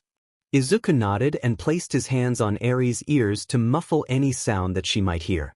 Girls don't guys who are creeps, complete assholes and complete muscleheads, she explained to Denki. So like Bakugo and Kirishima, he questioned. What do you say, you Pikachu ripoff? Hey, both Katsuki and Edru said, with Katsuki being fueled with anger while Edru was offended. While Bakugo isn't, but he at least has some brains. Kirishima is more of a friendly gym dude, Kyoka answered, which made Denki nods as he pulled a notebook from who knows where and began writing. Alright, who's next? Georgia asked as Momo then pulled out her phone, spun the wheel, and then received the results. Oh, me, Momo said as the box was then passed to her. She then began to look around while everyone began to talk again. So how did you meet those two? Mina asked Izuku, who just groans. Gumi laughed when she saw this, so she was one to explain. Well, Bolero was Izuku's pen pal when he was 8. It was only 5 years later that the two finally met when I brought him along to Germany when invitations for some of singers in Vocaloid, Savio, Sinvi, and Udiu are invited for a tour in Symphonica, Gumi said before suppressing a giggle. It was when we got there that Izuku met the two, both unintentionally. How unintentionally? Kendo asked, which made Izuku's friends trying to suppress their own laughters. While we were in the tour, most of the students in Symphonica are having their classes, so we were being watched constantly, Rin said. And during that tour, that is where Izuku met Frida face to face, literally, Pico said with a smirk as his friends were now failing to hold their laughter and laugh out loud. Okay, what happened? Mina asked with a mischievous smirk as the others were incredibly interested. Guys, Izuku whined a bit as he tries to stop them, but he was being ignored. He slumps in defeat as Flower comforted him. Well, we were shown the school's theater with some students working on a show project when Izuku and some of the younger singers went up the stage to check the entire process of setting the stage when Izuku heard screaming, Flower said with a small smile. What happens next? Setsuna asked in excitement as she had to use her quirk to get close and hear better. That is when Free Shooter met Izuku. She was just fixing the spotlights when she accidentally went over the railing and has to grab on a rope so she didn't fall down strong, but as she held it really tight, so she didn't slide down, she swung down, directly at Izuku, Miki said, which made most of the audience laugh. Really? Dude, that was unlucky, Kirishima said. I was hired later from this, but I heard that the worst thing was position they were in, Fuke said. Now we are talking, Awase said in excitement but got hit by Kendo. It's not that compromising, but it is still very embarrassing, Miku said. Well, what is it? Terest. Let's hear it with the person who experienced it, Len said as everyone looked at Izuku, who was now blushing badly. Our faces were only an inch from each other, he said to them. No embrace. Mina asked as Toru and Setsuna wondered as well. Almost, just a few more millimeters and it might happen, Pico said, which made everyone laugh again. But his meeting with Bolero was much more like a fairy tale, Gumi said with a small smile. Oh, do tell, Mina asked. Well, after the incident with Free Shooter, we have a bit of a break from the tour, so Izuku and I went exploring because he wants to see more of the place. It was when went to the school's cafe a cafe in a school, really? Denki question. Yes, now shush, Gumi said to him before continuing. Anyways, both Izuku and I went to the school's cafe to get some drinks from ourselves. Then that is where Izuku found Bolero with her broken cassette player. It is a very sentimental gift from her family, Izuku said with a small smile on his face. Okay, how about you take the lead for this part, Gumi said to him, which made Izuku freeze on the spot when eyes were on him. I then approached her, of course, and I asked if anything was wrong. She was confused at first when I realized I asked her in Japanese, so I spoke to her in English, which Gumi taught me, and both Bolero and I talk with each other. She then gave me her cassette tape and I saw the problem, Gumi, and I fixed it, and Bolero was happy, Izuku told as a look of accomplishment appeared on his face. You should have seen how cute her smile was, I swear. I thought my teeth were rotting because of how cute it was, Gumi said before letting out a cough. Anyways, the two of them would then realize who they were and they would hang out whenever either one of them got invited and call each other from time to time. Any chance of those two coming here? Siro asked. Maybe. Heck, they might even be doing it now, Pico said. Alright everyone, I got one, Momo said with a CD in hand. What is it? Todoroki asked. Oh, it's Capriccio Farce by Mathi, Momo said. Yeah, that was one of the many experiences Rillian hated when I went through her memories, Rin said with a shiver as her left hand tightly clenched. Is the thing about the existence of a different really true? Yui asked. There's the existence of a black hole quirk, so why not something that goes throughout time and space? Fuke said with a shrug. Alright everyone, I have put it in, Momo said with the remote in hand as everyone then focused on the screen as the rich girl pressed play. Then on screen was a feather with a closed red curtain as both Rin and Len stood in front of the curtain in rather cute servant outfits. The song then began to play as the curtains open up to reveal a courtroom-like setting as the twins then has their backs against each other and they began to sing. Kara no Hikokuseki, Garakuda Bakery no Bachasiki sa, Hajimeo Saiben to Ayuchaban wa a appealing and haunting melody was then played as both Rin and Len went off stage. The creepy atmosphere just continues to grow before three banging was heard with Miku standing at the judge's podium and a young with pink hair, currently having a black wig sits at the witness stand. Kami no me ni yori sagashimotamaro utsuwa emo no kowa ato hitatsudake sono erika wa mashimo shiru no naraba sor wa shogun nasai, toki no madoshi. Yo toki wa ko sagata wa kei nushi wa kei sor wa sud ni butai ni tojo shite iru sarido ima no erika wa where emo shiratsu osora ano ko no ti no naka ni both Rin and Len then appeared at the middle of the stage with cheerful looks on their faces. Sages, Eitsu wa Sages Mijai ka Hidari ka Washida ka Sabit no Keijai wa Nijiru, Mekai no Aruji, wa Sages Kaito is then shown in front of a clock face with a somber look on his face. Itsu made Kono Chaban wa Tsuzukuru no ka Sono Saki ni wa Nani Emonai Miko then appeared in the jury box with both Rin and Len beside her.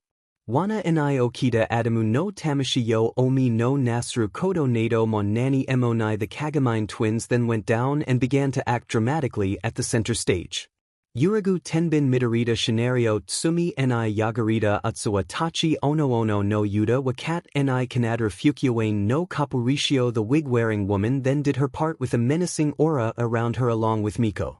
Monogatari wa Sud ni Kami to Akuma no Ti wa Hanarit Hitoriurki Karayam Mashimo Kono Chi ni Ida no Naraba Ko it Najiku Daro Kaito then has his back at the rim of the clock face as Miku raises the mallet that was on her hand before bringing it down. Hanto ni Osoroshi no wa Ninjen no Yakubo Dutta. The haunting melody continues to play as various information appears on screen before the song continues with Miku looking around.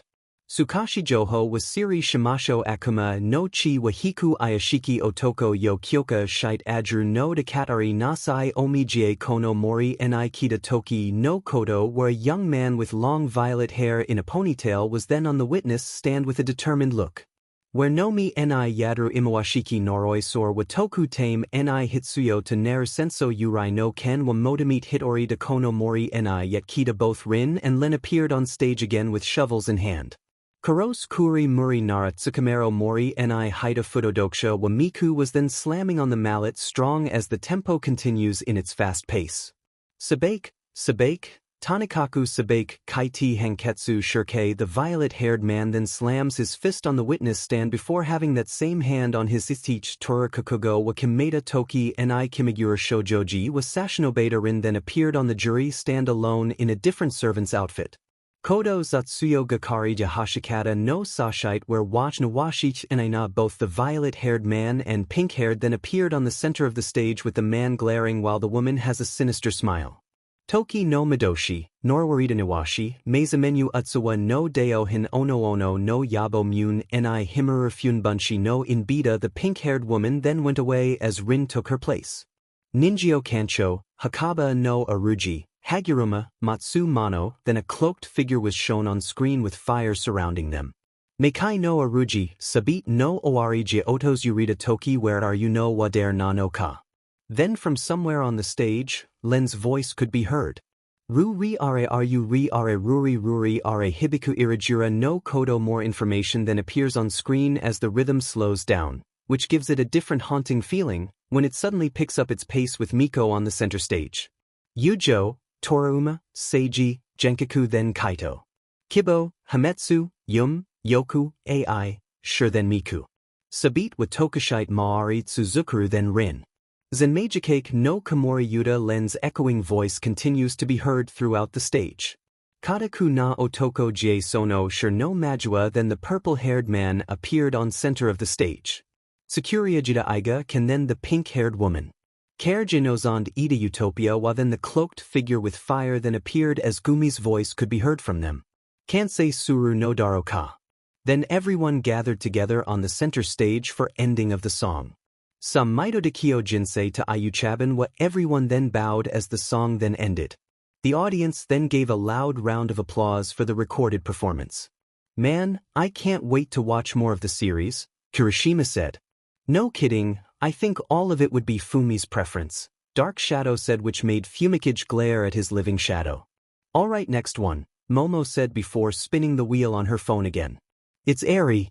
Me? Eri asked as she points at herself. The box was then passed over to her, which made her smile, and she began to rummage through the CDs. It better not be one of those annoying children's songs, Katsuki mutters, which made everyone look at him. Hey, all of you jerks also think most of them are as well. Everyone couldn't really have nothing to say since it was true.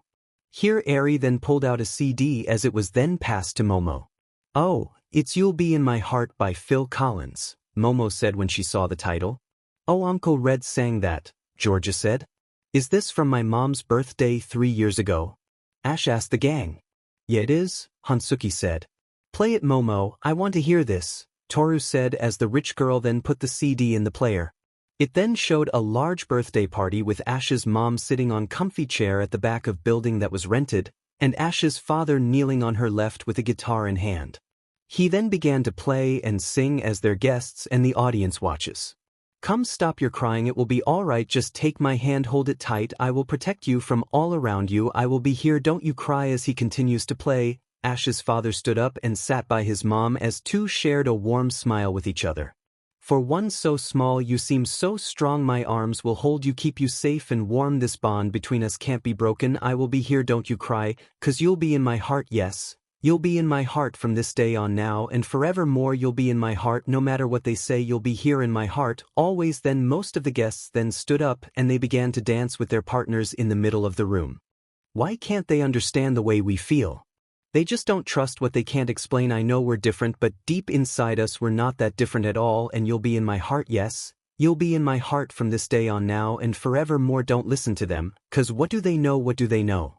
We need each other to have, to hold.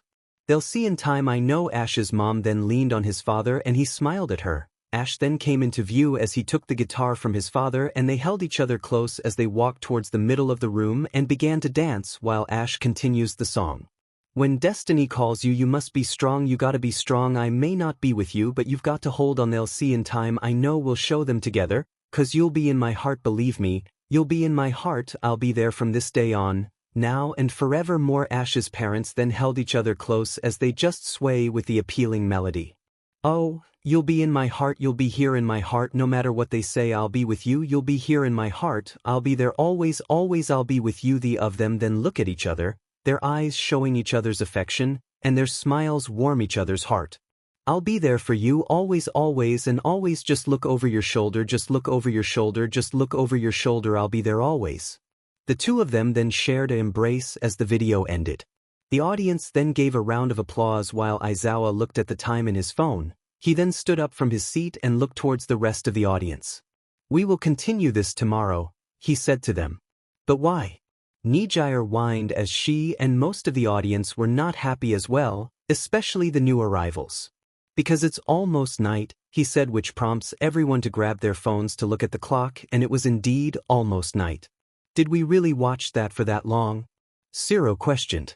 Yes, Aizawa said sternly, which made all of the teenagers flinch from his tone. So go have dinner, clean this place, and go to sleep. We might also get more chairs so everyone doesn't have to sit on the floor, Midnight said. Most of the audience reluctantly accepted as everyone stood up and some either went to cook dinner while the rest cleaned up the mess they did. Only Aizawa was the only adult in the room as the others went out already, and he wanted to supervise the cleaning so no one was lazing around. Later, Izuku was now in his room, letting out a satisfied sigh from the dinner that he had with the others as he sat by his desk. It was then that he heard a knock from his door as he looked towards it and walked over to it. He then opened it, see that it was Ochako standing there. Uraraka-san. What are you doing here? He asked her as Ochako nervously looked down. Well, I think we can help explain this. Izuku then looked behind Uraraka and saw Flower and Rin standing behind her. It's better if I told him, Ochako said to the two reassuringly as Rin and Flower just nods. What is going on? He asked. Ochako then took a deep breath and then said, I have bottled this feeling for a long time. Izuku then gained a look of understanding as he smiled and said, You were about to confess to me, weren't you? This made Ochako blush, which caused Izuku to let out a nervous chuckle. Yeah, after 5 confessions, I already began to notice signs of some of it, Izuku said to her. So, do you think that you would give me a chance? Ochako asked. Don't think that you are the only who has any attraction between us, I do too, but I don't know if you had changed your mind until now, Izuku explained. No way you are the only that is in my heart after you got me out of the rubble during the entrance exam, Ochako said as she held her hands close to her heart. After that, I only thought that it was only a simple crush, but I began to realize that it wasn't anymore after our first terms. She then gave him a look of conviction, all of her nervousness now gone. I have fallen for you, Izuku Midoriya, and I hope you at least accept it. After that, Ochako blinked as she registered what she said and began to blush badly, which prompts Izuku, Rin, and Flower to chuckle. Did I say all of that? Yeah, who knew you got some guts under that cute face, Rin commented, which made Ochako blush more as she slowly began to faint. Then a single hand grabbed her right arm and she saw that it was Izuku, who was also giving her a soft smile. Sure, we could at least try if it does work out, he said to the brunette, who could look at him in shock and amazement before gaining her resolves again. And I'll make sure that it does, she said with a smile which made Izuku happy. Alright, let's sleep then, Rin said as Flower then grabbed something near Izuku's door, and it was 3 pillows. This confused both you. Students at first, but when Rin gave a cheeky look, they began to blush madly. Why can't we just sleep in our own dorms? There are still some rooms left, Ochako questioned the two. Think of this as a welcoming party. This was Nero's idea and it just became a thing after she joined, Rin explained, which only made Ochako blush harder as Izuku tries to keep her from falling over. If you want to make this less awkward, let's have Eri sleep with us as well, Flower suggested. Can I, Izuku Ochako, and Rin then jumped in surprise as they looked at Flower and saw Eri hiding behind her legs. Well, why not? Izuku answered, which made Rin nod, and her demeanor suddenly changed again as Rillian took over and gave him a tempting smile. I'll see you later then, my shy prince, Rin's alter ego said before leaving. We'll just have a bath and come back in our pajamas, Flower said as she then looked at Eri. Come on then, let's go to the bathroom and wash up. The 2 white-haired girls then left, which leaves only Izuku and Ochako by themselves. I should go as well, the brunette said to him. Why yeah, I also need to take a bath, Izuku said as Ochako was about to leave when she immediately turned around and gave Izuku a peck on the cheek. This made Izuku froze for a bit as Ochako ran off in embarrassment. He then slowly put his hand on the place where he was kissed, and the only thing he could do was smile and close his door so he could prepare for his bath. The first thing that Izuku Midoriya noticed when he woke up was he wasn't alone in his own bed. Beside him in his own bed was Ochako, Rin, Flower, and Eri. Both Ochako and Rin sleeping on his right while Flower and Eri sleep on Jis left. Izuku then slowly sat up so he wouldn't wake them before stretching his arms and letting out a yawn. Awake already? Izuku flinched as he looked and saw Flower awake, and she was looking at him with one eye open. Izuku just smiled as he scratches the back of his head and said, we have a lot of things to do today. Flower just hums and sat up as well as she lightly shakes Eri and said softly, wake up now, we will be having pancakes for breakfast. Pancakes? Eri mumbled as she opened her tired eyes. Would there be brioche as well? They then looked to see Rin awake, but the look on her face shows that Rillian was in control. We can have some egg drop sandwiches? Izuku suggested, which made Rillian mouth water at the thought. He then looked at the sleeping Uraraka, giving her a weak shake. Hey, wake up. We still have some things to do. 5 more minutes, she mumbled in her sleep, which only made Izuku smile. Maybe I could ask Sato-san to make some machi for breakfast? That did the trick as Ochako sprung up from her sleep. Machi, she asked, which made Izuku chuckle and she slightly blushes. In it, fuckus, they heard Pico's shout from outside as they look at each other. I guess we aren't the only ones awake, Flower commented. And that dimwit of a clown is the cause of it, Rillian said with a scoff. Izuku just chuckles at this and said, we should really get ready for the day. Everyone agreed and prepared themselves for the day. Class 1A and their guests were then seen eating breakfast at the dining area. So what happened back there? Izuku asked Pico, who was grumbling. Sir Memilord here. he said while pointing at a smirking Fucase. Thought that it'd be funny switching my alarm to Shota Island? Really? Len asked the redhead in annoyance. When did you even do that? When we were watching yesterday, Fucase said as he took a bite of his pancake. I hate that song with my very being. It's not my fault that I looked slim, the white-haired cyborg said in anger. I am really trying to forget it, but it is somehow always in someone's recommendation. It's on the internet, no one will forget about it, Mina said with a teasing grin. You and Len do look great in maid outfits. Right? Mickey said with a wide smile. I even have a custom-made maid outfit for him. And I am not going to wear it, Pico angrily said as he crossed his arms. One day you will. I even have one for Len ready, Mickey said with a mischievous smile which unnerved her brother and Len. So what will be today's plan? Denki asked. We'll listen to more song of course, Mina answered with a cheerful smile. But it does get quite boring only listening to songs all day. The only reason we didn't bore ourselves because Izuku invited his friends here, Kyoka pointed out. Well, how about we go outside, to get some fresh air and do other things as well, Gumi said as everyone thought about it. Yeah, let's do that, Denki said as everyone agreed with the idea. Well, let's finish breakfast first, then dash, bang bang bang. Everyone quickly ducked down when they heard 5 gunshots, except for Izuku who suddenly set his foot on the table, and with a simple activation of his quirk, he whipped his right hand to the left in an instant and it stopped with a closed fist. Bang, then he did it again with his left hand, but instead of stopping with a closed fist, it stopped with only the pointer and middle finger extended, and everyone on the table saw something between his extended fingers. A single gold bullet. This made the class guests let out a sigh of annoyance while Izuku opened his right hand to reveal 5 of the same golden bullet. You should really not shoot inside, Izuku said, which confused most of the people of the room, before dropping on the bullets on the table, but none of them made a single metallic sound. Even if they were duds. But how can I know if your reflexes are good? Everyone then looked to entrance of the dorms. There standing by the doors were Free Shooter, Bolero, the blonde-haired girl, and the Shielder, and Free Shooter currently has a flintlock on her right hand. Shooting out of nowhere isn't a good idea. To introduce yourself, Georgia shouted in annoyance as Free Shooter just shrugged with a smile on her face. Hello, Bolero just casually greets the students, who were currently gobsmacked from the interaction that was happening.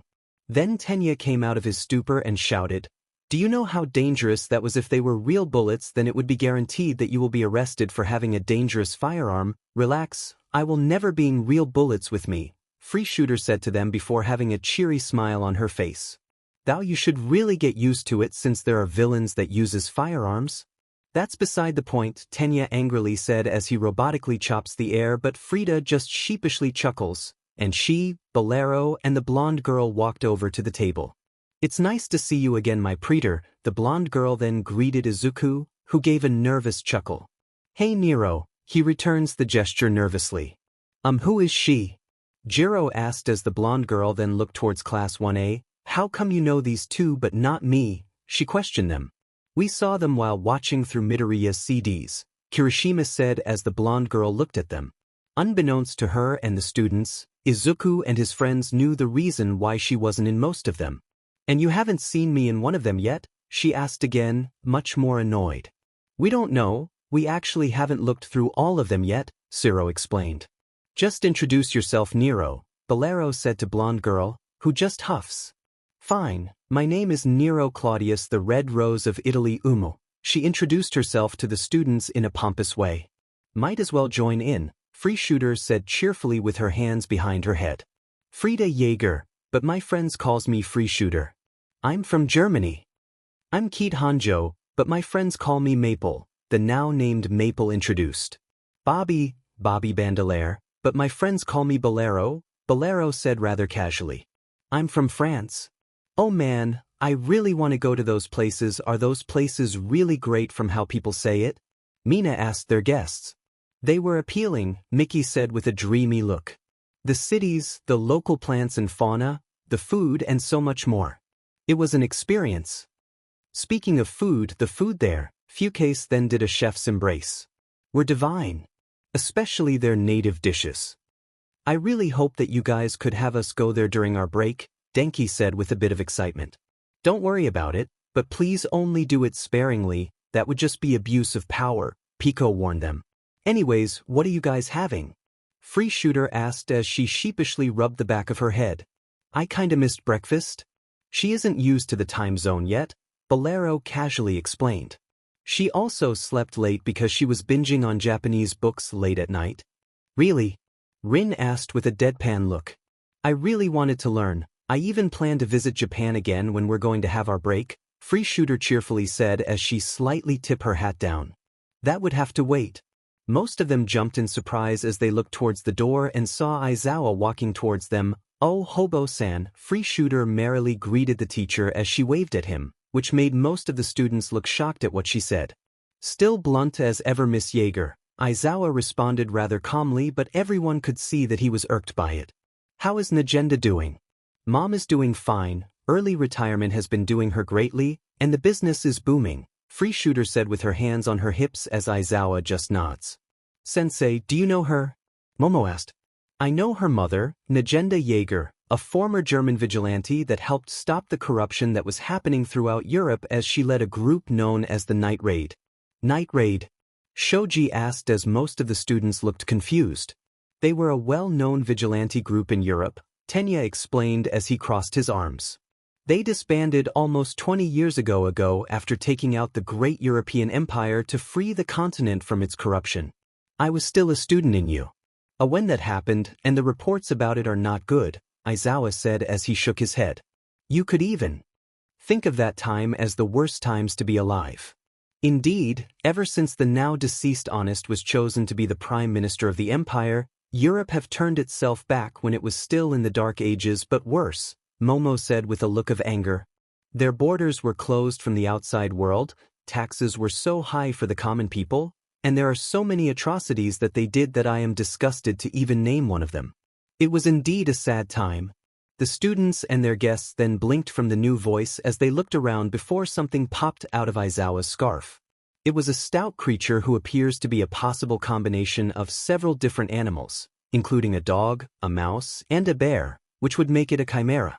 It has the head of a mouse with circular black eyes, a large scar over the right one, relatively rectangular-shaped ears with pale pink insides slanting outwards from the top of its head, and an elongated muzzle with a small round nose.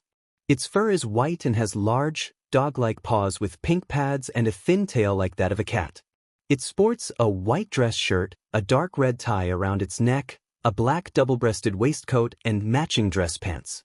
It wears orange lace-up sneakers with incredibly thick soles which seem to be quite large on it. Principal Nizu, the students said in surprise.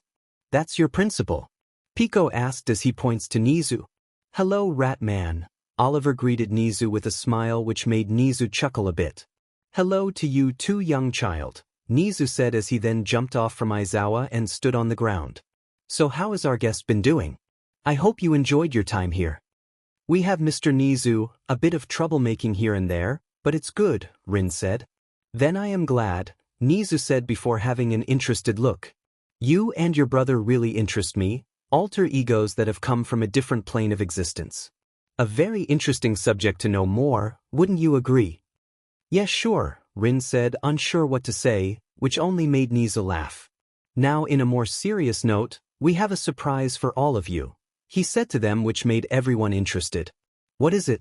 Denki asked. That is not a purpose of a surprise, Nizu said rather playfully as he then went up to Aizawa and sat on his shoulder. Follow us and we'll show you. Can we finish breakfast first? Sato asked as everyone looked to see that most of them haven't finished theirs yet. Oh sure, this would only give us more time to prepare for your surprise, Nizu said as he clapped his paws together before looking at Aizawa. Let's go now, Shota. There's more work to be done, said teacher just grumbled as he and Nizu then left the students and their guests, but Aizawa gave everyone one last look. And don't forget to bring the box, Aizawa said and continued his way outside, now leaving his students and their guests by themselves. Well everyone, finish up so we could see the surprise that they expect us to see, Gumi said as everyone agreed with her. Leave me some pancakes, Free Shooter shouted. Me too, Maple shouted as well as she and Free Shooter quickly went to the kitchen to get a plate, which made everyone laugh. Class 1A and their guests were then waiting outside the dorms with some of them using their phones to pass the time. How long do we wait here? It's like an hour now. Shiro asked as he was leaning on a wall. They probably not finished setting up the surprise, Free Shooter said as she sits beside Flower. It might no be that, especially since they did ask us to come with them to show it to us, Mickey said. Say, do the two of you related somehow? Denki asked Free Shooter and Flower. You two almost look the same. Free Shooter laughed from this and said, yeah, no we aren't related, even gotten a DNA test to see if we were distant relatives, but it came our negative. I'm even glad it was after we see it, Flower said with an annoyed look. What happened? Shoji asked as their guests, minus Flower, were smirking. When Free Shooter and Flower met, Free Shooter thought she met a long-lost relative of hers, Fuke said with a chuckle as Flower has gotten even more annoyed. It got Flower so annoyed for 3 days that she requested a DNA test with her, and that finally ended it for her. Ignoring the similarities, I kinda see Flower being the combination of Free Shooter and Bolero with Free Shooter's appearance and Bolero's personality, Ash said, which everyone think of it. Yeah, I can see it, Kyoka said when she starts to look around. Where is she anyway? Oh, over there, Gumi said as she casually points to her left as everyone looked where she points, and were met with a cute sight. There by a different wall was Izuku as he was currently having a short nap while Bolero naps on his lap with her headphones on, and Eri sleeping by his side. The three of them looked very peaceful when everyone saw this. They look so adorable, Mina said in a cutesy tone when she saw this. Lucky bee, Mineta mutters with venom in his tone which shows his jealousy towards the male Verdant teen. Hey sensei is coming, Denki called to everyone as they looked to see Aizawa walking over towards them. Their teacher then stood in front of them as he looked at each and every teen and said, Good, all of you are here. So where is this surprise? Todoroki asked. It's in the school, so follow me, Aizawa said to them as Len walked over to Izuku, Bolero and Eri. Hey, Izuku, wake up, the blonde boy said as he slightly shook Izuku, who slowly opened his eyes and let out a yawn. Are we going now? Izuku asked as he rubbed his eyes. Len then nodded as Izuku then looked at Bolero and Eri before slightly shaking the two. Wake up, my sensei is here. The two girls on him let out soft groans as Eri sat up and let out cute yawn while rubbing her eyes and Bolero sitting up as she take off her headphones. Are we going now? Bolero asked as she stretches her arms. Yep, Free Shooter said as she stood up along with those who were sitting and gained an excited look. I am pretty excited what this surprise is. Well, lead the way, Izan, Miku said as Aizawa just nods and gestures everyone to follow him. They did so and they left the vicinity of the dorms and went to the school. Later, everyone were now walking through one of the many corridors of U. With Aizawa in front of his students and their guests before stopping in front of a lone door in the hallway. Well, here we are, Aizawa said as he then looked towards the teens and children behind him. All of you go inside one by one, alright? Everyone nodded but Aizawa gave them a glare, which were directed to some of the people in the group. If you don't, you will get the benefits that you would get from this room. What are the benefits? Denki asked. You can watch here every weekends till of you are graduated, and can host anything here, Aizawa answered as everyone now knows what the room is now. It's a theater, both Mina and Toru said in excitement as they were about to rush in when Aizawa glared at him. I am not bluffing about me denying you the benefits, he said with a serious tone which made the two girls gulp in fear. He then gestures inside. Now get in slowly. Everyone then walked inside in a fine line and everyone were amazed from what they saw. It was a large theater with exactly 80 seats which leads up towards the projector room, a restroom at the opposite end of the door, and the expected large screen that is displayed at the opposite side of the projector room. This is so cool, Pico said in amazement while having the box of CDs in his arms. No kidding, who could have known that we have something like this? Shiro said as everyone began to look around. So why are we using this now? Denki asked as everyone began to look around. Believe it or not, this was supposed to be used as a briefing room for us staff members, but Nisa decided to let you have permission to use it, Aizawa said before looking towards the group of children. Carry the box of CDs to the projector and everyone wait here for everyone else. Everyone nodded as Pico went to the projector while the rest took their seats. As they took their seats, most of the students noticed that Izuku took a seat at the center and sitting near him, either from the same row as him, or from the front or back row from his, were Eri, Ochako, Flower, Rin, Free Shooter, Bolero, Maple, and Nero. Lucky B. Mineta muttered in jealousy, but he was soon hit at the back of his head by Kyoka. Look at him all you want, you'll never get one like him, she said, which made the short pervert whine before taking their seats. As they settled down, the door opens up to reveal the rest audience as Class 1B, the Big Three, Shinso, and Mei looked around in amazement while most of UA's staff went in. This is awesome, Tetsu cheerfully said as he and his classmates looked around. I can't believe we have something like this, Yosetsu said. Well, those three are new, Setsuna said while pointing at Free Shooter, Bolero, and Nero. Weren't those two from the video yesterday? Indeed they are, Kodai affirmed. All right everyone, take your seats, Vlad King said to his students as everyone then went to randomly pick their own seats. Nizu then ran up to All Might's shoulder and said, everyone here. Everyone gave out a call of confirmation which made Nizu cackle as he pulled out a remote. Then let's start, he then pressed a button as the giant screen showed a spinning roulette wheel before slowing down to someone's name. It's me, Setsuna cheerfully said as she then looked towards the projector where Pico is standing by. Is there any Shakira songs there? Pico looked through the box then said, there are. Then show us Hips Don't Lie. Pico then looked through the box again and found the song's name and played it as everyone then has their eyes on the giant screen. The screen then showed a young Inko as she is currently standing on stage with a small crowd of people in front of her as she wears a sleeveless white shirt, a blue knee-length exotic skirt, and low-heeled sandals. Your mom looks really good there, Mina said to Izuku. How come she doesn't anymore? Both Izuku and Gumi were uncomfortable to answer so they kept quiet, which was odd for most of the viewers, but they kept their questions to themselves for now as they have their focus on the giant screen as the song began to play. Then from the backstage, a young man with messy black hair came out in a suit and hat as the song began to play. Ladies up in here tonight, no fighting, we got the refugees up in here, no fighting Shakira. Shakira the young man then stood beside Inko as the two to them began to dance with smiles on their faces. I never really knew that she could dance like this. Hey, she make a man wants to speak Spanish, como llama.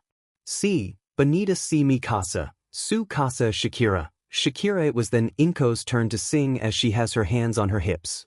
Oh, baby, when you talk like that you make a woman go mad, so be wise, see, and keep on reading the signs of my body. Uno, dos, tres, cuatro. I'm on tonight, you know my hips don't lie, no fighting, and I'm starting to feel it's right, all the attraction, the tension, don't you see? Baby, this is perfection. It was then the young man's turn as he circles around Inko while she continues to shake her hips. Hey girl, I can see your body moving and it's driving me crazy, and I didn't have the slightest idea until I saw you dancing, yeah, and when you walk up on the dance floor nobody cannot ignore the way you move your body. Girl, just move and everything's so unexpected, the way you right and left it so you can keep on shaking it. Let's go. The two of them then held each other's hands with bright smiles on their faces. I never really knew that she could dance like this. She make a man wants to speak Spanish, como llama. Si, bonita si mi casa, su casa Shakira. Shakira. Oh, baby, when you talk like that you make a woman go mad, so be wise, see, and keep on reading the signs of my body, no fighting. I'm on tonight, you know my hips don't lie, no fighting, and I'm starting to feel you. Boy, come on, let's go, real slow, don't you see, baby, así es perfecto. They know I am on tonight. My hips don't lie and I'm starting to feel it's right, all the attraction, the tension, don't you see, baby, this is perfection. Shakira, oh boy, I can see your body moving, half animal, half man. I don't really know what I'm doing, but you seem to have a plan. My will and self-restraint have come to fail now, see, I am doing what I can, but I can't, so you know that's a bit too strong to explain. Uno, dos, tres, cuatro. The two of them then have their backs at one another as they began to clap their hands. Baila en la calle de noche, ya baila en la calle de dia. Let's go, baila en la calle de noche, baila en la calle de dia. I never really knew that she could dance like this. She make a man wants to speak Spanish, como llama. Si, bonita si mi casa, su casa Shakira. Shakira. Oh, baby, when you talk like that you know you got me hypnotized, so be wise, see, and keep on reading the signs of my body, señorita. Feel the conga, let me see you move like you come from Colombia. The sound of trumpets could then be heard as the crowd before them began to cheer. Yeah ladies see ya yeah hey, yang mira en barranquilla baila si, say yen barranquilla baila si yeah hey, bra yeah, she's so CC, every man's fantasy, a refugee like me back with the Fujis from a third world country. I go back like when Pac carried crates for Humpty Humpty. We leave the whole club dizzy. Why the say wanna watch us? Colombians and Haitians, I ain't guilty. It's a musical transaction, bo bop so bop. No more do we snatch ropes, refugees run the seas, 'cause we own our own boats. No fighting, I'm on tonight. My hips don't lie and I'm starting to feel you. Boy come on, let's go, real slow baby, like this is perfecto, no fighting. Oh, you know I'm on tonight. My hips don't lie and I'm starting to feel it's right, the attraction, the tension baby, like this is perfection, no fighting, no fighting. The song then ended as a massive applause were delivered by those from the audience and those on screen.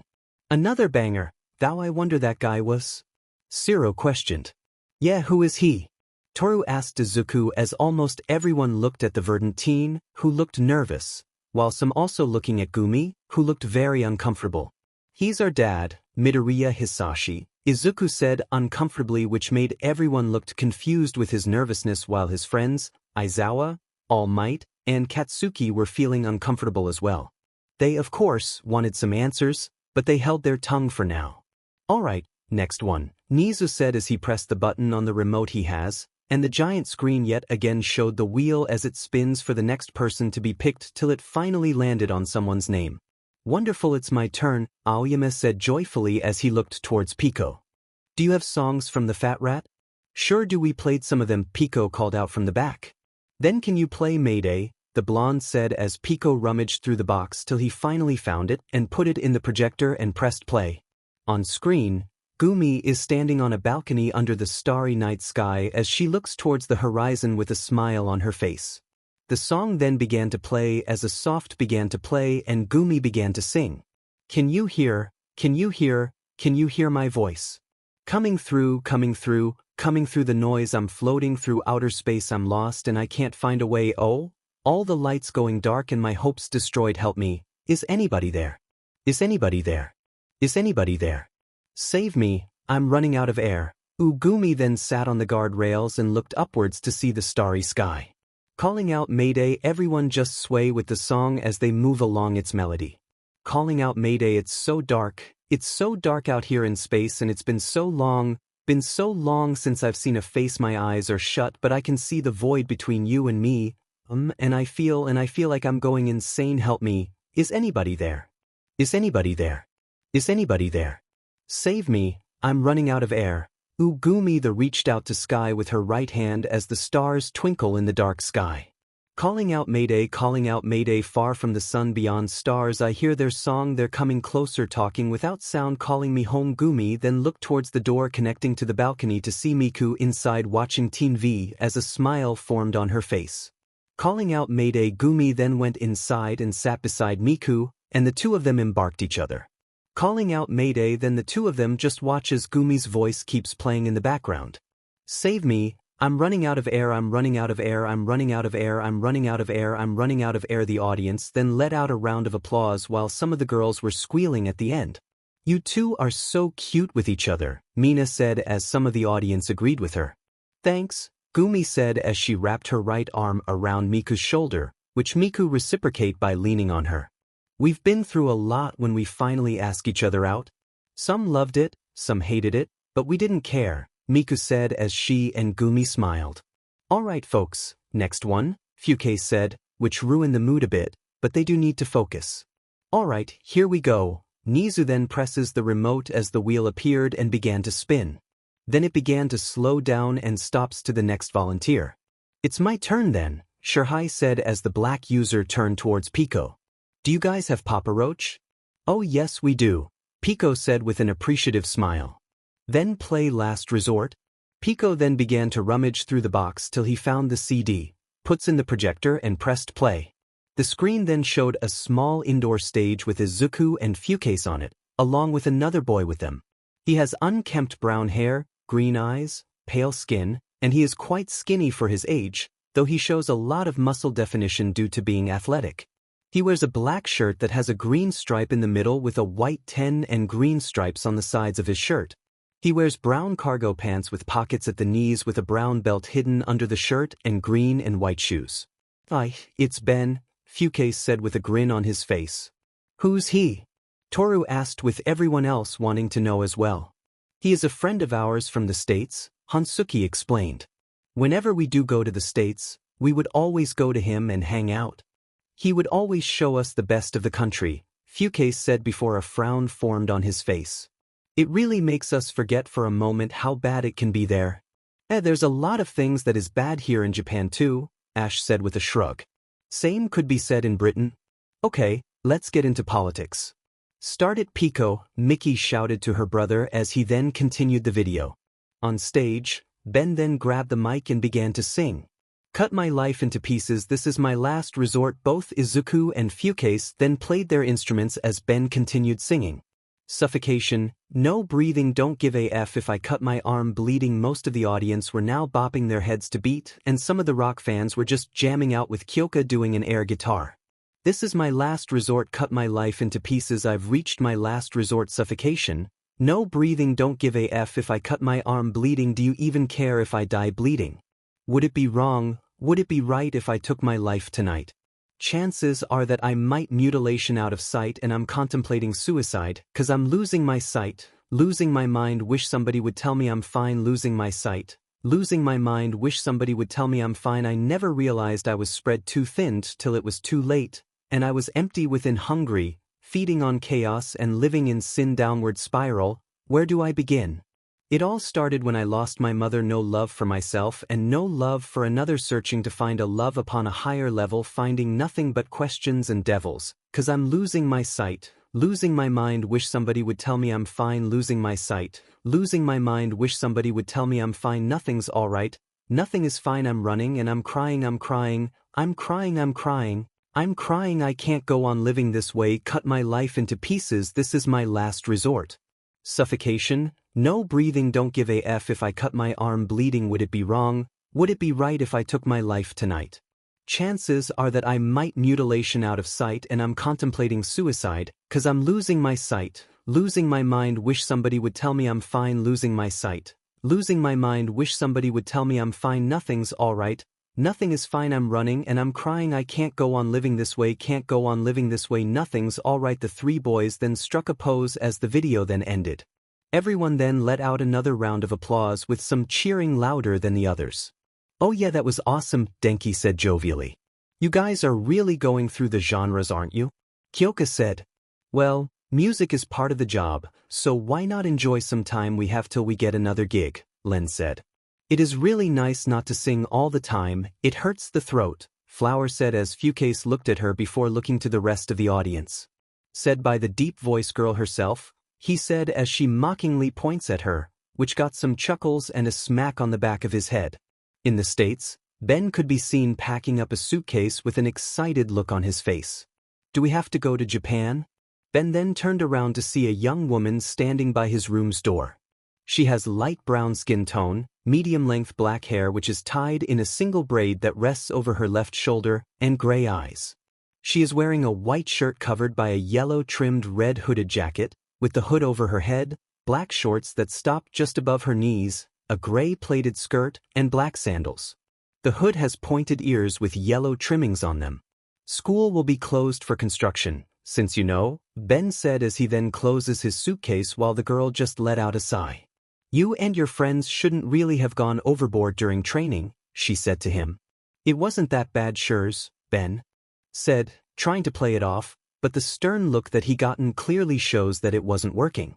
"A large chunk of rubble destroyed half the library, and you know how I knew where it came from?" she asked as Ben tries to make himself small. "My teacher told us about it, and he told everyone that it came from your class. At least no one is hurt, right?" Ben said, which results to him getting grabbed by the ear. "Okay, I'm sorry, good," she said before letting out a sigh. "You can be a stubborn idiot sometimes. Then I'm probably a lucky idiot having a girlfriend like you," Ben said, which made the girl blush and stutter. Cease such words, I hate it," she said, which only made Ben chuckle as she approached her, puts his right hand on top of her head and kissed her forehead, making her blush even more. Love you too, he said as the girl just whines from this. Shut up and help me pack, she said while glaring at him. Ben just let out a chuckle and said, how about when we arrive at Japan, we could buy some books there, they are pretty known for light novels. The girl just let out a whine and then said, fine, but I will choose.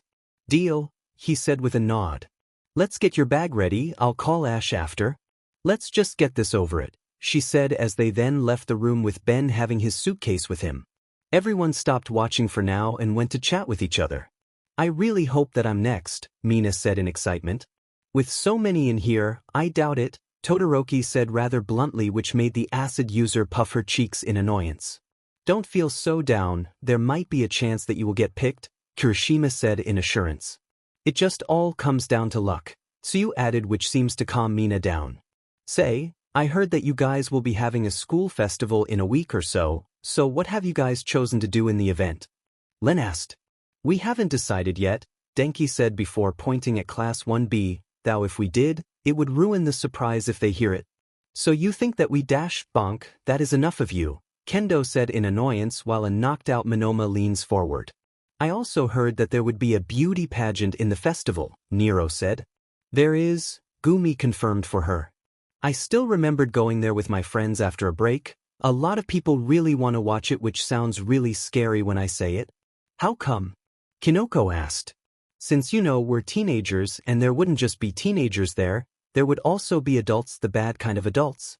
Everyone had to process this for a moment when they realized what she meant. Aizawa, Namuri, please increase our security for the festival. Maijima, add more surveillance during the event, Nizu ordered. Copy that / I'll make sure that I would, the three teachers said with serious looks on their faces. You know, I have been thinking of this for a while, and some of us do too, Denki said before looking at Izuku and Gumi. But what happened to your dad? Then chaos ensues. You idiot, Kyoka screamed at him as she jams her jacks at him. Dude, Siro yelled at him. What you are asking is very personal and shouldn't be talked about, Tenya scolded him. Stop, everyone then halted as they looked to the source of the shout, Gumi. No fighting, alright, we kinda expects this since all of you saw how we looked, but we don't want to talk about it now. So, please don't ask now. The atmosphere then grew awkward as everyone just nods in understanding, even stopping some conversations. Okay then, Pico's shout immediately snapped them out. Let's go watching more songs, but let's pick some that would give us that happy vibe. After hearing that, a lot of the audience agreed as Nizu pressed his remote and the wheel on the screen began to spin before stopping on a name. I guess it's my turn then, Rin said before looking towards Pico. Play Sister's Mercy. One song from Team OS coming up, he said as the cyborg looked through the box till he finally found. He then puts in the projector and pressed play. The sound of an organ and thunder could be heard as the screen was entirely red with an undistinguished silhouette while lightning strikes. Slowly, the red screen shows a small town with pale white husks. Izuku quickly covered Eri's eyes so she couldn't see what is happening on screen. Then the screen showed of a silhouette of a young girl praying as dim light shines upon her. It then showed that she was standing in front of the now dead town before disappearing along with the sound of thunder. Then with a sudden flash, the words, Sister's Mercy, appeared on screen with a cathedral-like background with mosaic windows while the sound of trumpets and drums were heard. Followed by the title were the credits to the creators of the song. Then it quickly then switches to an old farmer working on a dried-up field as Rin's voice was then heard singing. Aru hai no koto mizushii sono mura and I then farmer saw someone in the distance. Chato fushijai na shisuda yet kita then he saw Rin in a white nun outfit as she presents herself with a smiles on her face as she then showed the farmer a poster and explained what it was all about. Okazuki no kami o a game tadanasai, dana nagai mo kanao de hons. The farmer looked unconvinced but Rin gave him the poster aim busokuda okamari, nufusan. Then at night, the farmer stood in front of the place the poster advertised. Megumi, o modami koioi, Ochakai e and inside, Rin stood there with a smile on her face as if she was waiting for him as she then presents herself to him with a cup of tea. Jesus Inor believer Sukue o Neteru Nara o ya my bright na red o Mitsuj. The farmer just watches in shock as something otherworldly is happening. The cup was then presented to him as he hesitantly took a sip. Cheers Sasoj. Sasoj amazing Azayaka na red da onaka je Midasureta. Later, the farmer could be seen on his fields as he looked in amazement as rain began to pour down on his field, and his crops began to sprout before growing into full-grown crops. The rest of the villagers saw this as they look upon it in awe, while there's those who have greedy intentions. Mao Nagai wa Kanako, Nagai Jie Kanao Mayanaka no Tea Party Murabido Tachi wa Sukari Kushinsha. Many of the villagers then went to the nun's tea house, everyone having their own selfish wish from riches to their own lustful desires, while Rin just laughs before presenting them more cups of teas. Raku Shite Makitai Taka, Eitsu o Shirtai. Taka, Nanto Yokubukaki, Hito no Sagat. From another building, a miser just watches everything from his own home with greed also in his eyes. Kinkuji Horatai Shizendo Sancho-san. Kasiki, o Modami Koioi, Ochakai. As more and more of villagers, Rin gave them more and more of her wish-granting tea. Jesus Inor believer Sukue o Neteru Nara o Yamato Mato Bright Na Red o Mitsich. Esse. The miser then drank his cup of tea, and before he knows it, he suddenly found a gold reserve underground, which only fuels his greed. Cheers Sasoj. Sasoj amazing Azayaka na red da onaka ji Midasureta. Mao Nagai wa Kanako. The villagers were now looking at Rin in reverence as she continues to influence them with her tea. Tanoshi Monogatari mo Itsuka wa war mano disu, Aratana Meoigo o Sukue ni Kimishu. As Rin gave more of her tea, the villagers drank it with gusto, never leaving a single drop, nor its residual taste that was still on the cups. Ashimer Tsutsu Tabidatsu. Shisuda-san. Rin was then about to leave when the villagers tried to stop her, but they were not humans anymore, rather they are just the husks of their former selves as their own greed destroyed them from the inside out. Seigo no Ochakai ni Mina je Neteru no Disu. Edenitai. So, Rin gave them more tea as they come out of her hands and from her teapots, while the villagers walks towards her as she guides them further in her tea house. Jesus Inor believer Ian o Kona o Ye Kazat. Paradise o Mezes, Esse. Departure Isoj. The villagers continues to drink more and more as their own bodies slowly deteriorates, while Rin just continues to lead them further down her tea house. Arrival Azayaka na red mo, Ishiki mo, Tebanashida esse, Mokudakichi wa Sugu Soko disu. Jesus Inor believer Sukue o Neteru Nara o Yamato Mato Bright Na Red o Buchi Makaro, esse. Now as empty husks, Rin gestures the villagers to a plank that goes over a large pot as they mindlessly followed her command. Cheers Sasoj. Delicious Azayaka na red da onaka ni Midasureta. Then one by one, the villagers falls into the pot where Rin has her tea made as she just smiles at them. Mao Sorosoro Kuroi Nebld tea party wow Hiraki. Then tea house began to break down, a flood of Rin's tea coming out of windows and doors, breaking the entire building down and then flooding the rest of the village. Now standing in now ruined village, Len's voice could then be heard. Aru hai no kodo sabarita hai sun da otoko wa hitori shizuka and I namaida shida. Len then shows himself as he looks down to see the husk of the farmer, who was killed by his own greed, with wonder. Kukahate kurabata makuro no dare emoji shiaways and I tabaida, tite no dero. He then walks away, leaving the ruined village as it is. The song then ended as everyone in the audience gave a round of applause. That was grand, Momo said with joviality. Your acting is even great, Shinso commented, which made Rin blush a bit. Thanks, she said while scratching the back of her head. Thou the people we hired to perform in the video should also get some credits. True, Shoji said as he nodded. Alright, Present Mike said before clapping his hands. Who's next? Allow me, Nizu said before pressing the remote.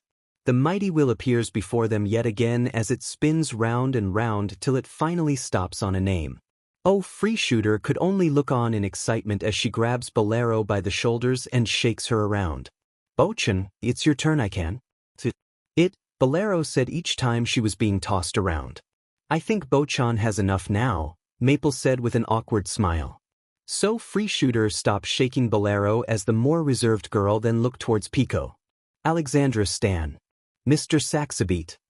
Looks like we have our first Euro dance. Pico commented as he then rummaged through the box and finally got the CD before putting it in the player and pressed play.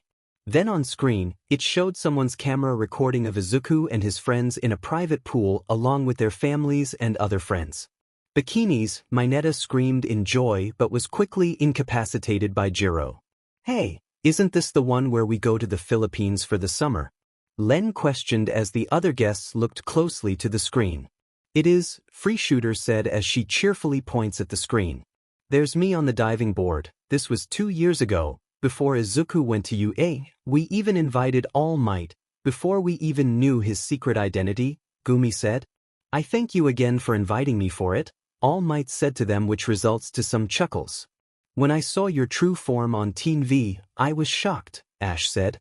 You said it. Who knew that the skinny person that always come to every event we are in was the #1 hero, Fuke said while All Might sheepishly rubbed the back of his head.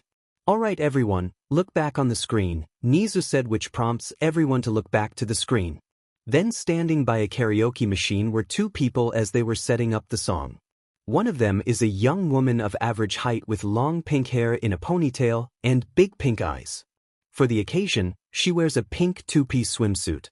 The other is young man of average height with heterochromatic eyes, the left being green and the right being red with cross-slit pupil, and medium-length brown hair with a cowlick that falls with its weight. The most eye-catching part was that most of his right side was reptilian in nature yet also armor-like. For the occasion, he wears a pair of gray swimming trunks that is lined with red. Oh, it's Uncle Tatsumi and Aunt Mine, Free Shooter said in recognition. Aren't they also part of Night Raid? Momo asked. Yep, the 2 of them were subordinates of my mom. Uncle Tatsumi was even the one who did the finishing blow, she said to her. They are also Haim and Mikoto's parents, Flower said, which made some of the audience look towards her. Really now? Siro asked in curiosity.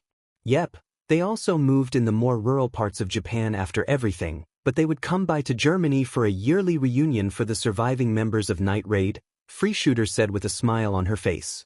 It's starting, Bolero said as everyone then had their eyes back on screen. Mine then took 2 of the mics on the machine and passed one to Tatsumi. The 2 shared a smile when the song finally starts as the sounds of trumpets were heard. While it plays, everyone in and out of the pool are doing various activities, chatting, cooking, swimming, playing and diving. Then Mine began to sing. You make me dance, bring me up, bring me down, play it sweet, make me move like a freak. Mr. Saxabeat Fukase and Izuku could be seen racing each other in the pool while some of their friends cheer for them.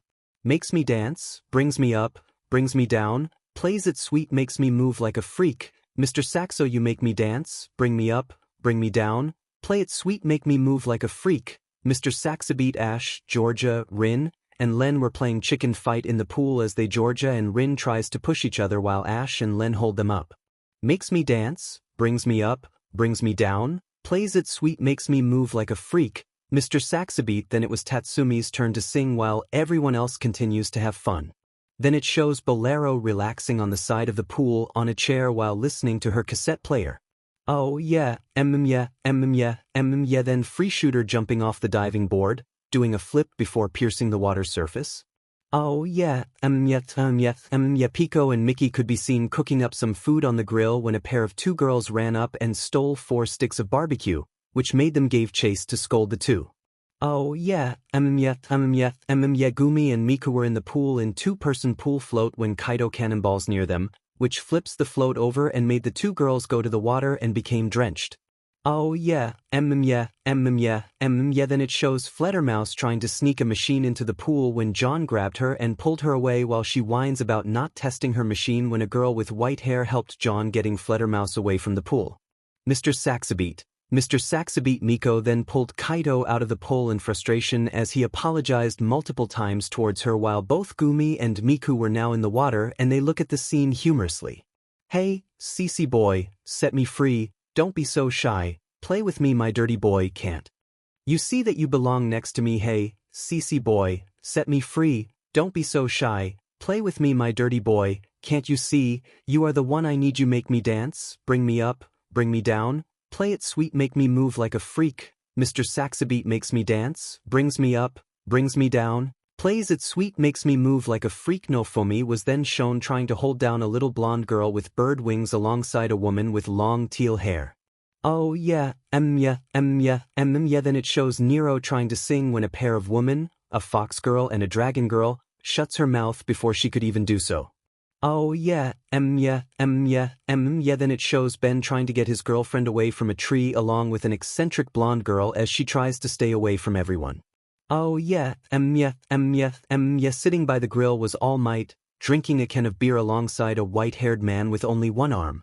Oh yeah, yeah. Hansuki could then be seen jamming around with his own cassette player as he sat near Bolero. You make me dance, bring me up, bring me down, play it sweet make me move like a freak, Mr. Saxabeat makes me dance, brings me up, brings me down, plays it sweet makes me move like a freak you make me this, bring me up, bring me down, Mr. Saxabeat you make me this, bring me up, bring me down, Mr. Saxabeat. Then Mind strikes a pose as Tatsumi gave her a round of applause before the song then ended. The viewers then gave their own round of applause. Alright, who's next? Denki asked. Well, let's see. Nizu then used his remote and the wheel began to spin till it finally stopped on a name. Oh, it's Shiozaki, Setsuna said with a grin on her face. I shall pick a good one, Shiozaki said in an assuring tone before looking towards Pico. Any Christian songs? The worship type or rock? He asked as Shiozaki looked at him, perplexed. Worship of course, she said to him. Well, anything that you want? Shiozaki thought about till she finally has one. What a appealing name by Hillsong Worship.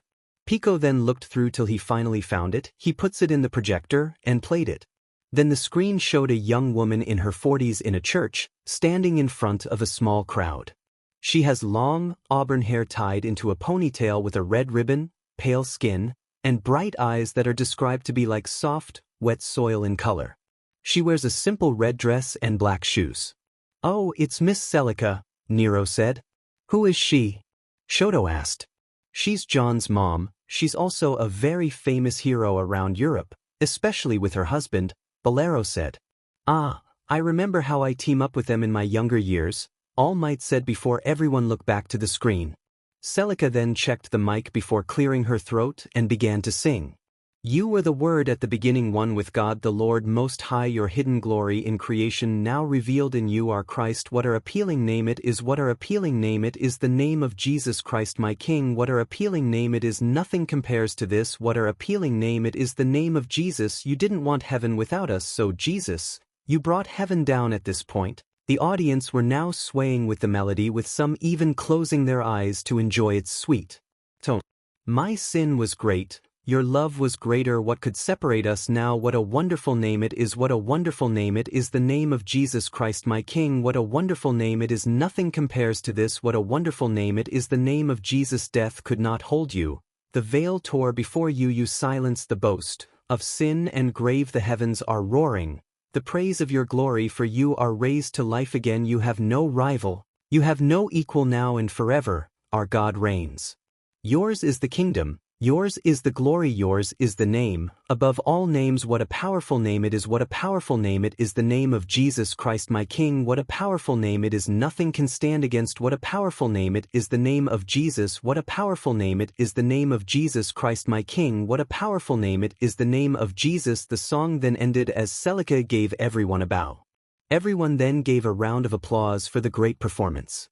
Alright, 3 more, and after that, we'll take a break, Nizu said to everyone. It does quite get boring only listening to songs, so let's do what we want after this. Everyone nodded in agreement as they await for the next songs. I'll make the end of a score, a beginning of another. In Berlin, Germany, a group of people could be seen outside a building that has its doors blocked with police tape. They were Izuku, his friends, and the people who once went to the building. I still can't believe Symphonica closed, John said with a frown on his face. It can't be helped, funding has been strict lately, I guess it couldn't keep it up, Bolero said, which saddened everyone with the Music Heart's explanation. Does this mean we'll never see each other again? A little blonde girl said while tears ran down her cheeks. This is Taina Ebner aka Music Art, Twinkle Star. Of course not, a brown-haired teenage boy said in a assuring tone as he kneeled before her. He is Issei Hayadu. Even if the school is gone, we'll always see each other. Promise? Twinkstar asked him. Of course, he would, a teenage girl with white hair said. This is Kara Liba aka Music Art Canon. You can even visit all of us and we could play. And since some of us would be living with our relatives or significant others, you can see us there, Free Shooter said with a smile on her face. I know that I would be staying with Mom in a few months till I go to Japan and stay with Izuku alongside Bolero. You better remember to actually go there and not sleep late, a white-haired teenage boy said to Free Shooter with a cheeky grin. He is Asta Yeager, Free Shooter's adopted older brother. Free Shooter just blushed and stammered a bit while everyone laughs at this. Nofomi then looked to a black-haired young man standing next to him. His name is Tact Asahina, Nofomi's cousin. So, how about one more song before we go our separate ways? It wouldn't be too strong, right Tact? Nofomi asked, which made Tact look at him. Is that a challenge I hear? He questioned him. Oh, I don't doubt your skills. I think the one that should be the son of my uncle who first found this place, Nofomi said, which made his cousin smile. Then I'll make one that would not be forgotten by the world, Tact said before looking towards everyone. All of you still have your instruments, right? Everyone looked at each other as smiles appeared on their faces and they brought out various orchestral instruments from their bags and luggage. Tact then offered his hand to young woman with white hair. She is Anna Schneider aka Music Art, Destiny A. Do you want to take the lead? He asked her, which made her smile. Of course, she said as she took his hand and stood before everyone. Go Anna, another young one with white hair said while holding a violin. She is Cosette Schneider a Music Art Destiny C, young adopted sister of Anna. Anna then cleared her throat as everyone prepares to play, and so she began to song with everyone following her lead. Tamina yum o sato idaki yoshida itsuka kuzuryuka hoshi no yui amariakite wa kiti kumitai inochi no yuki o kangatita nando mo kutiki kakita kokoro o etsumaru chisana hikari o sagasiu ni matasora o might. A crowd soon formed around them as they watched in awe and curiosity at the outdoor performance. Iki o suru kodo imo wajrateshimo hodo no kyokanai yake tsuku kanashimi esimo sabit atsukushi angakanai nat iami o mayashino tabi ni boku o mitsukadikuru itsudimo. The sound of string, wind, and brass instruments filled the air while the sound from a keyboard only enchants it along with the sound of beating drums. Kurikashite emo hanashida kunai dei to wakair o yukatamatiku kodi o modamit kadru tabiji o hokusekai wadoko made suzuatiku no shirateno jikanjie meguryu inai auranai mono jieru tatoitsu no haika kono shintai jie kokite mo atsukushi angakanai natakita akashi wa tsugi no darika I hikari o furesu kamo shirinai. Some tears were shed by some of the students of Symphonica as they played while letting their sorrows out, while there are some who remained calm but they were shown quivering in their own sorrows. Bokura wa tsunadai kamirai ita tamina yum o sato daki yoshida kuzuryuka hoshi de nando amerikawarta atsukushi angakanai nat iami o mayashino tabi ni boku o mitsukadikuru sashite sabit no kodo itoshiku o miru haijie kuru wow. Everyone just continues to play as more and more comes to hear this enchanting song till it finally ended. The crowd then gave a round of applause as everyone looked at each other with various emotions. Some were smiling at each other happily, others hugging each other tightly while crying over their shoulders, and some had looks of acceptance. Izuku then looks at his friends with a smile on his face with Bolero and Free Shooter beside him. So this is it then, the last song as a farewell for Symphonica, Izuku said as they look at each other and they smiled as well. It might be gone, but our memories will not, Bolero added. Come on, I'm starving. I think there's a cafe a few blocks from here, Asta said to them. Sweet, a teenage girl with black hair said. She is Jaina Armstrong aka Music Art Jupiter. She then ran off, leaving everyone in the dust. Last one there will pay for the orders. Jup, that's cheating. Come on, run for it. I'll get there first. Wah. Mars, out of all times to be competitive with your sister, this is the worst time. I hope they can make custom drinks, because I want my sunset Malagat. Most of the group then ran off as both Tact and Anna watched them go with smiles on both of their faces. Thus the world shattered, Anna said before looking to Tact as she held his hand, which he responds by holding it tightly. By a joyful anthem, Tact said before they began to leave. Every single one of them, scattering in the wind, to go back home when their song finally ended. But it would be a song that would forever be remembered. Alright, the next one will be, Nizu said as he pressed the remote, and the great wheel appears yet again as it goes round and round till it finally stops on a name. It's my turn then, Todoroki said as he then began to think. Nothing, Zero asked. I couldn't think of one that I want to see. I only did so before because I looked through the box and I picked the ones that are interesting. Then, how about something that you've heard in passing? Kirishima said to the half-hot half-cold user. Todoroki thought about it again before looking towards Pico. I don't know what the title is, but it goes like this. Todoroki then proceeds to hum a tone as some of the audience recognized it. Oh, I know what that is, Pico said as he quickly went looking through the box. What is it? Momo asked Jiro, who looked at her funny. Really? It's Mafumafu, the purple-haired girl said. And it's RPG, Denki said in excitement. That is one of my favorite songs from them. I don't have the original, but I know we did a cover for it, Izuku said, which made everyone look at him. Now I'm more excited, Zero said. No kidding, Sato said as he watches his classmate bouncing from his seat. He's not the only one, Kirishima said as he watches Mina also bouncing on her seat. Alright, found it, Pico said with a CD in hand before putting it in the projector. The screen then shows Izuku, Ufumi, and two other boys with them on stage. The first one is a young man of average height with short spiky brown hair, with two short locks of hair behind his head, and light brown eyes. He also has a muscular and toned build.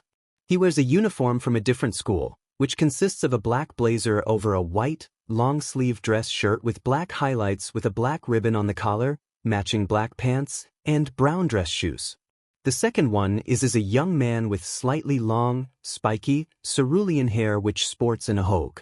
He has large, round eyes with Egyptian blue irises. He also wears a uniform from a different school, which consists of an Olympic blue jacket with a white stripe lining the edges, pockets, and cuffs, two stripes lining the cuff on his second-year uniform, matching pants with white stripes lining the ankles, two stripes here on his second-year uniform, a red bow adorned with a red demon eye decoration, and dark blue dress shoes. He also wears a gold ring on the ring finger of his right hand. Hey, there's Issei and Iruma, Len said. So, who are these friends of yours? Tokoyami asked.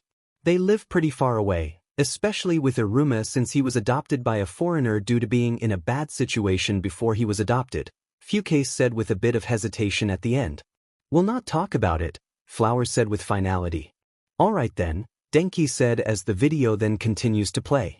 Izuku was on the drums with both Naofumi and Issei were guitars, and Iruma was on the keyboard. They played a soft beat as they then turned it up into 11 and they began to sing. RP RPJ, RRP RP RPJ, RP Izuku, Itsuka no Yusha Inai Akigarit Muri Date Wakatamo Tobikomo Batsu Sutori no Fomi, Yosit Atsumina Yanin Gumi Oranandemo Kendemo Nani Niamo Ken Niamo Buzuje Bayub Inai Jizu Inai Buzudananakara Nanamade Hitomakase all, Kai Issei. Yakuso at Sumeria Torkabudo Joso Zenkai no Anguru Kusa Emo Heinai Iruma, Itsu Emo Koitsu Emo Yakadadazu Dare no Saida Care no Se Date Najutsuk at Higakuru Izuku. Wantanda Dai Jayakuten Dikairu Hisatsu no Miwaza Nai Issei, Danjon Okuda Mayadara Titas Hutsu 8 Imuwa. Nai no Fomi, Kunatamatanomakshi Ni Gomi Ni Dashi Chata. Iruma, Kenzen Tsunduru Futari Emo Shindru Sibu no Dita Emo no Fomi, Kyosei Sukururefu Agi Ni Zen Fury Kaifukuyaku Y Nai Hygiene no Yan Torai Issei, Zerta Narabu Nasu Tomato Rokuna Kiaraj Arabinai no Fomi, Baguda Yo all. Yapri Yada Boku J Sentadai Saisho no Maki Kara Susuminai Ichi Kakuru Yan G0 Maiman Mo Ichi Ninjie Sugita Izuku, Ikijin Ni Shiro, all.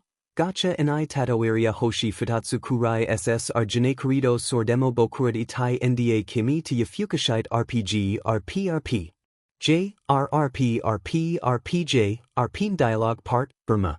Tundasuka Mina San Teamwork Disu Yo Izuku and Issei, Ryukai no Fomin Oi Ashi Hippat no Dare Deo Izuku, Dandan Saki Ni Icha Surur San Daho Nao Fomi, or wa mina ji yariyajuiyu ni michi kiri hayataru dekizuku, sor wa sochi no iban daho, kochi wa maiwaku shitenda yo. Na ise, aruma ni koriseru iruma, aha hazain shai no fomi, or maid, iruma omi dake urasanai ise, Darika tasakit kadasai iruma laughing Izuku, Mao teamwork doko ida omira iruma, Batobi go roku teret sanini nobakwapu has higher kinoko jushur sa momentai. Izuku, shinya nig kara roku jikin korea tobanoari so mo9 na iruma, nemwi yo, all, yapri yada shosha no mikata hayarimi shugi j tamaranai tenohira ke sukodo dake nochi o kakitagazuru ise, narimasenuzo, all? Seigo no seigo de sibushur wager mano no aware iwazamagana no betsu maku nashi tenbatsu de furidashi ni mod or RPG all. Aku o kechirasu yusha no kenwa. Nai 6x all ano ko o mamru mahu no tatewa. Nai 6x all o azora o kakru saradabu funwa. Nai 6x all sekai o sukutabi ni drew kiwa. Nai 6x dialogue part, ise. Yami ni sam ar Kugelschreiber Kugelschreiber nao fomi, Nakiadru Schwarzwaldbrachwertzuertabroto iruma. Ipai hiace riizakan Izuku, Kore ga or no Saidai ugi, Infinity Impact no fomi, ha, ise, iruma, haa. Izuku, Omiria iruma, Sakeno hate no sono mukuda mashimo mao o ta shidra endurur j nagaredra bokura no asu wa dakoni. All? Yapri yada boku j sentadai saisho no maki kara susumanai ichi kakuru yan j0 maiman mao hayakunin j sugita uas or demo 2 kana waraku wa nai na taikutsu shinogi ni wa nara mona ishutabi shite taikra kimi to yafukashite rpg rp the song then ended with the four boys striking poses. The audience gave a round of applause with some laughing hysterically. Man, that part was always good. Who knew Midoriya can get that mad? Siro said. None of us really did, Tsuyu added. Oh, my brother does have a bit of a mean streak, especially whenever he is playing video games, Gumi explained. He is really competitive, make him lose enough, he'll blow up like a bomb, Fukase said as he snickers a bit. No, I'm not, Izuku said with a frown on his face. Yes you do. Everyone who knew him the longest said to him bluntly. Give it up, nerd, I even know how competitive you are, Katsuki said before thinking about it more as he mutters. Now that I think about it, those were the only times he talked back at me. Alright, who's next? Bolero asked. Allow me, Miss Bandolier, Nizu said as he brought out his remote and made the wheel spin again till it finally landed on a name. Oh, it's me, Gumi said with a smile on her face. Finally, I have some songs in mind. Well, what do you suggest? Kinoko asked. Gumi then faced Pico as she gave out her request. Koma bayan su, she said to him. We're going for Filipino now, aren't we? Pico said as he began to look through the box. I really haven't listened or watched anything that comes from the Philippines, Mina said. Well, all of you are going to love it, Siro said to them with a grin on his face. One of the appealing places in the world where many cultures collab in one place. That also shares a lot of the world's problems, Bolero added rather bluntly, which ruined the mood. Really? Flower asked with a deadpan look as Bolero just shrugged. Okay, found it, Pico quickly said with a CD in hand as he then inserted it in the projector and pressed play. The screen then showed Gumi in a flowy white while standing inside a hospital room setting. Drums were then heard, followed by a guitar as Gumi began to sing. Saba wata ra na lumilipazong mga litratong kamupas sa aking isapan ibumabalat sa puso kong ito dahan-dahan nang umilitong bo wat sakit at mapapate na mga alalang ikri aking nasaktan gumuguho na ang mundo kao naglalakad sa sarili kong abio nayon nandito ako sumisigaw, naliligaw sa mundong naiba, sa mundong natatana nayon nandito ako umiyak. Nagahinte sa iyong jidi dito sa king panaginip sabo wat yugto na aking lika imga malungkit na tadhana pinipilit gumising amasing mamulatong. Mata dahan kong jinyagitong ba wat tamis at malalaming na mga alalang ikisakan nagahinte gumugaho na ang puso ko namulit na ang mga mat ang ito nayon nandito ako dahandahang natatana ang mundong aking gawa mula sa aking luhan nayon nandito ako tumatakbo. Inabadong iong kame at ang iong pusong maculae following that was a guitar and drum solo that made the audience bob their heads with the beat. Sa pagkakating mundong ito ang nais ko ikri aking mapasaya ang tinago kong mga luha sa iyo I aking iniwan na sa mundo ko nayon nandito ako na yumikapis a iyo patawaran mo ako. Nasaktan ko puso mo nayon nandito ako. Hindi nang bibituin pa ang iong kame dito esating kwento ing buhay the melody keeps going till it finally ends and Gumi gave a bow. The audience then gave out a round of applause. That was magnifique, Aoyama shouted in amazement. Good thing there's subtitles, Denki said. We knew that people wouldn't understand the language, even if it's English, so we add them just in case, Gumi said. And boy did we need some help, Len added. When did you even learn it? Ciro asked in curiosity. Well, it was Lily that actually taught me, she said, which surprised most of the audience. Lily. As in the people knows as Bumblebee. Tsuyu asked, which made their guests laugh at the question. Lily hates being called that, Oliver said as he chuckles a bit. She especially hate being called railway sign, Fukase added, which made the guests laugh again with some of the audience joining along. Anyways, Lily taught me Filipino since she did sang once for Ensu, but I continued to learn as I continued to sang for Ensu, then I had to taught Miku for one of Ensu's songs, and I had to taught Len when he began to sing for Desu, Gumi said. And boy was the language a tongue twister, Len added with a grimace. English was bad enough, but learning Filipino was harder since it was the second foreign language that I had to learn.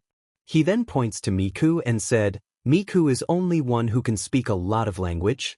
And it was hell, Miku said as comical tears came out of her eyes.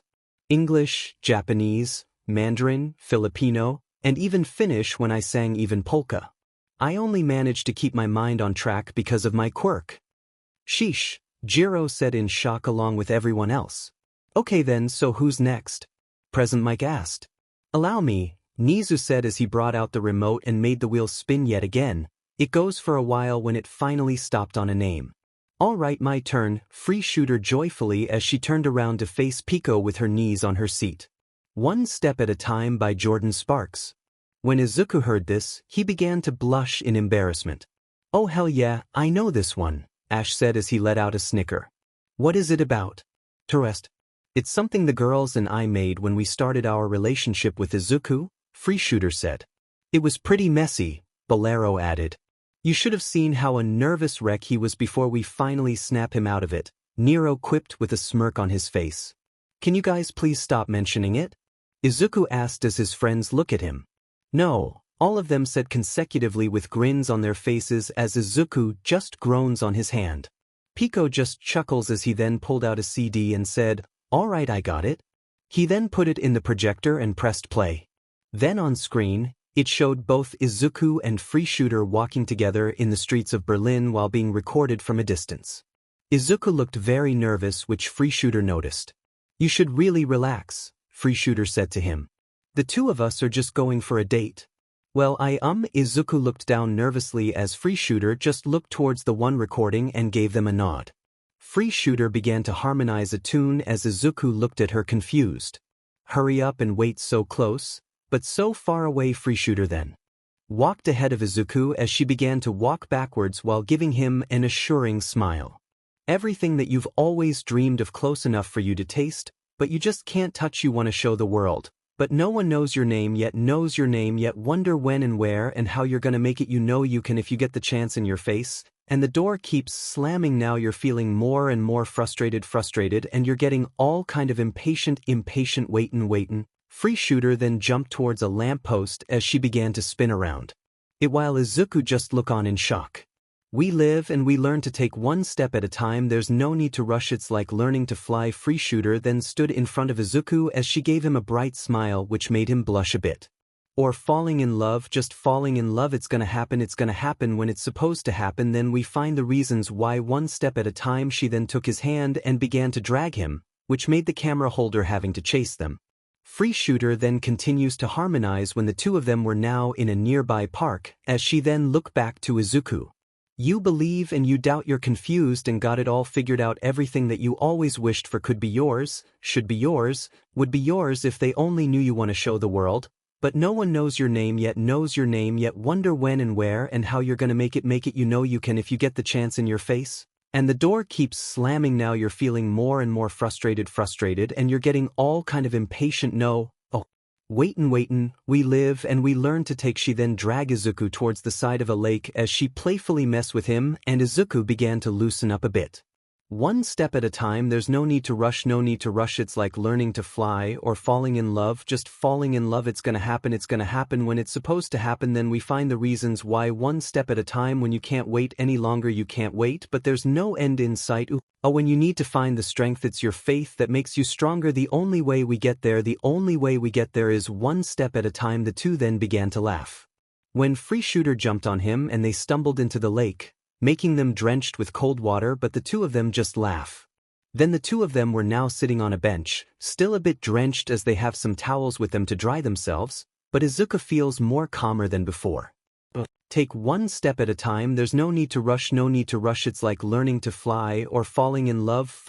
It's gonna happen when it's supposed to happen. Then we find the reasons why one step at a time. There's no need to rush, it's like learning to fly or falling in love. It's gonna happen when it's supposed to happen. Then we find the reasons why one step at a time. Free Shooter then finished singing as she then looked at Izuku. Feel calmer now? She asked him. Yeah, I am, he said, but he also has another question. Why did you sing thou and the dancing? Well, Free Shooter just playfully points to the direction of the camera as Izuku looks towards the camera and began to blush from what he saw. Girls, he said in shock as Free Shooter just giggles with other people giggling as well. The video then ended as the audience gave a round of applause while some were laughing due to the end of the video. Oh, that was golden, Denki said as he began to calm down along with those who laughed. Izuku just groans in his hands as some of his girls gave him assuring pats on the back. One more song and we'll take a break, Aizawa said to everyone as most of them nodded. Alright, here we go, Nizu said as he pressed his remote and the wheel spins yet again till it landed on a name. Oh yet present, Mike shouted in joy as he then faced Pico. Enter Sandman by Metallica? Oh, this would be good, Pico said as he looked through the box, found the song, puts in the projector, and played it. On screen, Ben could be seen with a mic and guitar in hand, alongside John, who has an acoustic, and two other guys on a small stage with keyboard and drums respectively. The keyboard player is a young teenager with white hair and red eyes, often compared to a rabbit based on his appearance. He wears a black shirt with a white symbol of a bell on fire on his back, a pair of black pants, and brown boots. The drummer is a man with a lean build and two different colored hair, a light gray hair at the top, black hair at the sides. Additionally, he also sports a black mohawk. One of his facial signatures is a straight line mark surrounded by 3 pairs of dots on his left forehead. He wears a white shirt covered by a navy Altshirt jacket and navy trousers. In addition, his jacket covers half of his torso. He wears black fingerless gloves, a pair of blue shades, a pair of black boots, a chain hanging from the left side of his waist connected to his trousers. Hey, there's Belle and Magna, Len pointed out. Belle is a friend of ours from Greece while Magna is from America as well, Bolero explained to everyone before returning their eyes towards the screen. The 3 of them then began to play as the 4 boys began to play their instruments, the melody growing fiercer as they banged their heads to the beat alongside the audience. And finally, Ben began to sing. Say your prayers, little one, don't forget, my son, to include everyone I tuck you in, warm within, keep you free from sin, till the Sandman, he comes, sleep with one eye open, gripping your pillow tight, exit light, enter night, take my hand, we're off to Never Never Land. Yet, both present Mike and Kyoka yelled out in excitement. Yeah, something's wrong, shut the light heavy thoughts tonight, and they aren't of snow white dreams of war, dreams of liars, dreams of dragons fire and of things that will bite. Yes, sleep with one eye open, gripping your pillow tight, exit light, come on enter night, take my hand, we're off to Never Never Land. Ben then began to do a guitar solo as he and everyone else bang their heads to the beat when Magna and John joins in.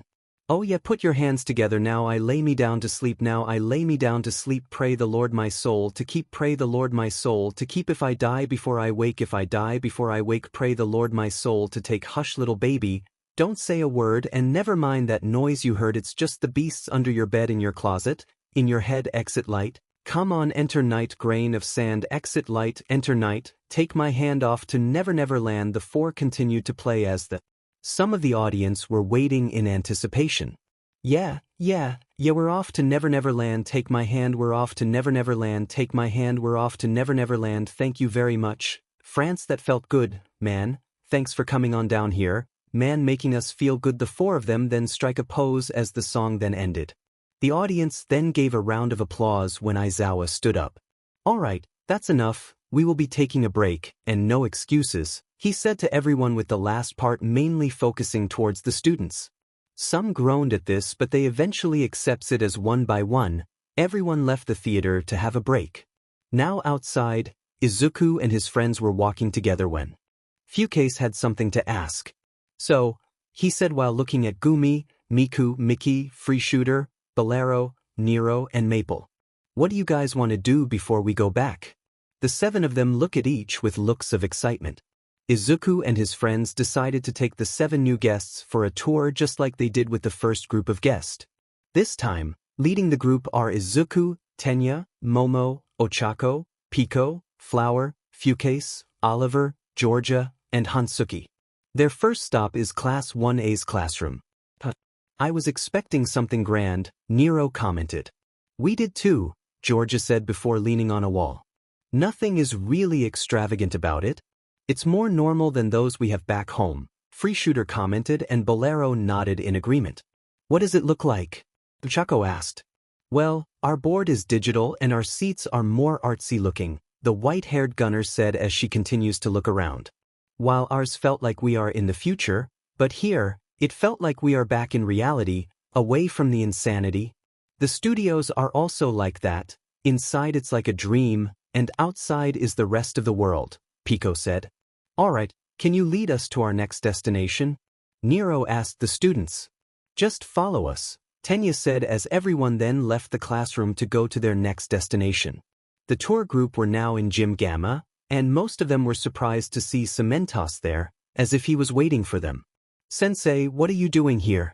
Momo asked as their teacher simply points to Fukase. Your friend there wanted to be here, he wants to test his quirk here, he explained to them. Really? Pico questioned the redhead with a deadpan look. Hey, some of you guys already had yours, we want our own now, Fukase defended himself. Yen Georgia shouted in agreement. Some of the group just let out a sigh as Flower just said, just go.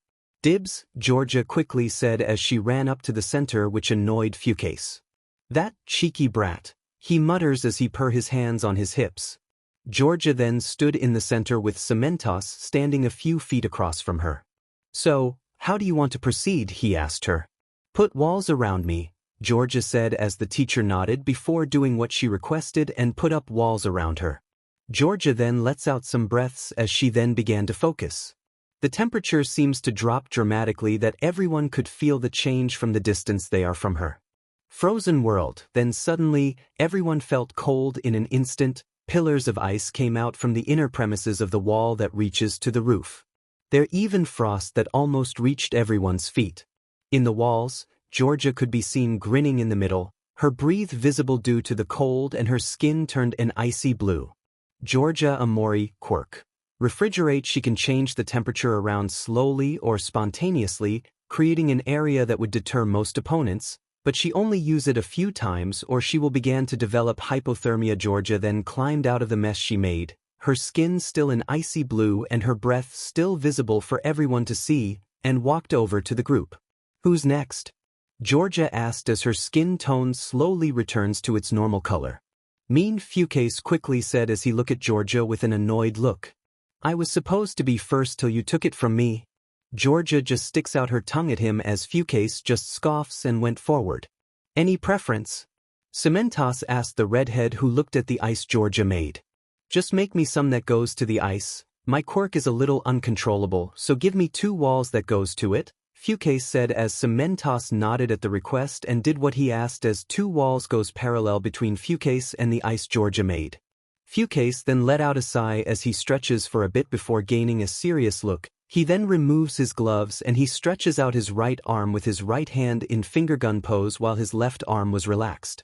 Fucase then closes his left eye as he uses his thumb as a crosshair, his aim clearly on the giant pillars of ice that was in the middle of the room. Then he jerks the left side of his body which made his right arm a little before putting all of his energy to swing his arm forward and snaps his fingers. Then there was fire. An immolating fire that burns everything in its path. Boom! The pillar of ice was then blown apart alongside the walls that surrounds it. Even the walls that Fucase requested were blown to bits. Trails of soot stained the floor and small embers were still alive, but eventually died off. Most of the group were shocked at the display that Fucase still has a small fire on his right pointer figure, but he blew it away. Kagura Fucase, quirk, Scorching Flicker Fucase is a living matchstick. Any generation of friction would ignite the flammable liquid that he produces from his skin and create fast-moving fire. The downside is that he isn't immune to his own fire, and he would get burnt. Fucase let out a whistle as he sees his handiwork and said, "A little uncontrolled, but I can fix that." Tenya, Momo, and Ochako then looks towards Izuku. "Can he always do that?" Momo asked him. He was really never allowed to use his quirk unless he is in an isolated location or he was forced to use it, and we wish the latter never happens, Pico said as Fucase walks over to them. "So, who's next?" the redhead asked when Mickey walked by him. "Well, that answers that." Mickey began to stretch her body, her metallic joints letting out clicking sounds before standing in the middle of the gym. "Any preference?" Cementos asked as Mickey shook her head. "No thanks," Mickey said as the teacher nodded and she let out a deep breath. Click. Just like Pico, Mickey's body began to shift, parts of her outer shell moving and changing to their designated shapes. Thrusters appeared within her feet along with her palms, wings then formed behind her back which was much elegant looking than her brother's, and lastly, a visor formed on her face. Utatane Mickey quirk, power core. Just like her brother, Mickey's quirk was completely useless till she became a cyborg. It now lets her use her new augmentation to its truest potential, but instead of heating up, Mickey would experience spasms if she overuse it. "Let's go!" Mickey let out a cheer before taking into the air. "Give me some obstacles." Cementos nodded as Mickey began to dive down, and the hero quickly used his quirk to make an obstacle course for her. Mickey then went through the obstacle course with a smile on her face as she traversed through it while it suddenly changes to give it more difficulty. This feels then a sharp turn appeared before her and she couldn't react fast enough due to enjoying the feeling of using her quirk, and crashed against the cement wall, breaking it and having it fall over her in the process. Some were shocked by this as they look at the rubble where Mickey is buried in. Then bang, "I'm alive!" Mickey cheered as she removed the rubble over her and stood up with her hands in the air. Everyone were relieved to see that she was okay. "Alright, who's next?" Hansuki asked before Gumi walked forward. "My turn," Gumi said as she walks by Mickey as they gave each other a high five while they walk past each other. "Any requests?" Cementos asked as Gumi shook her head. "No need for any," she said as Cementos nods. Then she began to focus. She let out a deep breath as she began to vibrate in place. The others then watched as she seems to look like that she was widening, and before they knew it, a burst of air forced them to close their eyes as the gale and dust went towards them. Then as the dust settled, everyone and those who didn't know Gumi were shocked to what they saw. Standing in the middle of the room was Gumi, but she wasn't alone. There were copies of herself, not 1, not 2, but 9 copies. Each single one of them having different attires and hairstyles that they familiarize with. "What the?" Ochako could only say in shock. "Everyone, meet my quirk," Gumi said with a smile on her face. Midoriya, Gumi's Megumi quirk. Multi-persona. Gumi's quirk lets her gain multiple personalities that gain sentience and would switch with Gumi whenever she permitted or she is unconscious, and she can also manifest her personalities into OPs of herself so her personalities can take over of them. But a major drawback is in her mental capacity. so she can't let out her personalities for so long or she might suffer memory loss. Gumi then claps her hands and said, "Alright, introduction time." The original Gumi then points to a Gumi who is wearing her V2 outfit and has a bright smile on her face. "That's Popstar Gumi?" Hi, PG greeted them cheerfully. Then OG points to a different Gumi who was wearing her V3 outfit and looked quite relaxed. "Hippie Gumi?" "Sup?" He casually greeted them. Then OG points to another Gumi who was wearing her V4 outfit with a warm smile on her face. "Motherly Gumi." "Hello," MG said warmly. Then OG points to another Gumi who was wearing her AI voice outfit with cutesy smile on her face. "Cutesy Gumi." "Hi," CG said in a high-pitched tone. Then OG points to another Gumi who was wearing a school uniform with a stern look on her face. "Intellectual Gumi." "Thank you for remembering that," IG said calmly. Then OG points to another Gumi who was wearing her panda hero outfit with a stern look on her face. "Rebel Gumi?" RG just gave them a nod. Then OG points to another Gumi who was wearing her Matryoshka outfit with a grin on her face. "Nutty Gumi?" "What's up?" NG said with a grin on her face. Then OG points to another Gumi who was wearing her livratory outfit while leering at the group, specifically the boys, except Izuku, Frisky Gumi. "Hello boys," FD greeted them in a teasing tone which made the boys shiver. Then OG points to another Gumi who was wearing her Nemesis outfit from Evilius Chronicles, and had her arms crossed with an annoyed look on her face. "And this is Dash, I'm Nemesis, so let's just move the F on," Nemesis said in annoyance. "Do you really have to be rude?" MG asked with a frown on her face. No, she's right," Artie said. "There are a lot of people waiting to test out their own quirks, so let's move on quick." "Let's go," NG cheered out. "Alright girls, show time," Gumi called out to her copies. Routine 25, "Hi," all of Gumi's personalities said as they readied themselves. The tour group then watches as all 10 Gumis ran in sync with both RG and NG doing front flips ahead of the others before landing beside each other. Then FG and HG were doing cartwheels as RG and NG kneeled down, and the latter two went over them. CG and MG then jumped on RG's and NG's backs as the both of them stood there with RG and NG with their backs horizontally from one another. FG and HG then went to support the two from the bottom as PG and IG joining CG and MG at the top as they grabbed their arms and positioned themselves in an acute angle. Then OG and Nemesis ran up towards them as Nemesis went ahead of her before turning towards the original with her back hunched and fingers interlocked as she looked at Gumi in anticipation. OG then steps on Nemesis' hands as she then flings her into the air before turning back and climbed over PG and MG till she finally stood on the shoulders of the former two with her hands in the air before OG landed on them as the 10 of them balanced them till they were finally stable. "Tada," all of the Gumis said as everyone gave a round of applause. They then break the position as all of the manifested personalities then disappeared, letting Gumi walk back towards the group. "Alright, who is next?" the verdant-haired girl asked. "How about Miku?" Chaco asked. "Miku fell in the same category as me," Hansuki explained to them. "Her quirk only works if there are electronics." "Then it's my turn," Oliver said in a cheery tone as he ran past Gumi and stood on the center. "Any preference?" Cementos asked him. "Quadruple layered walls," the young blonde boy said as Cementos nodded and created 4 thick walls that were put close to each other.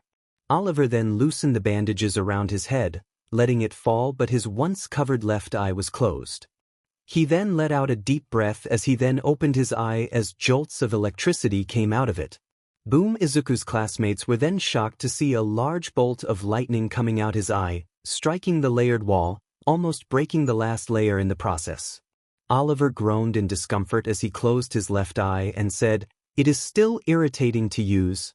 Oliver Smith quirk, Galvanic Eye. Oliver's left eye release a gigawatts of electricity that can tear through the ground and can even concentrate it to pierce through walls, but he can't control it perfectly and this also irritates his eye. So he had to use a special anti-quirk tool, that is his bandage, to prevent further harm unless he removes it while his left eye is open. "Alright, my turn," Free Shooter said in excitement before could do so. She then walks towards the center, passing by Oliver in the process. "Preference?" Cementos asked her. 7 targets, but make the last one hidden," she said as Cementos did just that. She then grabbed her flintlock, puts in 6 gold bullets before closing her eyes and letting out a deep breath. Play tacked up. Simony, Freeshooter's ultimate WHP bang, 1 target was then shot down. Bang bang bang, then 5 more followed, only leaving the hidden one left, but Freeshooter didn't reload. How can she shoot the last one if she doesn't know where it is?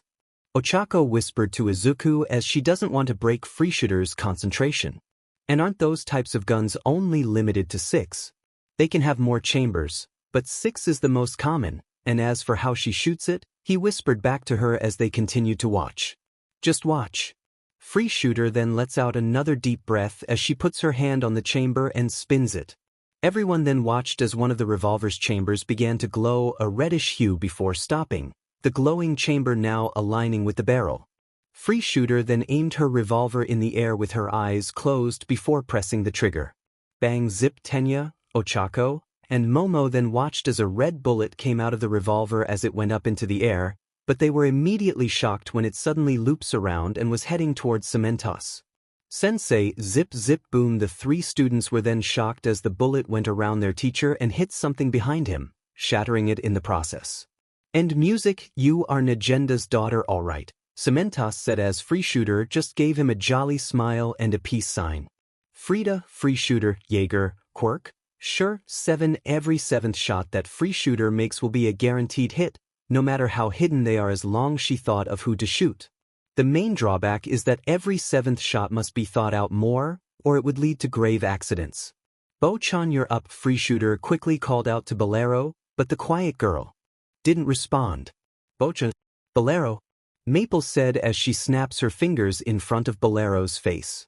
Oh geez, she is hyper-focusing again, Pico said, which made Ochako look at him. Hyper-focus, she asked. She is basically shutting everything out around her, so she could concentrate on her thoughts, Hansuki said before shrugging. She will eventually snap out of it, so who's next? I will, Nero proudly said as she puffs her impressively before walking to the center of the room. Preference? Cementos asked. Just a wall, large and triple-decked, she said as Cementos did just that. She then took a deep breath as she then raised her right arm in the air, and her hand looked like it was holding something. Then, in a flash of fire, everyone witnessed as something manifest on Nero's raised hand. First they saw a short red metal cylinder that she could easily grasp, but that quickly changed as a sword guard appeared, followed by the construction of a blade that has a crimson color. Then in a shower of red petals, Nero slashed down the sword in her hand as the petals were reduced to cinders. Now, witness my powers, Nero declared as she points her weapon to the walls in front of her before raising it above her. Fwish, then the blade was consumed by fire as Nero kept her confident smile on her face before bringing it down. Fwish boom, then a fiery blast came out of the sword, sending it out to the decked walls and blowing up in the process. Nero Claudius quirk. Infernal Tyrant of Roses. Nero's quirk takes the form of a crimson sword that she can manifest and lets her control fire itself to a massive degree, but the drawbacks is that she would risk burning herself if she goes further than 961. 8C. Nero then looked back to the tour group with a proud smile on her face before looking at Izuku and said, amazing, wasn't it? Izuku just let out a sigh and said, yes it was. Nero just beamed in joy before walking back towards them. Why does she wants to be complimented, especially by your brother? Momo asked Gumi. She just wants to feel recognized, but she liked never other people's compliments about her, saying that all of them feel shallow, so she always asks Izuku, Gumi said to her. She said that his feels more genuine, even if he doesn't show it after being asked countless times. And I do, Izuku admitted with slumped shoulders. Her usage of her quirk is really amazing and the control that she has with it is incredible. Not to mention her fighting style as well. Nero was then near them as she heard Izuku complimenting her again, which made her brim in joy, and she said, love you too. Before Izuku could react, Nero kissed him on the cheek, making him blush a deep red color, making him resemble a tomato. Everyone just laugh at the sight while Ochako pouts a bit. Don't worry, he'll not neglect you, Freeshooter assured her. We were even planning to have consecutive dates later, so why not join us later? Ochako thought about it and couldn't help but blush as well, but it wasn't as bad as Izuku's. Alright, my turn then, Maple said before going to the center of the room. Preference? Cementos asked. Oh, just a small cube, she said, which made Cementos raise an eyebrow but eventually did what she requested. Maple then walked over to the cube as she kneeled down before the cube and puts her hands on it. Everyone then watched as her arms gain a metallic gleam before tearing the cube off the ground before reverting her arms to normal. Everyone just look in wonder as Maple like her lips before crack crunch biting the cube as if it was an apple. Momo just said in shock, with both Tenya and Ochako feeling the same as Maple just chews the cube like it was food before gulping it down to her stomach. Maple then let out deep breath as her arms spread out. Everyone then watched as Maple's arms gained a grayish color and a rougher texture. She then flexes, making it crack, but it didn't shatter, it simply made grooves that allows free movement. Then the rest of her body followed, her body turning completely into concrete as spikes then adorned her shoulders. Concrete brawler Maple, Maple said dramatically as she then went for a pose. Keyed, Maple Hanju quirk. Gluttony, it allows Maple to eat anything and gaining its properties. She also has a set of teeth that could seemingly bite through anything. But her strength is one of her major weaknesses. If she ate something brittle like glass, she would gain its properties and could be easily shattered. Maple then reverts back to normal as she walked back to the group. Alright, Bolero is the only one left, Fucase said before looking to the person he was talking about. Is she done yet? Actually, this made everyone jump when Bolero spoke up. I am, and I have a way to present myself. Well, go forward then, Pico said as Bolero just nods and walks over to the center of the room. Preference? Cementos asked as Bolero looked around the room. 3 targets over there, she said while pointing to a part of the ceiling before looking to her left. 2 targets over there. 4 there, 2 over there, and 5 right there. Everyone then watched as 16 targets were made and all of them are spread out, making the heroes in training remind them of the simulation back in Island. Thank you, Cementos-sama, Bolero said to the teacher respectively, who nodded in appreciation before looking towards the targets. Play tacked up. Simony, Bolero's ultimate fwoosh then in a flash, struck 3 of the targets that were on the ceiling with nothing but a knife hand and blue electricity covering her. Fwoosh, she then disappears before reappearing again to strike down 4 more targets. She then did the same in the middle of the air as she has her right hand in a finger gun as she points it to 2 targets. Fwash, boom, and fired a bolt of electricity at them, hitting them consecutively as the bolt went through the first target and hits the second one. Fwash, she then did the disappearing act again as she strikes 5 targets in a zigzag before striking the last 2 targets with a pair of bolts of electricity. End music. Bolero then turned towards the group as she gave them a bow and she received a round of applause. Scene de fin, she said before standing up straight. Bobby Bolero Bandolier quirk. Azure Lightning Bolero can go in immense speed as the electricity overwork her body. Fortunately, the excess electricity comes out of her body, but her body would get tired as she continues using it for a long time. Alright, that is everyone then, Pico said. Off to the cafeteria then, Fucase said with a cheeky smile on his face as Flower just gave him a deadpan look. See you later then, children, Cementos said to them as they gave them a wave which they respectfully return. Now in the cafeteria, everyone were already ordering. Omelette Oliver. Cheeseburger Fucase. Shepherd's pie, both Ash and Georgia.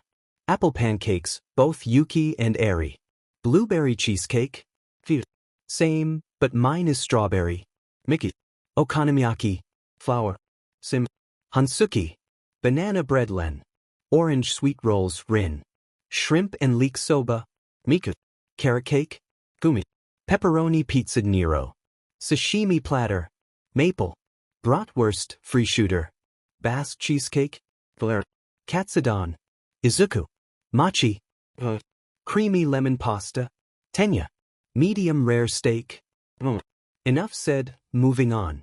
The group were now in ground beta. I know they have a large budget, but how large is it?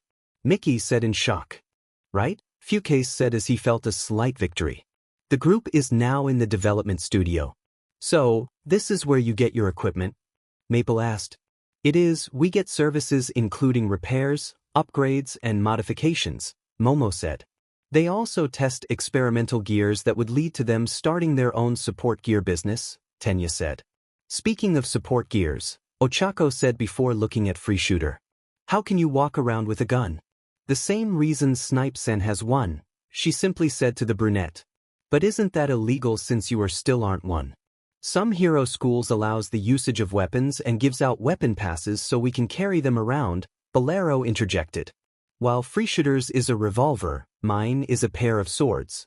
Even at England's Beacon Academy, they allow their students to have a weapon to support their quirks, like John having a sword and shield, and Fluttermouse has a shield that she uses as a throwing disc. But what about Yayorozu? Len asked. I mostly use non-lethal options, but if I did use more dangerous weapons, they are mostly used to break through obstacles like the zero-pointers at the sports festival. Well, ain't that dash, bang, hello there potential customers, most of the group shouted in surprise while those who were stoic just flinched when the door to the studio was slammed open by May herself. F hell, Fukase said in annoyance as he slowly calms down. Welcome to the development studio, May greeted them when her eyes locked on Pico and Mickey and an excited, almost obsessive, look appeared on her face. Cyborgs? Nope. Pico quickly bolted out of there with Mickey just behind him before May could say anything. Wait, come back, May called out as she then ran after them. Then Power Loader showed himself by the door. Men it Hatsum, the hero called out to his student in anger but eventually just let out a sigh when he saw that she was far away. He then looked to the rest of the group. You want to check inside? Yep, Free Shooter said as he gave the hero a thumbs up. Alright, just don't touch anything, he said before looking at Fukase. Especially you? That was only one time, the redhead said with an annoyed look when he felt a strong hand on his shoulder.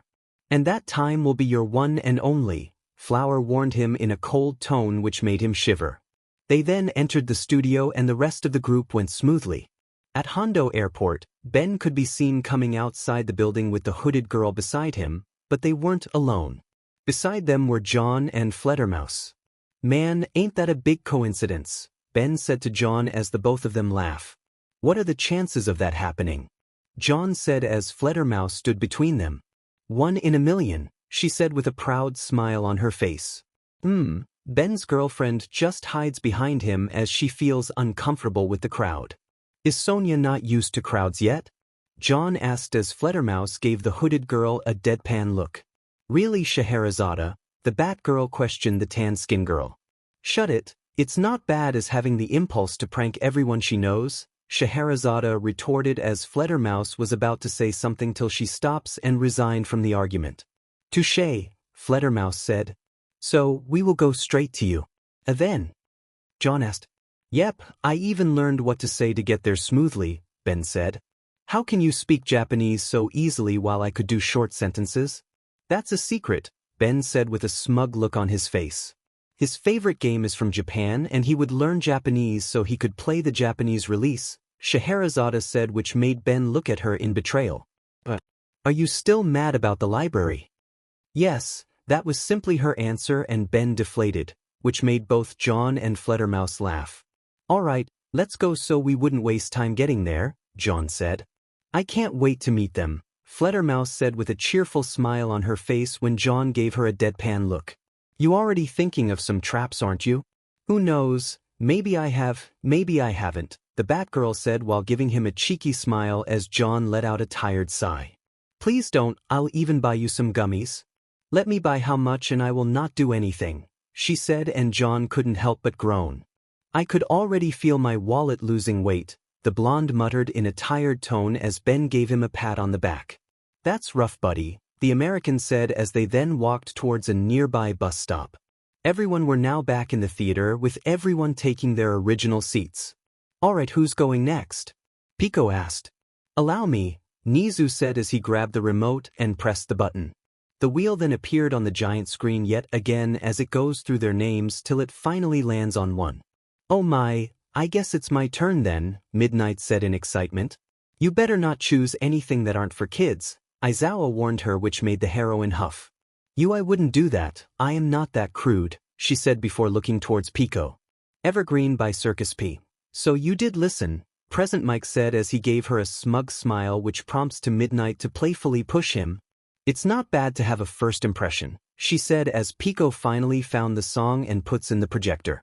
The screen then showed Gumi, Miku, Rin, and 6 other women with them as they stood on stage with green lights filling the air while the crowd in front of them cheered.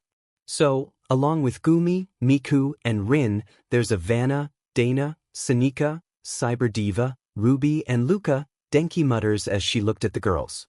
So, out of those 9, who is your favorite? Zero asked. Luca is a big yes, but that's a given since she is really famous, so I think Ivana, she's been rising in the ranks lately this year, and I love her work with Adiotes, the blonde teen said. It's starting, Kyoka said as everyone then focused back on the screen as the video is about to start.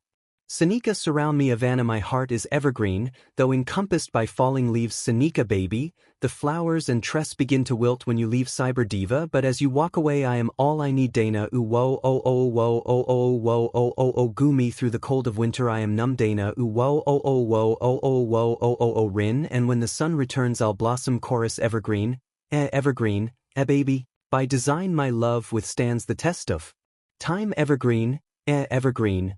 Past the timberline Verdant, I survive Gumi I survive Ruby you ready? Oh I'm like Mother Nature, can't be tamed Dana mess with me and go up in flames Ruby break my heart and I'll stay the same Dana my love is lush, baby any day Cyber Diva no matter the storm I'll come out reformed Ruby and in all of the debris, oh Dana baby, Ruby baby.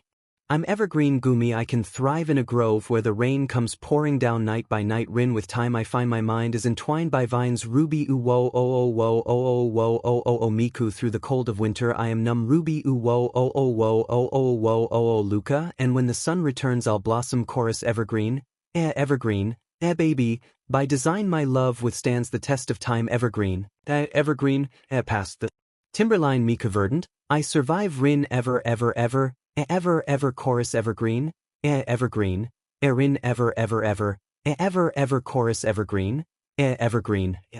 Ivana disappear your light and warmth had all but vanished from the biosphere Sanika as meadows wane, vibrant, you will find me here Rinu whoa oh oh oh whoa oh oh whoa oh oh oh Cyber Diva through the cold of winter I am numb Rinu whoa oh oh whoa oh oh whoa oh oh oh Ruby and when the sun returns I'll blossom chorus evergreen, evergreen, baby. By design my love withstands the test of time the girls then strike a pose as the crowd cheered. Evergreen, evergreen, past the timberline Luca Verdant, I survive whoa Rin ever chorus evergreen, evergreen, Ruby like pine to a tree, I'm pining for me Rin ever chorus evergreen, evergreen, Sanika baby. By design my love withstands the test of time the girls then strike a pose as the crowd cheered wildly. The audience gave a round of applause at the performance. So, who's next? Zero asked. Let me, Nizu said as he then grabbed the remote, pressed the button, and the spinning wheel of names appeared on the screen, which it then landed on a name. And it's Ochako Mina cheered. Ochako then began to think of a song in mind before looking towards Pico. Runaway by Galantis, she said as Pico began to look through the box. Oh, more EDM, Toru said in excitement as Ojiro chuckled a bit from this. Excited aren't you? Of course I do, especially since that song is from the golden age of EDM. Found it, Pico said as he then puts the CD on the projector and pressed play. On screen, in a large club, Izuku's friends were there with some of their other friends and their families. On the DJ booth was Hansuki who was now playing the next song. Think I Can Fly Izuku could be seen sitting around a small table alongside John, Ben, and Hofumi. Think I Can Fly When I'm With You then the 4 were then gabbed by 4 girls. Izuku was grabbed by Free Shooter, John was grabbed by a Fluttermouse, Ben was grabbed by a short-haired blonde girl, and Nofumi was grabbed by a teal-haired woman. My arms are wide, catching fire as the wind blows. The 4 of them were then dragged to the center of the dance floor where everyone could see them. I know that I'm rich enough for pride. The 4 girls held on to the 4 boys' hands with tender smiles. I see $1 billion in your eyes. Then they pulled them closer to them even if we're strangers till we die and sang I wanna run away anywhere out this place. I wanna run away just you and I, you and I, you and I, you and I, you and I. The 8 of them then began to dance as everyone that watched them were just enjoying the sight while the rest dance along. Fukase, Flower, Pico and Oliver were watching them from a table. Una was dancing as well with a young woman that has a jellyfish mutation clapped at her little performance. You and I, Izuku, Free Shooter, John, and Fledermaus were then separated by the other 4 as they stand beside a bar with Miko being the bartender. I wanna run chase the morning sun when I'm with you. Miko then served the 4 of them non-alcoholic drinks as Izuku and Free Shooter were just chatting while John and Fledermaus tease each other. Give it all away catching fire as the wind blows with Ben and Nofumi. They dragged the girls with them to a nearby table as Ben and her girl looked like they were having a little competition while Nofumi was being hugged by the woman with him as he just gave an awkward smile. I know that I'm rich enough for pride. I see $1 billion in your eyes even if we're strangers till we die. On another table, Ash and a white-haired boy with red eyes were dragged to the center of the dance floor by a young girl with short black girl and a girl with orange hair and ram horns in that order, and those 2 girls sang as well. I wanna run away anywhere out this place. I wanna run away just you and I you and I you and I just you and I. The 4 of them then dance as Izuku, John, Ben, and Naofumi join them with their girls, and everyone else dancing along as well.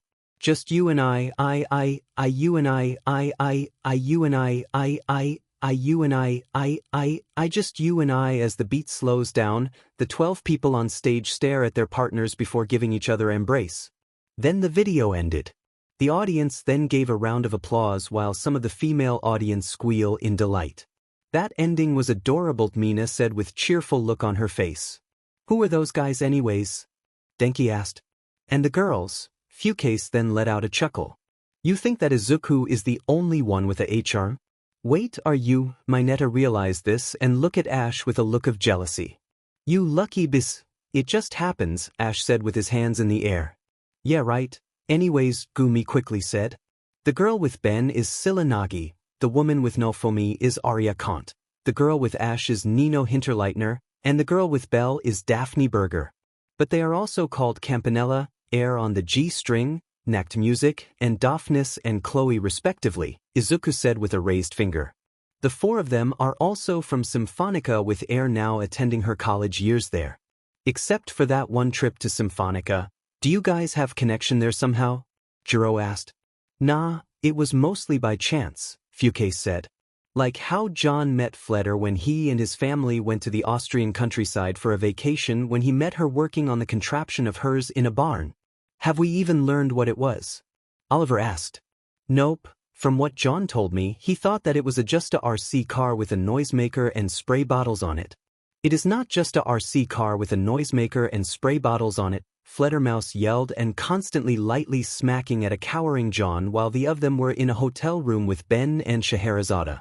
The Schadlingsbekämpfer will easily get rid of any pest in any place with various tools in its arsenal, high-pitched sounds, strong scent like eucalyptus and peppermint, and an imposing size to get rid them. I don't want you mocking it. I'm sorry, all right, he said to her as he has his arms covering his head. How many times do I have to say it? Till you stop calling it that. My pride as an inventor is cracking. Do you need a hug? John asked before being engulfed in a hug by a pouting Fledermaus as he just give her head pats. There. Well, that happened, Ben said as he was just reading a manga while Scheherazade was reading a book. Fledermaus just cuddles to John while still pouting and the blonde patting her head. Anyways, who is next? Georgia asked. Allow me, Nizu said as he then took out the remote and pressed the button. The wheel on screen is spinning yet again as it goes through their names till it finally lands on one. Mean Nijire said in excitement as she then turns towards Pico. City of the Dead by Uriel. On it, Pico then looked through the box and grabbed what he was looking for and inserting it in the projector. There on screen was Ash's mother, a brunette woman, and 2 black-haired women. Wow, almost every woman in our family, Ash commented, which Georgia nods to. Who are they anyway? Terest. Well, first is my mom, Amarillo Ketchum ne Caballero, but she is mostly called Yellow, my godmother, Green Oak, and my 2 paternal aunts, Diantha Sycamore and Valeria Mori, the latter being George's mom. Ash explained. Diantha and Valerie. Momo questioned in shock, which caused everyone to look at her. The worldwide known fashion and hero model and the CEO of one of the greatest fashion designer in the world. And I realize this just no is your family the owners of Ketchum Metalworks. You mean the people who produces one of the best quality steel in the world? May screamed as she then points at Ash. Please sponsor me, stop, Georgia said before looking at Momo. Yes, those two are his aunts and my mom is one of them. Yes, the family from my mother's side own the company. She then looked at May, and no, my cousin isn't going to sponsor you, he isn't even going to inherit it, really? Ojiro questioned Ash, who just shrugged. I'm not really the managing type, so the business would probably go to a distant relatives of ours that we still remain contact with, Ash said with a smile on his face. Heck, the company is still owned by my grandparents because my dad didn't want to take the company, they asked me, and I rejected it too? Alright, chit-chat later, let's watch, Fucase said as everyone looked back to the screen. Yellow then walked to the microphone in front of her and began to sing. I'm scared of what's inside my head, what's inside my soul, I feel like I'm running but getting nowhere, fear is suffocating me, I can't breathe, I feel like I'm drowning, I'm sinking deeper, white light fades to red as I enter the city of the dead. The other women behind her then began to sing as well. Rex tremendi majestatis que salvandos salvas gratis salve fons pietatis Rex tremendi majestatis que salvandos salvas gratis salve fons pietatis I feel it burning through my veins, it's driving me insane, the fever is rising, I'm going under, memories flash before my eyes, I'm losing time, the poison is killing me, taking over, white light fades to red as I enter the city of the dead. Then lightning came out of yellow as it hits the ground and the sound of thunder followed.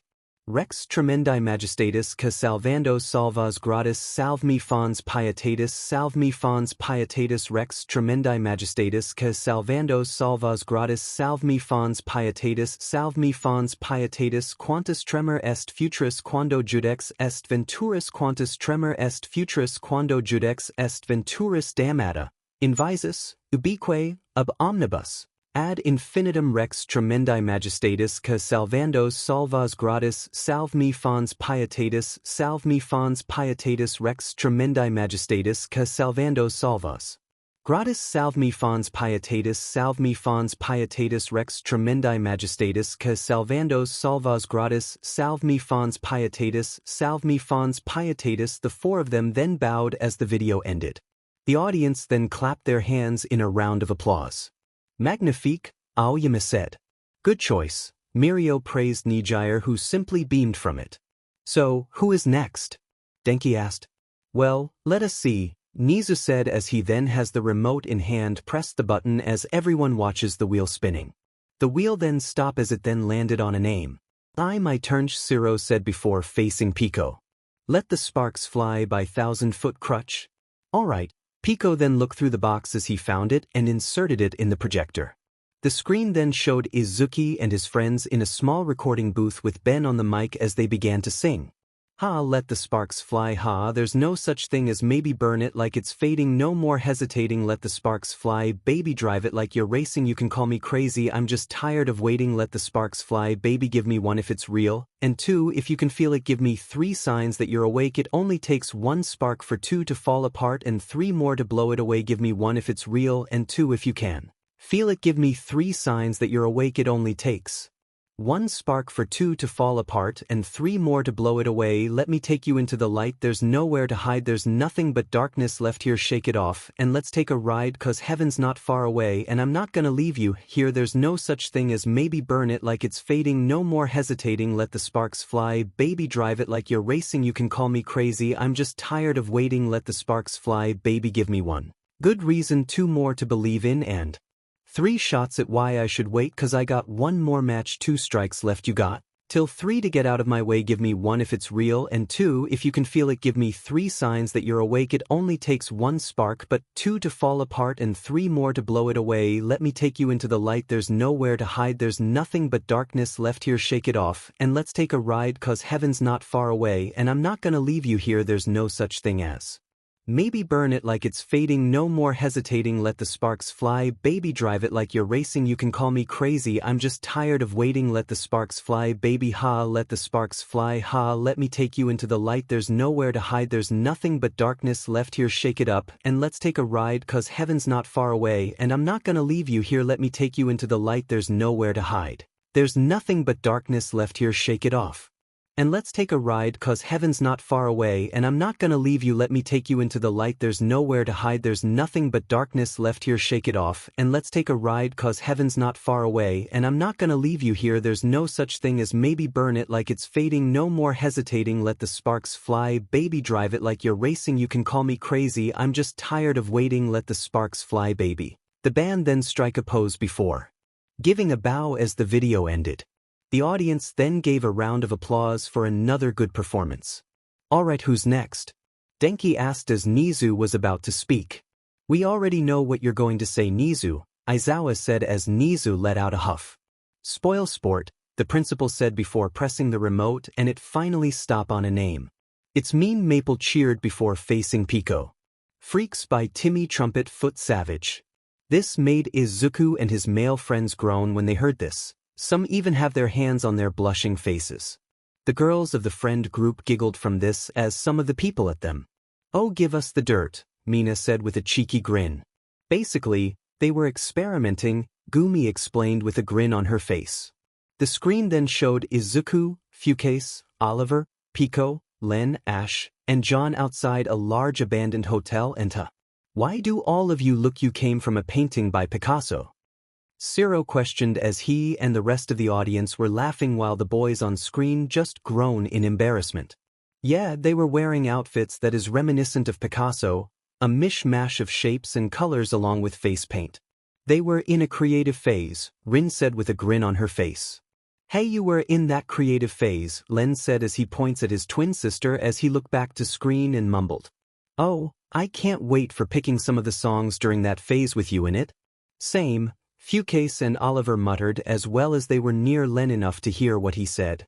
The video then started as the music began to play and the boys faced the building in a running stance. The bass and the tweeters make the speakers go to war, the 7 boys then ran inside as they went inside sporadically, running on the floor and walls, doing parkour tricks as they traversed through a hallway. The mighty trumpet brings the freaks out to the floor, the bass and the tweeters make the speakers go to war. The mighty trumpet brings the freaks out to the floor, the 7 of them ran up the stairs as Izuku ran in first along with Pico and Ash while Fukase uses the guardrails and John climbing by the ledges with Oliver on his back. Tell me, where the freaks at, tell me, where the freaks at, freaks at, freaks at, freaks at, freaks at, tell me where the freaks at. They then ran through the second floor hallway till they entered an abandoned room as Izuku and Fukase were messing with some old brooms in the living room, Pico, Ash, and John in the kitchen stacking old cans, and Len and Oliver bouncing on an old bed. We get that bass thumpin', people jumpin' all over the world, we got them speakers pumpin', Timmy Trumpet for the woman with curves got that freak flow, freak show welcome to the circus, let the leaders lead, preachers preach welcome to the service, close the curtains on if they're actin' like they never heard us, see we do this for a purpose just to keep that fire burnin', and we don't need no water, let that mother burn, Timmy, play your trumpet, let the people go berserk. They then went back to the hallways as they went up to the roof, but this time, Izuku and Fukase gave Oliver an arm thrown while Ash and Pico using long stilts that they have around and Len and John doing pirouettes as they ascend. The bass and the tweeters make the speakers go to war. The mighty trumpet brings the freaks out to the floor, the bass and the tweeters make the speakers go to war. The mighty trumpet brings the freaks out to the floor as the 7 of them reach the roof. They quickly do various actions like Fukase and Ash doing some parkour, Izuku, Pico, and Len posing dramatically while John and Oliver were using some old metal barrels as drums. Tell me, where the freaks at, tell me, where the freaks at, freaks at, freaks at, freaks at, freaks at, tell me where the freaks at. They then threw away everything they did as they ran up to the ledge of the roof with smiles on their faces. The bass and the tweeters make the speakers go to war. The mighty trumpet brings the freaks out to the floor, the bass and the tweeters make the speakers go to war. The mighty trumpet brings the freaks out to the floor. The 7 of them then jumped off the roof as it froze. At the time the boys were in goofy poses. During all of the video, most of the audience were laughing with only the boys in it weren't. Okay, who's next? Ash asked in annoyance, but they were still laughing. Pico let out a sigh and said, this might take a minute or two. Back at the Midoriya residence, Inko could be seen cleaning the living room when she looked at a picture on near the television. She picked it up to see that it was a picture of her, Hisashi, a young Gumi, and a baby Izuku with smiles on their faces. The Midoriya matriarch smiled as she held the picture close. We missed you, Hisashi, she muttered before placing it back down and continued cleaning. Back at Yuye, everyone stopped laughing. Alright, who's next? Fukase asked. Allow me, Nizu said as he grabbed and pressed the button on the remote as the appears on screen yet again, and it stops on a name. It's me then, Ectoplasm said as he looked towards Pico. Take on me by aha. Georgia said in interest as Pico looked through the box till he found it and placed the CD in the player and played it. Then on screen was a young Hisashi in a karaoke place alongside Inko, Mitsuki, and Masu. Oh, him, Gumi said with a neutral face as she crossed her arms, which prompts Izuku to look at her with a frown on his face. Nason. Gumi just looked away as everyone then focused on the screen. The karaoke machine began to count down as they heard the upbeat melody before Hisashi began to sing as the song starts to play. We're talking away, I don't know what I'm to say, I'll say it anyway. Today is another day to find you shine away. Oh, I'll be comin' for your love. Okay, take on me, take me on, take on me. I'll be gone in a day or two, so needless to say I'm odds and ends, but I'll be stumbling away slowly learning that life is okay. Say after me, it's no better to be safe than sorry. Take on me, take me on, take on me. I'll be gone in a day or two. All the things that you say, yeah, is it life or just to play my worries away? You're all the things I've got to remember. You're shying away. I'll be comin' for you anyway. Take on me, take me on, take on me. I'll be gone in a day. Take on me, take me on, take on me. I'll be gone. Take on me in a day. Take me on, take on me, take me on, take on me. Perfect. Hisashi cheered from this as the others complimented him. Then the video ended. Alright, who's next? Izuku said when he began to notice the annoyed look on his sister's face. Well, here we go, Nizu said as he grabbed the remote, pressed the button, and the wheel began to spin.